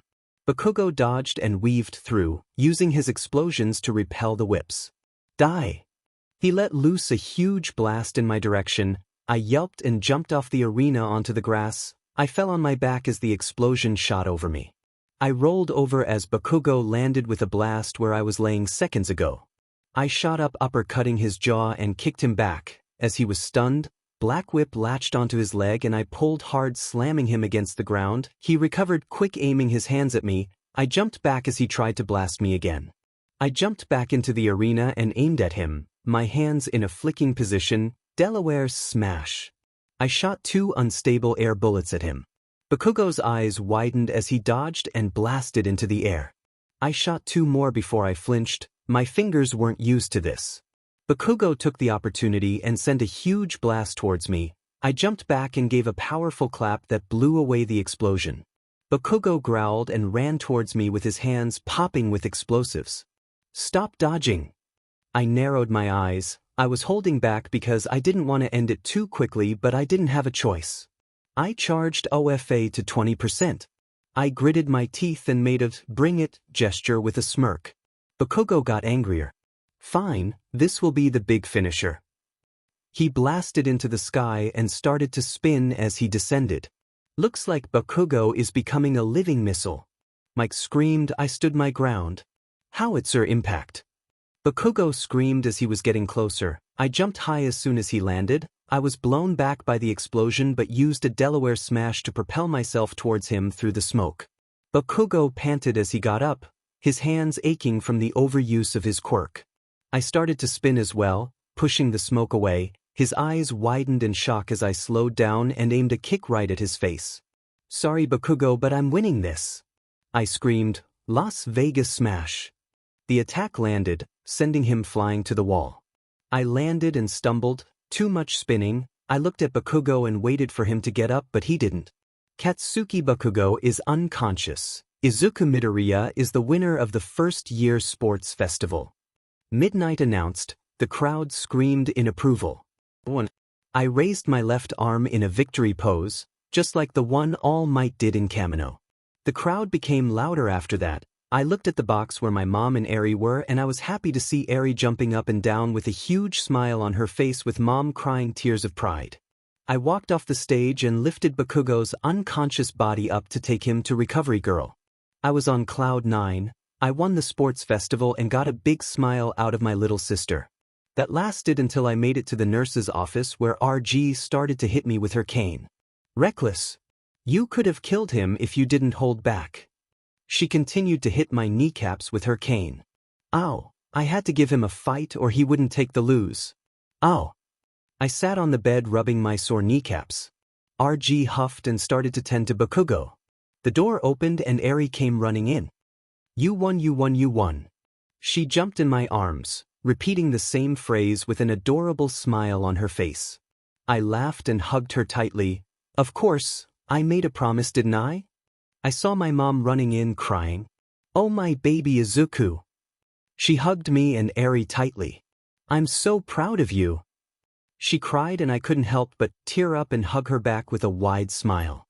"Thanks, Mom," I whispered, "for believing in me." She pulls away, wiping her tears. "I will always support you, Izuku," she said shakily. Eri tugged my jacket. "Is he okay?" she asked as she pointed to Bakugo.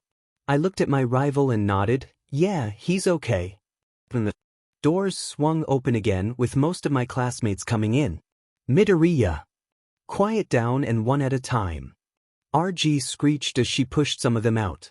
Ochako, Kirishima, Mina and Kaminari came up to me, smiling. "You won."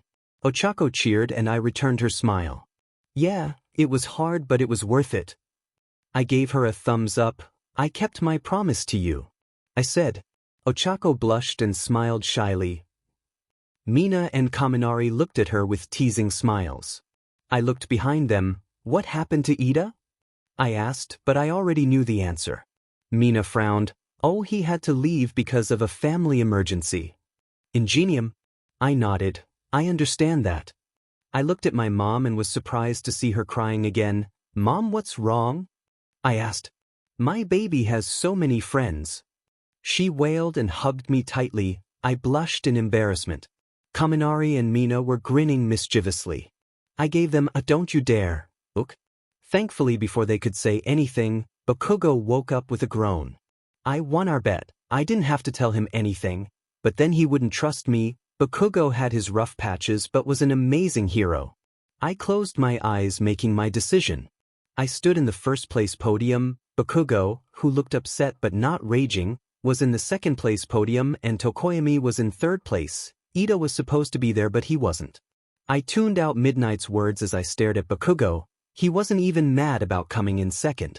I saw All Might come flying down. "I am here to award the medals." He landed with a loud thud. I suppose Midnight didn't speak over him. All Might placed the bronze medal around Tokoyami's neck and gave him a hug. I stifled a laugh at the edgelord's look. "Young Bakugo, you have fought with tenacity and determination." Bakugo snatched the medal with a grumble. "Better than before at least." "And now, young Midoriya, you have really made me proud today." All Might as in front of me putting the medal around my neck. I took the medal in my hands and smiled. "Thank you, All Might, and also, don't say thanks for all your hard work, go with the motto." I whispered the last part. His eyes widened in shock and I gave him a wink. He then laughed. "You know me too well, my boy."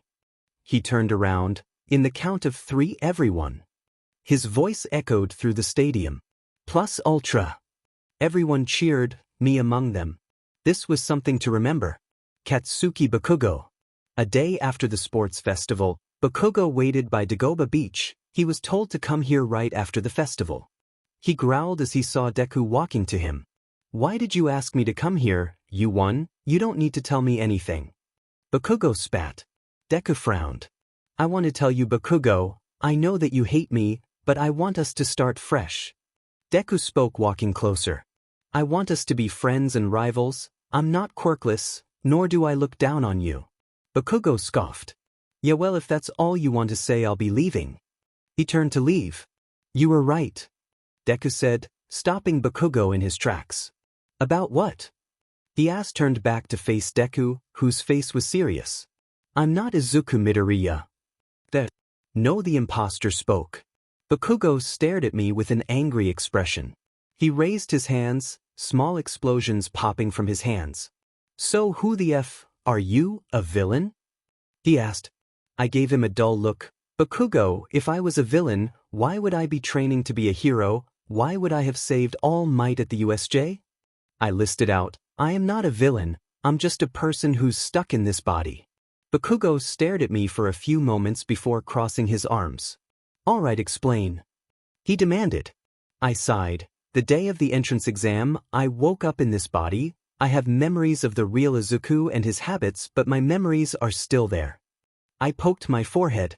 The explosive boy looked at me with an incredulous face. "Okay, fine, if you do have his memories, then tell me something only we would know." He narrowed his eyes. I already knew what to tell him. When you were 3, your mom put you in a animal onesie dash, but my mouth was covered by Bakugo who was growling. His glare was so intense. If looks could kill, I would have died. Shut the dash up. He snarled and backed off. I smiled innocently. Okay, so how the F did you get into Deku's body? He asked after calming down a bit. If only I knew. I said, shrugging. Bakugo's eyes softened a bit. Does Auntie Inko know? He asked me. My expression saddened. I shook my head. Why the F didn't you tell her? He demanded. I'm waiting for the right moment. What do I say? I puffed up my chest in an exaggerated manner. Hey, I'm not your son, I just inhabit his body, but I can still live here, right? I then slumped sighing. I don't want to hurt her. I have his memories, so it's like she's my real mom. I rubbed the back of my head. Then why did you tell me? Bakugo asked. I lost our bet, yet you tell me anyway. I chuckled. Bakugo, Izuku thought the world of you. You were his symbol of victory, his hero. I looked at him. You inspired him even after everything you did. I saw him flinch. At least he regrets it. And me? I think that you're going to be a great hero. If you become a better person, you just need to learn to tone down your superiority complex. I smiled as he took a deep breath to calm himself. I didn't think he knew how to calm down. Is he still in there? He asked. No. I said, rubbing my temple. I checked, but he's not in here. I can't feel him. I bit my lip. After the entrance exam, I tried meditating to find some semblance of the real Izuku, but all I found was memories. I walked to a nearby bench and sat down. Bakugo, after some time, joined me. We sat in silence. 5 minutes passed. Bakugo finally spoke. So who are you? He asked. I looked at my hand for a moment, remembering my life before coming here. I was just a guy who had no purpose in life, no goal, no direction, nothing. I closed my eyes. I meant your name, dipshit. I couldn't help but laugh. Not important. I dismissed. My old name has no purpose here. I'm Izuku Midoriya now. I leaned back, looking at the stars. Bakugo scoffed. At least you have more backbone. I rolled my eyes. I was able to beat you, Bakugo. That means we're equals now. I poked his rib. Bakugo glared at me. You're still gonna be Deku. He responded, not denying my words. I laughed. Fair enough, Uraraka calls me that anyway. I said, and where the F did you get that quirk? He asked. That question, well, since I never said anything about receiving my quirk from someone else. I have no idea, it came at the exam. I shrugged. Before the exam, Izuku was building muscles. In the end, my quirk kicked in when I wanted to save somebody. I explained. Maybe because I came in and got a quirk along with it. Bakugo looked skeptical for a moment before nodding slowly. He bought it. And don't expect me to be nice to everyone. He said, crossing his arms. You can still be a hard butt. I interjected. Just try to not be a total JRK and socialize with people who you think is strong. I said, nudging him, making him glare at me. Whatever, I'm going home. He got up and walked away. Just wait until our rematch, I'll win, he declared, turning to face at me one more time, then walking home. I smiled. I made a friend out of him, at least I think. I got up and headed home. I needed to do some brainstorming for my hero name. During the break, Melissa transferred and is moving into her new apartment, which was right next to where All Might was living. Second shocking thing, Melissa and David already knew about All Might's skinny form. When did this happen? So when did you find out? I asked as I carried a box into Melissa's new place. Oh, I found out 2 years ago. Uncle Might visited us and was talking to Dad when I walked in. I was shocked and worried about his injuries, but there wasn't much to be done.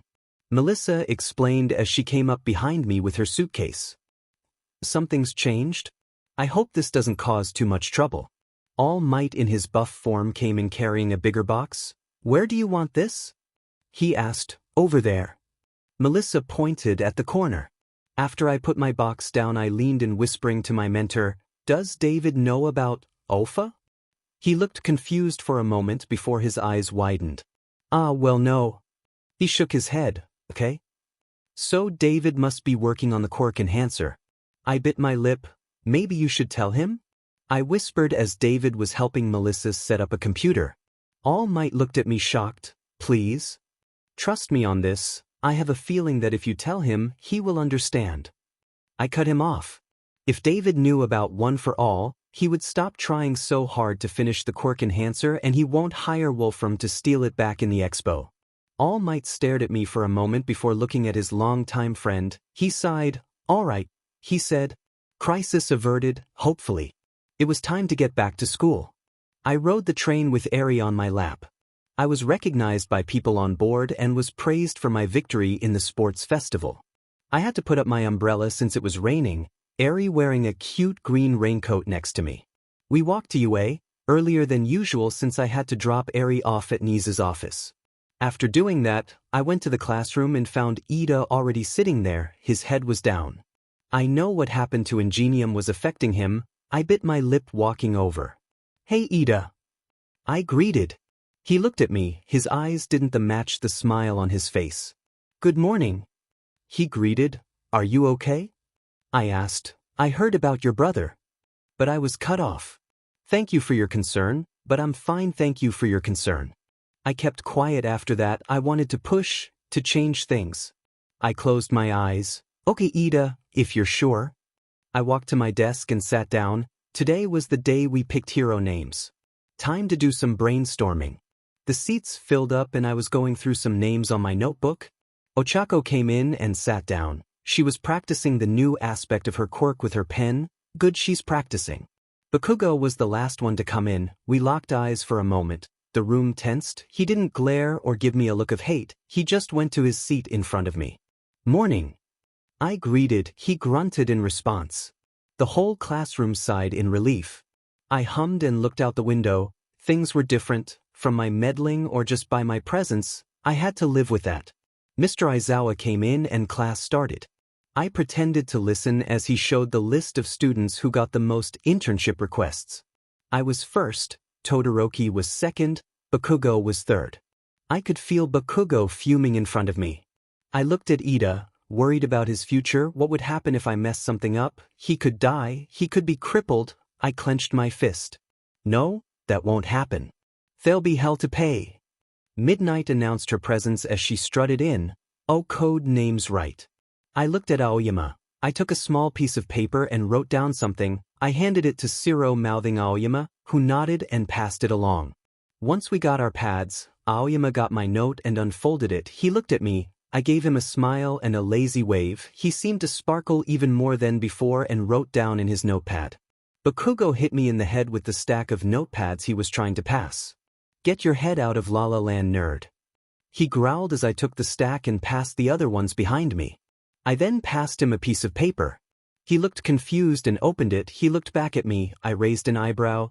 I know the name you would pick. Go with that one. He growled. Don't tell me what to do. He slumped and started writing. I looked at the pad. Blank. A name. I could just use Deku, but something stopped me. Now who's brave enough to come up here and showcase their name? Midnight smiled. Some froze in nervousness. I watched as Aoyama walk up with his notepad. My name will be. He put the pad on the podium. The sparkling hero, Starlight. He said flamboyantly. Oh, shiny. Midnight cooed. Aoyama winked at me. Better than can't stop twinkling at least. Mina came running up excitedly. Let me go next. I watched her present her name, only to be rejected. Alien Queen was close, but I had a better idea. I was glad I had a spare paper. I passed it on to Mina, then one to Shoto. When he received it, I could feel his stare even as I looked at my notepad. Acid Queen. Mina presented proudly. That'll work. Midnight approved. Sue presents her name, which got everyone chanting. I did it as well for fun, and I could see the look in her eyes. She loved the attention. The other names went the same as canon. Cammy went up next. The misty heroine, Marge. She winked with a blow, letting some illusion mist leak out. Great choice. Midnight gave a thumbs up. I looked at my blank notepad. Shoto went up next. I looked up. I gave him multiple names. Wonder which he picked. Frost Flame. He spoke in a monotone voice. Oh, just like your quirk. Midnight snapped her fingers in understanding. Bakugo went up next. He stomped up front and slammed his pad on the podium. The explosive hero dynamite, he exclaimed. That name will blast through the ranks. Midnight encouraged. Ito went next. He presented his real name. I frowned. He was suffering. But he had to learn. I hope he can forgive me for this. As the others went up, I haven't made my decision. Ugh, this was so difficult. Maybe. I wrote down the name and went up last. Oh, saving the best for last. Let's see what you have. Midnight liked her lips. I placed my name on the podium. Bakugo looked shocked. Ochako blushed a bit. The Viridian hero, Deku. I announced I was gonna make this name my own. Someone who can do anything. Oh, I approve. Midnight squealed. I smiled at her and went back to my seat. I had the color scheme, so might as well. Mr. Aizawa got up and walked out with Midnight, telling us to make our choices carefully, and we had 2 days to pick. I looked through my list. Wow, so many heroes. I frowned. I don't think I'll be going to Gran Torino's. I already had a solid hold of OFA, no real reason to go there other than to get my butt kicked by an old man. So who are you gonna do your internship with? Tsu asked Ochako. Oh, I'm gonna be interning with the martial arts hero Gunhead. Ochako did a few punching motions. That's a good idea. I chimed in. You have the rescue part down and now you need a way to defend yourself. I continue with her nodding. Yup, the fight with Bakugo opened my eyes. I need to learn how to fight. I looked at Momo. Time to do a little meddling. I walked over to her. Hey Momo, who are you gonna intern with? I asked, sitting on her desk. She looked up with a blush. Oh, I have someone picked. She showed me her paper, the Iwabami. Okay, no. Momo, I don't think this is the type of hero you should go to. I told her. Momo looked confused. Why do you say that? She asked. Well, for one, Iwabami focuses more on the commercial side of hero work. I explained. I know you want to get better, but you need to experience action and gain some experience. I said as I took her list. I'll help you. I know a lot about heroes. I smiled at her. Mono brightened up. Thank you, Midoriya. I took a look at her list. Some I recognize from Midoriya's old notebooks. They could help. Oh, hello. I smiled widely, so he did send her an offer. Here. I handed her the paper and pointed at a certain agency. Momo took a good look. Fat gum? She furrowed her brow. I think you and him will be good matches. His quirk is like yours. It requires food, so you won't run out of fuel. I explained. And he has experience in fighting, a lot of experience. I got off her desk. You can try these other agencies if you want, but if you ask me, Fat Gum should be your top choice. I went back to my desk, leaving Momo to her thoughts.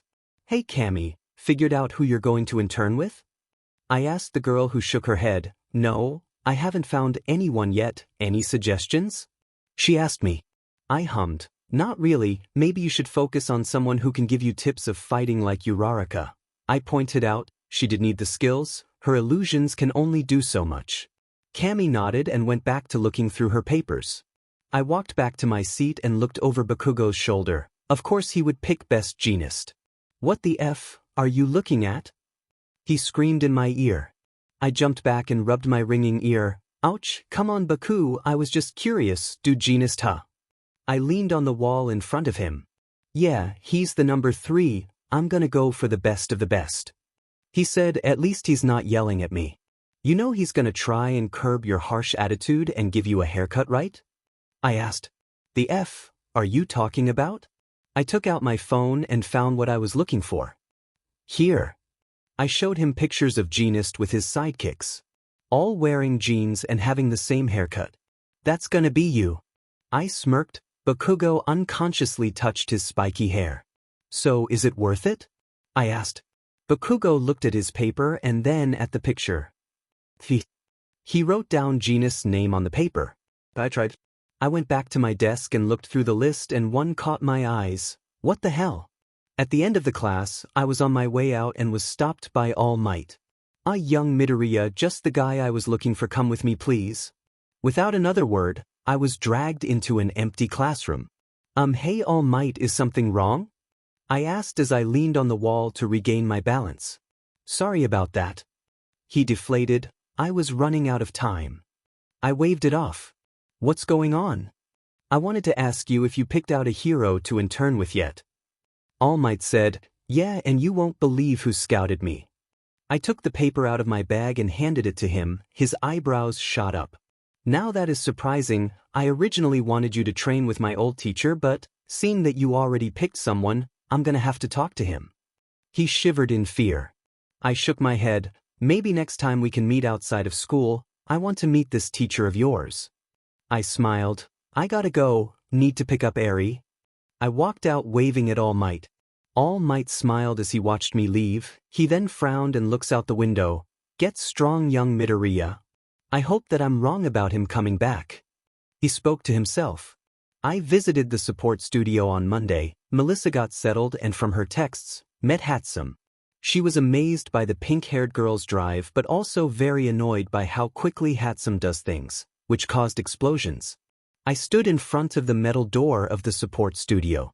I was about to knock on the metal door but I stopped. I took a step away from the door before, boom. It came flying off its hinges. Called it. Hatsum. Melissa screamed from inside the smoky room. I told you not to plug in the machine until we did some tests.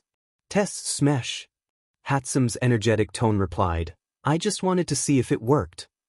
I used a 10% powered arm sweep to blow some smoke away, revealing the two girls and power loader who looked done with everything. Melissa noticed me. Oh, Izuku Midoriya, sorry didn't see you there. I waved with a smile. Hatsum looked at me. Oh? I forgot who you are. She turned. Sorry, don't have time for anything, more babies to invent. Hatsum, no more explosions or I'll ban you. Power loader snapped. Actually, I came here to ask about some adjustments to my costume. I said. Immediately Hatsum was in my face with a crazed grin on her face. Holy shit. Show me. Melissa then pulled Hatsum back. Back off, he's my customer. Sighed and smiled. So, adjustments? She asked. I took out my notebook and showed her a sketch of the Air Force gloves. I figured out a new long-range attack, but I can't do it without a bit of help. I explained. Melissa took the notebook. Oh, I see what you want. She hummed. Hatsum looked over her shoulder and gasped. That looks like one of my babies. Melissa jumped and turned to Hatsum. Wait, really? She asked. The inventor dived into her pile. Wow, it looked bigger than before. She came out with the gloves. Tada! She grinned. Melissa looked at me confused. Did you see those before? She asked. No, I just came up with this. I defended myself. Hatsum came up to me. I can have these fixed up before your internship. She grinned. Melissa frowned. But we need to implement it with his gauntlets. Even with his shield, we need to do a lot of work. She told Hatsum. I smiled. Well, I know that I can trust you both to get that done, can I? I asked. Of course. Hatsum ran off to get started and Melissa sighed, walking after her. Yeah, you can. She said over her shoulder. I kinda felt bad. I looked at Power Loader. I tried to speak but he held up a hand. She's distracted by one project. Let me enjoy the peace and quiet. He said firmly. I slowly left. The week passed and now, everyone was in the train station. It was time for our internships. Ochako was worried about Ida. Deku, you think he's gonna be okay? She whispered to me as we waited for Mr. Aizawa to arrive. I looked at Ida, who looked to be deep in thought. I bit my lip and looked at her. I don't know, but I'll try my best to reach him. I assured her. Ochako nodded and Mr. Aizawa arrived. Soon everyone got on their trains and I was on mine, making my way to the hero I would be interning under. After getting off the train, I walked to my destination. I sure hoped that this was a good idea. I arrived at a hotel and waited in the lobby. I tapped my fingers against my suitcase holding my hero costume. Well, about dim time. I turned and was met with red eyes and a feral grin. I don't normally do this, but I hope you can keep up, Pipsqueak. The number 6, Future 5, Pro Hero, Mirko, grinned with her hands on her hips. Come on, kid. I thought with your quirk, you could keep up. Mirko screamed as she hopped to another rooftop. I was using full cowling to chase after her. I was wearing my hero costume, with my new gauntlets, I had to treat Melissa to lunch when I got back. I was trying to match Mirko's jumps, but DMN she was fast. Screw it. I shot out Black Whip and pulled myself to the rooftop she was on and landed next to her. Finally, using all of your resources. She slapped my back. It was strange since she was shorter than me by just a bit. I admired Mirko because of her determination, but now seeing her up close, she was a pain in the butt. Yeah, well, I didn't know if I should use my whips, you never specified. I retorted, my mask receding, letting me breathe easier. A feature I had Melissa add. I was always a fan of the Optimus Prime style mask. Mirko scoffed, I shouldn't have to. I said that you should try and keep up. There's a large gap between us, so you have to give everything you have to keep up. She flicked my nose. I glared at her. You and Bakugo would get along like a house on fire. Or set the house on fire. I mumbled, don't know which one is worse. This earned me a slap on the back of the head. I was surprised that she wanted to take an internship. I did ask her when we met. Flashback. I got up from my seat to realize that I was a bit taller than her. I didn't say anything about it to her in fear of her kicking my butt. Mirko. I bowed. Stand straight, brat. Come on, I got us rooms. Separate rooms. The rabbit hero emphasized and walked to the elevator. I followed after her. The elevator ride was a bit awkward. I looked at the woman next to me. Mirko, why did you scout me? I looked at her. Mirko looked at me, because I really liked that ferocity you showed in the sports festival. She gave me a feral grin. You dominated all 3 events, and in the last battle with that explosive kid, I was impressed with your finishing kick. She then flicked my forehead. But you were sloppy, you could have done better. Once I'm done with you, you'll be a pro at kicking. She walked out as the elevator doors opened and I followed behind her. So you just picked me because I have an attitude and my kicks need work. I listed out, there's something else, but I'll keep that to myself. She took out a key and tossed it to me. I caught it and she pointed to the door with the number, your room, mine is right across, get dressed, we're going on patrol. She ordered as she went into her room. Flashback and we started jumping again. Mirko hopped from building to building. I jumped after and used Black Whip to swing like Spider-Man. With most heroes, they stick to one place and claim it as their territory with their agencies. She explained as we stopped on top of a tall building looking over the city. But me, I go around and help people all over the country. She looked at me with a serious expression. Being a hero is a tough business. If you're not careful, then you could get killed. I nodded in understanding, my mind flashing to the image of her losing her arm in the war, a future I wished to avoid. I looked down and spotted something, a car racing down the street. Mirko. I pointed at the racing car. She looked down and smirked. Good eye, okay newbie, let's go. She launched herself towards the speeding car. I used Black Whip to latch to her leg and let her pull me along. I let go and flicked my fingers behind me to increase my speed. I shot past Mirko and launched a whip to the car's bumper. I looked back to see if there was anything to use as an anchor. Oh, there wasn't. I yelped as I was dragged by the car. F-. I was bouncing against the pavement. Hang in there. Mirko called as she was close to catching up. I looked around. There must be something. I looked ahead and saw a cement truck parked on the side. I had one shot. Please work, please work. Launching another whip to the truck and it latching was great. Bad news, the feeling of nearly being pulled apart wasn't pleasant. Gah! I shouted in pain as the car tried to drive off, but I held firm. A man stuck his upper body out of the window and aimed a gun at me. Fortunately, Mirko crashed on the hood of the car, stopping it in its place. I let go of the bumper, feeling the soreness in my muscles. The gunman tried to shoot her. But I whipped the gun out of his hand. Mirko smirked. We can do this the easy way or the hard way. She punched the palm of her hand. The criminals got out of the car with their hands up, not wanting to fight her. I rolled my arms and glared at her. You could have stepped in, I said. Mirko rolled her eyes. I could have, but I wanted to see what you would do if you didn't have backup. She walked over. You were expecting me to come in and stop the car? Great, you're not even gonna get the credit, but I wanted to see if you had a plan if I was occupied. I looked down. I understood what she meant. I didn't have a plan, just relied on her stepping in. I received a slap on the head, snapping me out of my thoughts. Come on, let's go. let the police do their job. She snapped as she walked past me. I looked and saw the police arresting the criminals. I turned just in time to see Mirko hopping away. I cursed under my breath and summoned FC and jumped after her. Momo was sweating and panting, a staff in hand. Okay, that's enough. The BMI hero Fatgum called out. She arrived just earlier to the Fatgum agency. She was put against Tamaki Amajiki, a third year at UA. Amajiki, who had manifested octopus arms, turned around facing away from her. You're getting faster at creating stuff. Momo looked at Fatgum. But you need to be faster with creating and your reaction time. Too slow and the enemy can get close to immobilize you. The hero explained. I understand. Momo nodded as she went to the bench and got some water.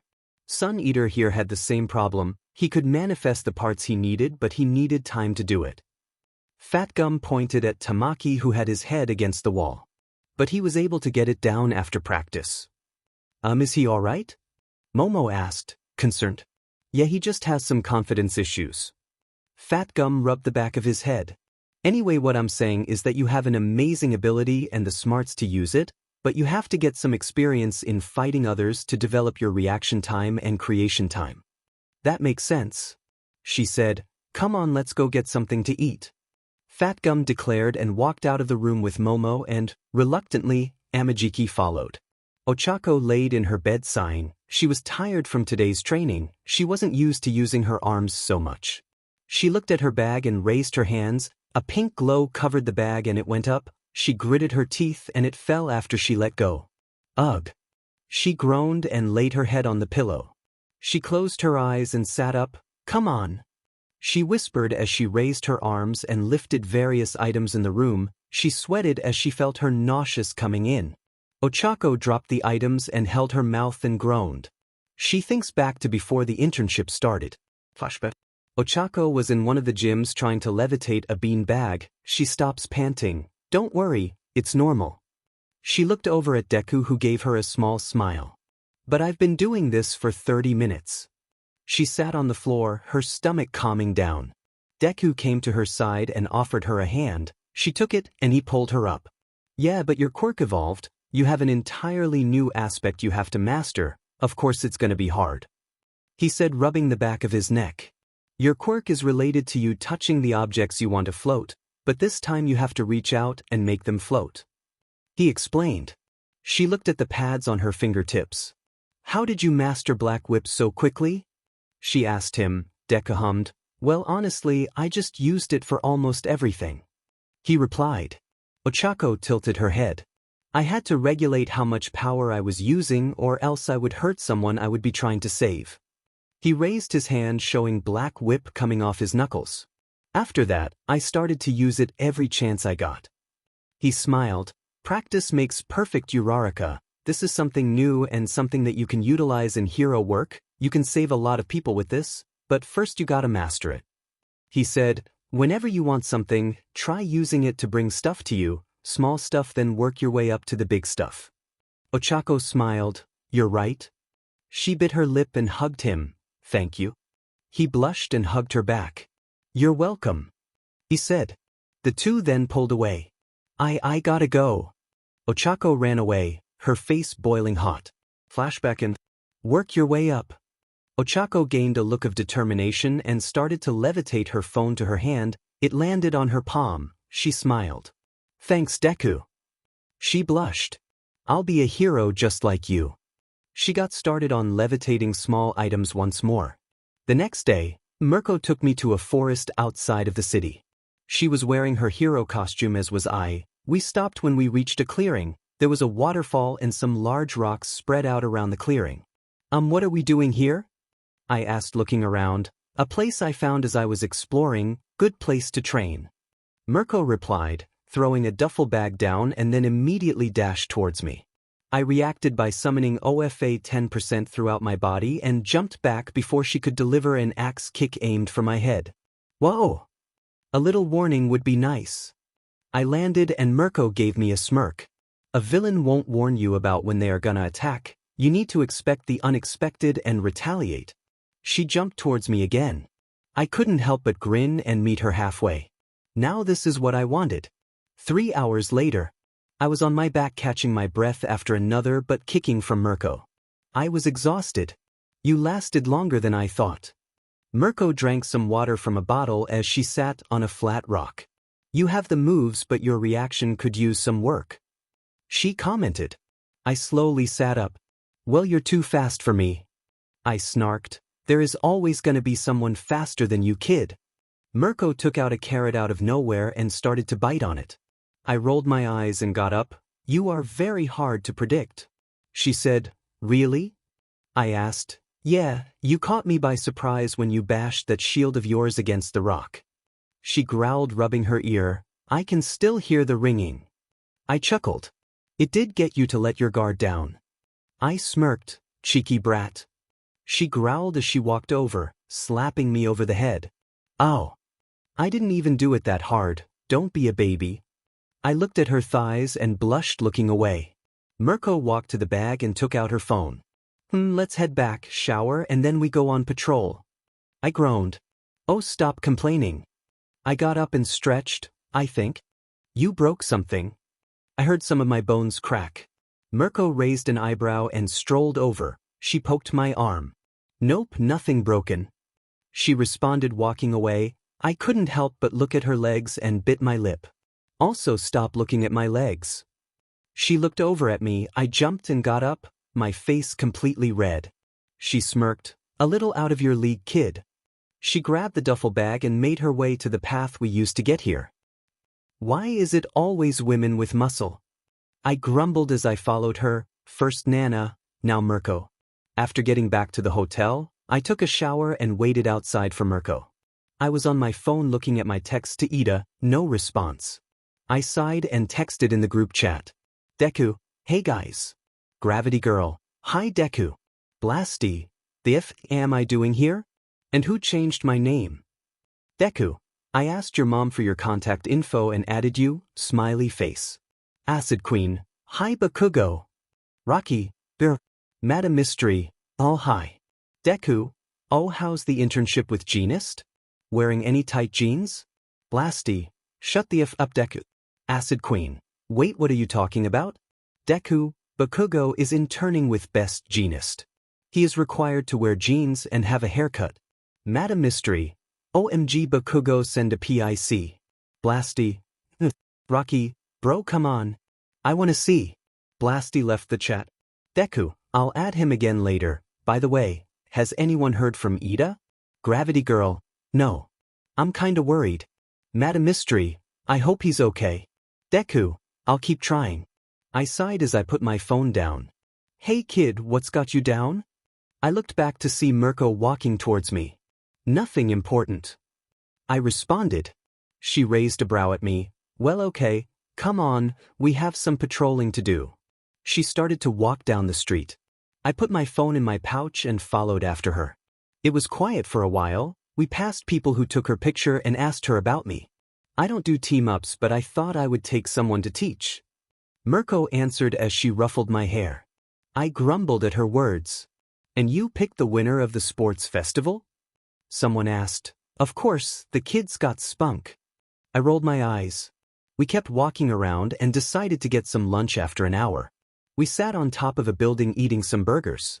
And here I thought you only ate carrots, I jabbed. She glared at me. At least carrots are healthy, she retorted, taking a bite of her burger. I shrugged and drank my soda. Looking over the city was very peaceful, the wind howling and the sound of traffic below. My mind went back to Ida. When was the attack gonna start? Tonight? Tomorrow? I take another bite. Okay kid, what's on your mind? I blinked and looked at my current teacher. What do you mean? I asked. Your face is scrunched up and it looks like you're thinking too much. Mirko pointed at me. I sighed. Just worried about my classmate. I said, oh yeah, how come? She took a sip of her smoothie. I think he's going after the hero killer. I responded, almost making her spit take. You're joking, right? Mirko asked. I shook my head. No, I'm not, I replied, finishing my burger. Why do you think that your classmate would go after that guy? She put a hand on her hip. He's the little brother of Ingenium. I told her. Her eyes widened in understanding. Well, that makes sense. She rubbed her chin. I know it's hard to believe, but I get the feeling that he might actually find him and get himself killed. I got up. You want to go after him to keep him from doing something stupid? She smirked and I nodded. Well, where is he? She asked. Hosu. I responded. Last sightings. Well, then that's where we're going. I looked surprised. Really that easy? I asked and she shrugged. I'm not the strict type. She walked past me. Let's get going. I smirked. Now we're talking. Don't worry, Ida. I'm gonna stop you from making the biggest mistake of your life. Mirko and I were riding on the train on the way to Hosu. I looked out the window and sighed. The sun was setting. I bit my lip. Hey, don't worry, things will be just fine. Mirko assured me. I rubbed my arm and took out my phone to text Ida again. I bit my lip. No response. Mirko, if things go sideways, can you trust me? I asked, looking at her. The rabbit hero raised a brow. What's that supposed to mean? I sighed. Please. I begged. Mirko's expression softened, the first time I've ever seen in anime or manga. Fine. She reluctantly agreed and the rest of the train ride was quiet. Soon it was night, we were close to Hosu. I put my visor on and waited. If things went the same way then. Crash. Right on cue, the Nomu crashed into the train car. What the hell? Mirko leaped off and kicked the Nomu away. Nomu, I thought there was only one. I told Mirko, who growled, the thing from your USJ attack?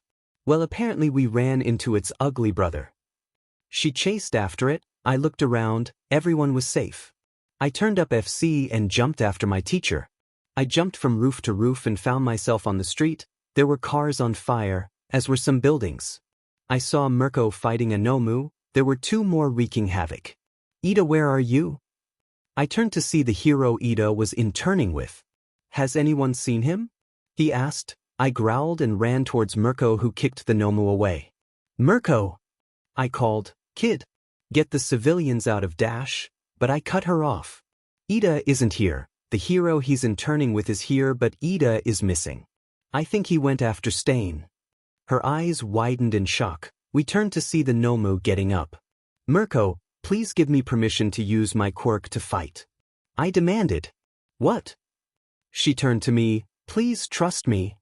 I begged.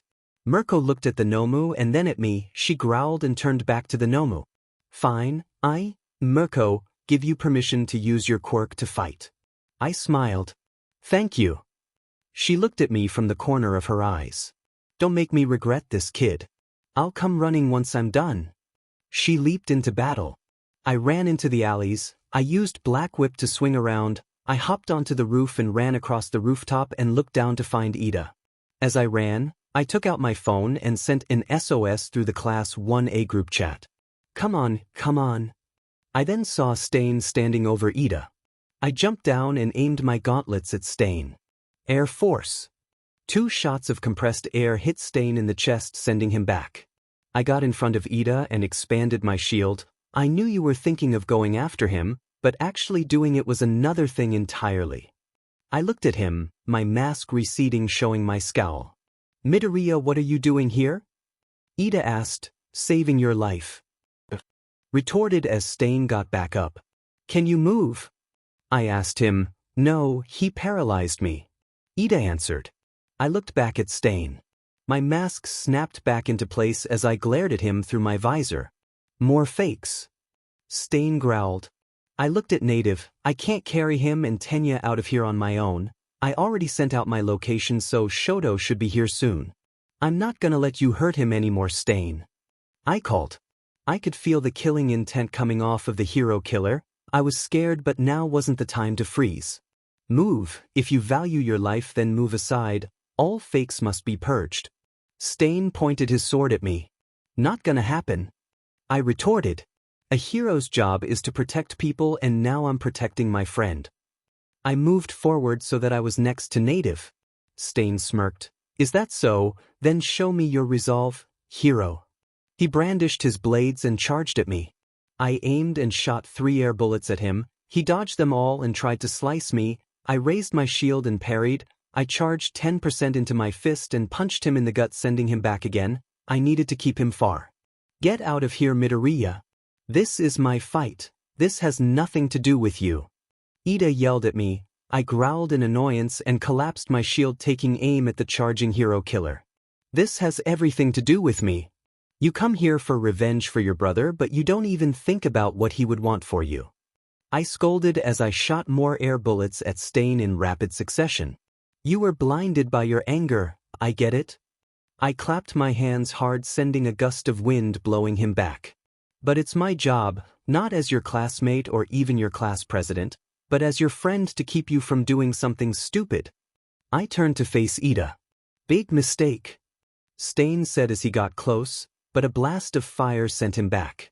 I smirked. Took you long enough, Frost Flame. I commented as Todoroki in his blue hero costume walked up next to me. Next time, be more specific in your message, Dikairu. Shoto replied, pocketing his phone. Stain landed as Shoto used his ice to bring Native closer to us. We can't run, he'll try and chase after us if we do. Shoto deduced. I put a hand on Shoto's shoulder. Let me try and talk him down. I whispered. Shoto looked at me surprised. Trust me. I pleaded. Shoto slowly nodded. If he gets close, roast him. I commanded as I walked forward. He's just a kid, please. I begged. He can still be a hero. I looked at the hero killer. He came at me with the intent of vengeance. That's not a trait of a hero. The hero killer said. People like him need to be called. He's like this because you crippled his brother. I replied. A loving brother who was a hero because he wanted to make his younger brother proud. You made him how he was today because of your twisted ideals. I tried to reason. My ideals are true. Stain said as he dashed at me, trying to get past me, but I was able to grab his scarf and throw him back. This world has forgotten the true meaning of hero. He glared at me. I gritted my teeth. And what is a hero to you? I asked. Midoriya, what are you? Ida was trying to ask, but I cut him off. Shut up, Ida. I'm still set at you. I snapped at him, making him close his mouth. Shoto looked shocked at my tone. Stain raised an eyebrow. A hero is supposed to save people, without rewards, without the fame, without the fortune, to do it out of the kindness of their hearts. Stain said, glaring at me. People today want to be a hero because of fame, wealth, and recognition. Stain growled. They aren't true heroes. Then what, you're gonna kill all the people who want to be heroes because of their goals? I asked, keeping my hands trained on him in case he tried to move. Yes, I will do what needs to be done to create a better society. Stain said, brandishing his blades once again. My scowl was hidden behind my mask. You're wrong, I said. Stain narrowed his eyes at me. People become heroes for different reasons. You say that they only want fame and fortune because of selfish reasons, but your vision is narrow. That was the last straw for him as he charged at me with his blades. I flicked two of my fingers at the same time to create a stronger air bullet. Air Force, buckshot. I named my new long-range attack. The shot hit his hand, his blade went flying. Everyone has different motivations, becoming a hero to honor their legacy. I said. Ida looked shocked. I ran up to Stain and grabbed his wrist to keep him from swinging his sword. To make money to provide for their family. The image of Ochako came into my mind. Stain unsheathed a knife and I grabbed his other wrist before he could try and swipe at me. What are you trying to do? Stain screamed at my face. I looked into his eyes. I could see the determination and drive in them. I'm trying to get you to stop your hunt, I said, his eyes widening. To change your mind before you hurt more people directly and indirectly. I held his wrists, using 15% of OFA to keep him from breaking free. Stain gave me a stare. You truly are a hero, Dikairu, Stain said as he stopped struggling. But you are naive. I chose this path and I must see it through the end. I felt his spiked boot in my gut kicking me back. Stain dashed at Native and Ida, throwing knives at Shoto, who created a wall of ice to protect the three. I held my stomach and looked at Stain as he ran up the ice wall. No! I shot Black Whip at him and pulled him back when it wrapped around his torso. Stain changed his positioning and attempted to get a slice at me, but I expanded my shield and the blade scratched the shield. I sidestepped before he swung his sword at me. You won't stop me from my mission. He screamed, his eyes growing more crazed. I growled, and you won't stop me from my mission. I returned as I raised my shield. Your drive is strong, kid, but it won't be enough. Stain rushed me, but Ida jumped in and kicked him away. Ida. I looked at him. You were right, I wasn't acting like a hero my brother wanted me to be. He said, I will make it up to you by helping you here and now. I blinked while he changed fast. Well then, Ingenium.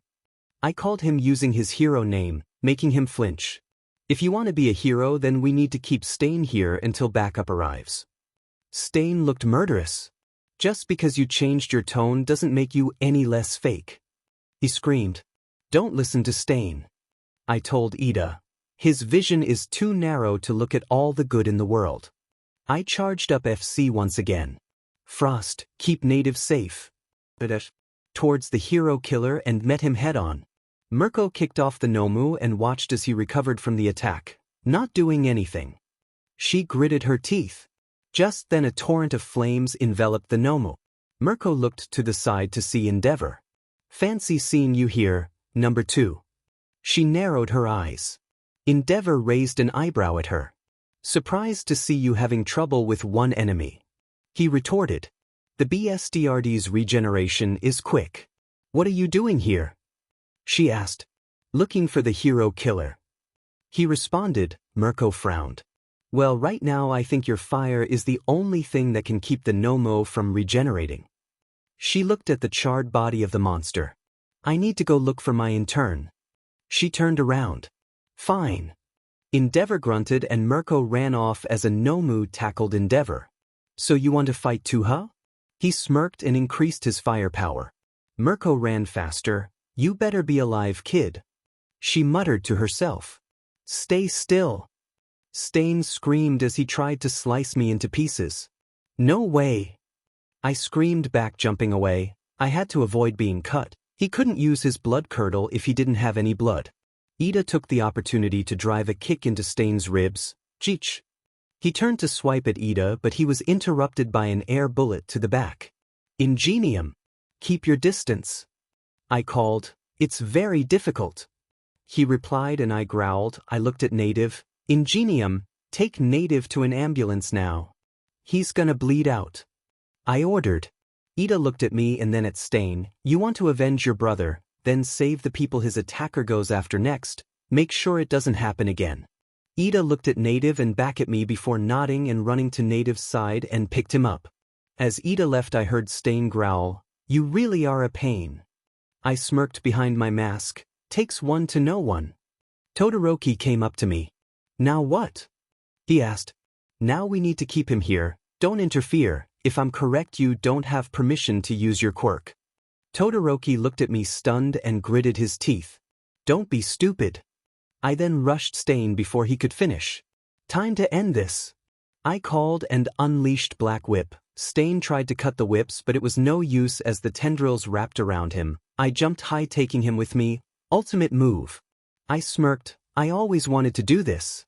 I then pulled myself towards him at high speeds. This is from my internship with Mirko. I smirked. Lunar impact. I landed on his stomach, knocking the wind out of him. I smirked as he was now unconscious. I kicked off and wrapped black whips around him, pulling him over me. I landed and caught the unconscious villain. Frost, find some rope to tie this guy up. I looked over to Todoroki, who nodded and went to find rope. I looked at Stain. I changed a lot. I hoped that it was for the best. Shoto came back with rope. Where did you find that? I asked, looking at the perfectly good rope. In the dumpster. I was surprised too. He explained. I released Black Whip and Shoto started to tie up Stain. We also disarmed him of all his weapons. I was sure that we got all of it. Kid. I heard Mirko call out. I turned around, and Mirko came running with Ida. All right, she stopped as she saw Stain. Whoa, what happened to him? She asked. You beat him? Ida looked shocked. I stared at him and then socked him across the cheek hard. You idiot, you could have gotten killed. I yelled at him. Mirko crouched next to Stain and looked at her in turn. Kid's right, you could have been killed if he didn't show up. She got up and walked in front of Ida, who looked down in guilt. "I'll let the police handle you." Mirko then turned to me. "And you, I don't know whether to be sad or effing proud." She smirked and ruffled my hair. "I'll go with proud for now." She looked at Shoto. "So you're here? Last I saw your dad he was taking on Nomu." She said, "I think he has it under control by now." We took Stain to the street. I saved Native and came back. Ida told me, "I'm sorry for my behavior." I looked at my friend. "You need to be careful with your anger, Ida. It can be a strong weapon, but if not controlled, people get hurt." I said in a wise tone. Mirko scoffed. "When did you become so wise?"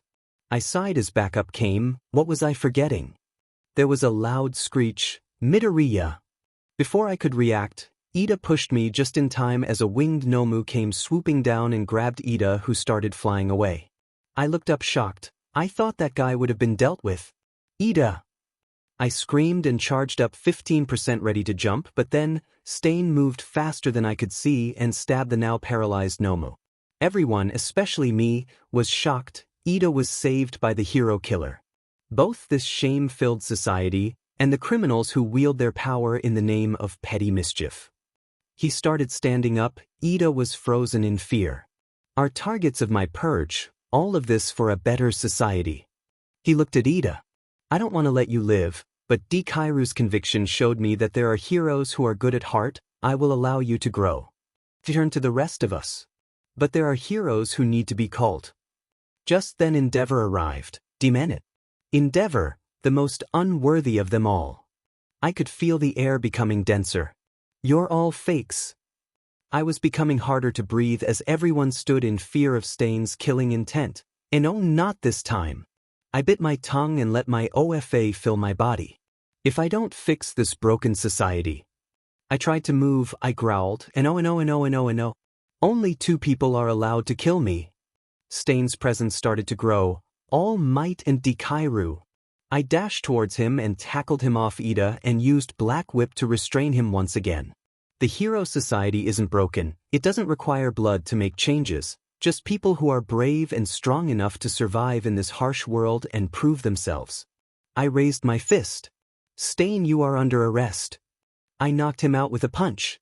I panted as I let go, sitting on my butt. Everyone looked at me in shock and awe. No more bloodshed. I caught my breath and got up. "Someone cuff him before he wakes up." I stumbled past them. Tomorrow was going to be a rough day, but I didn't care right now. Moving with his killing intent flaring like that took a lot out of me. I just wanted to sleep.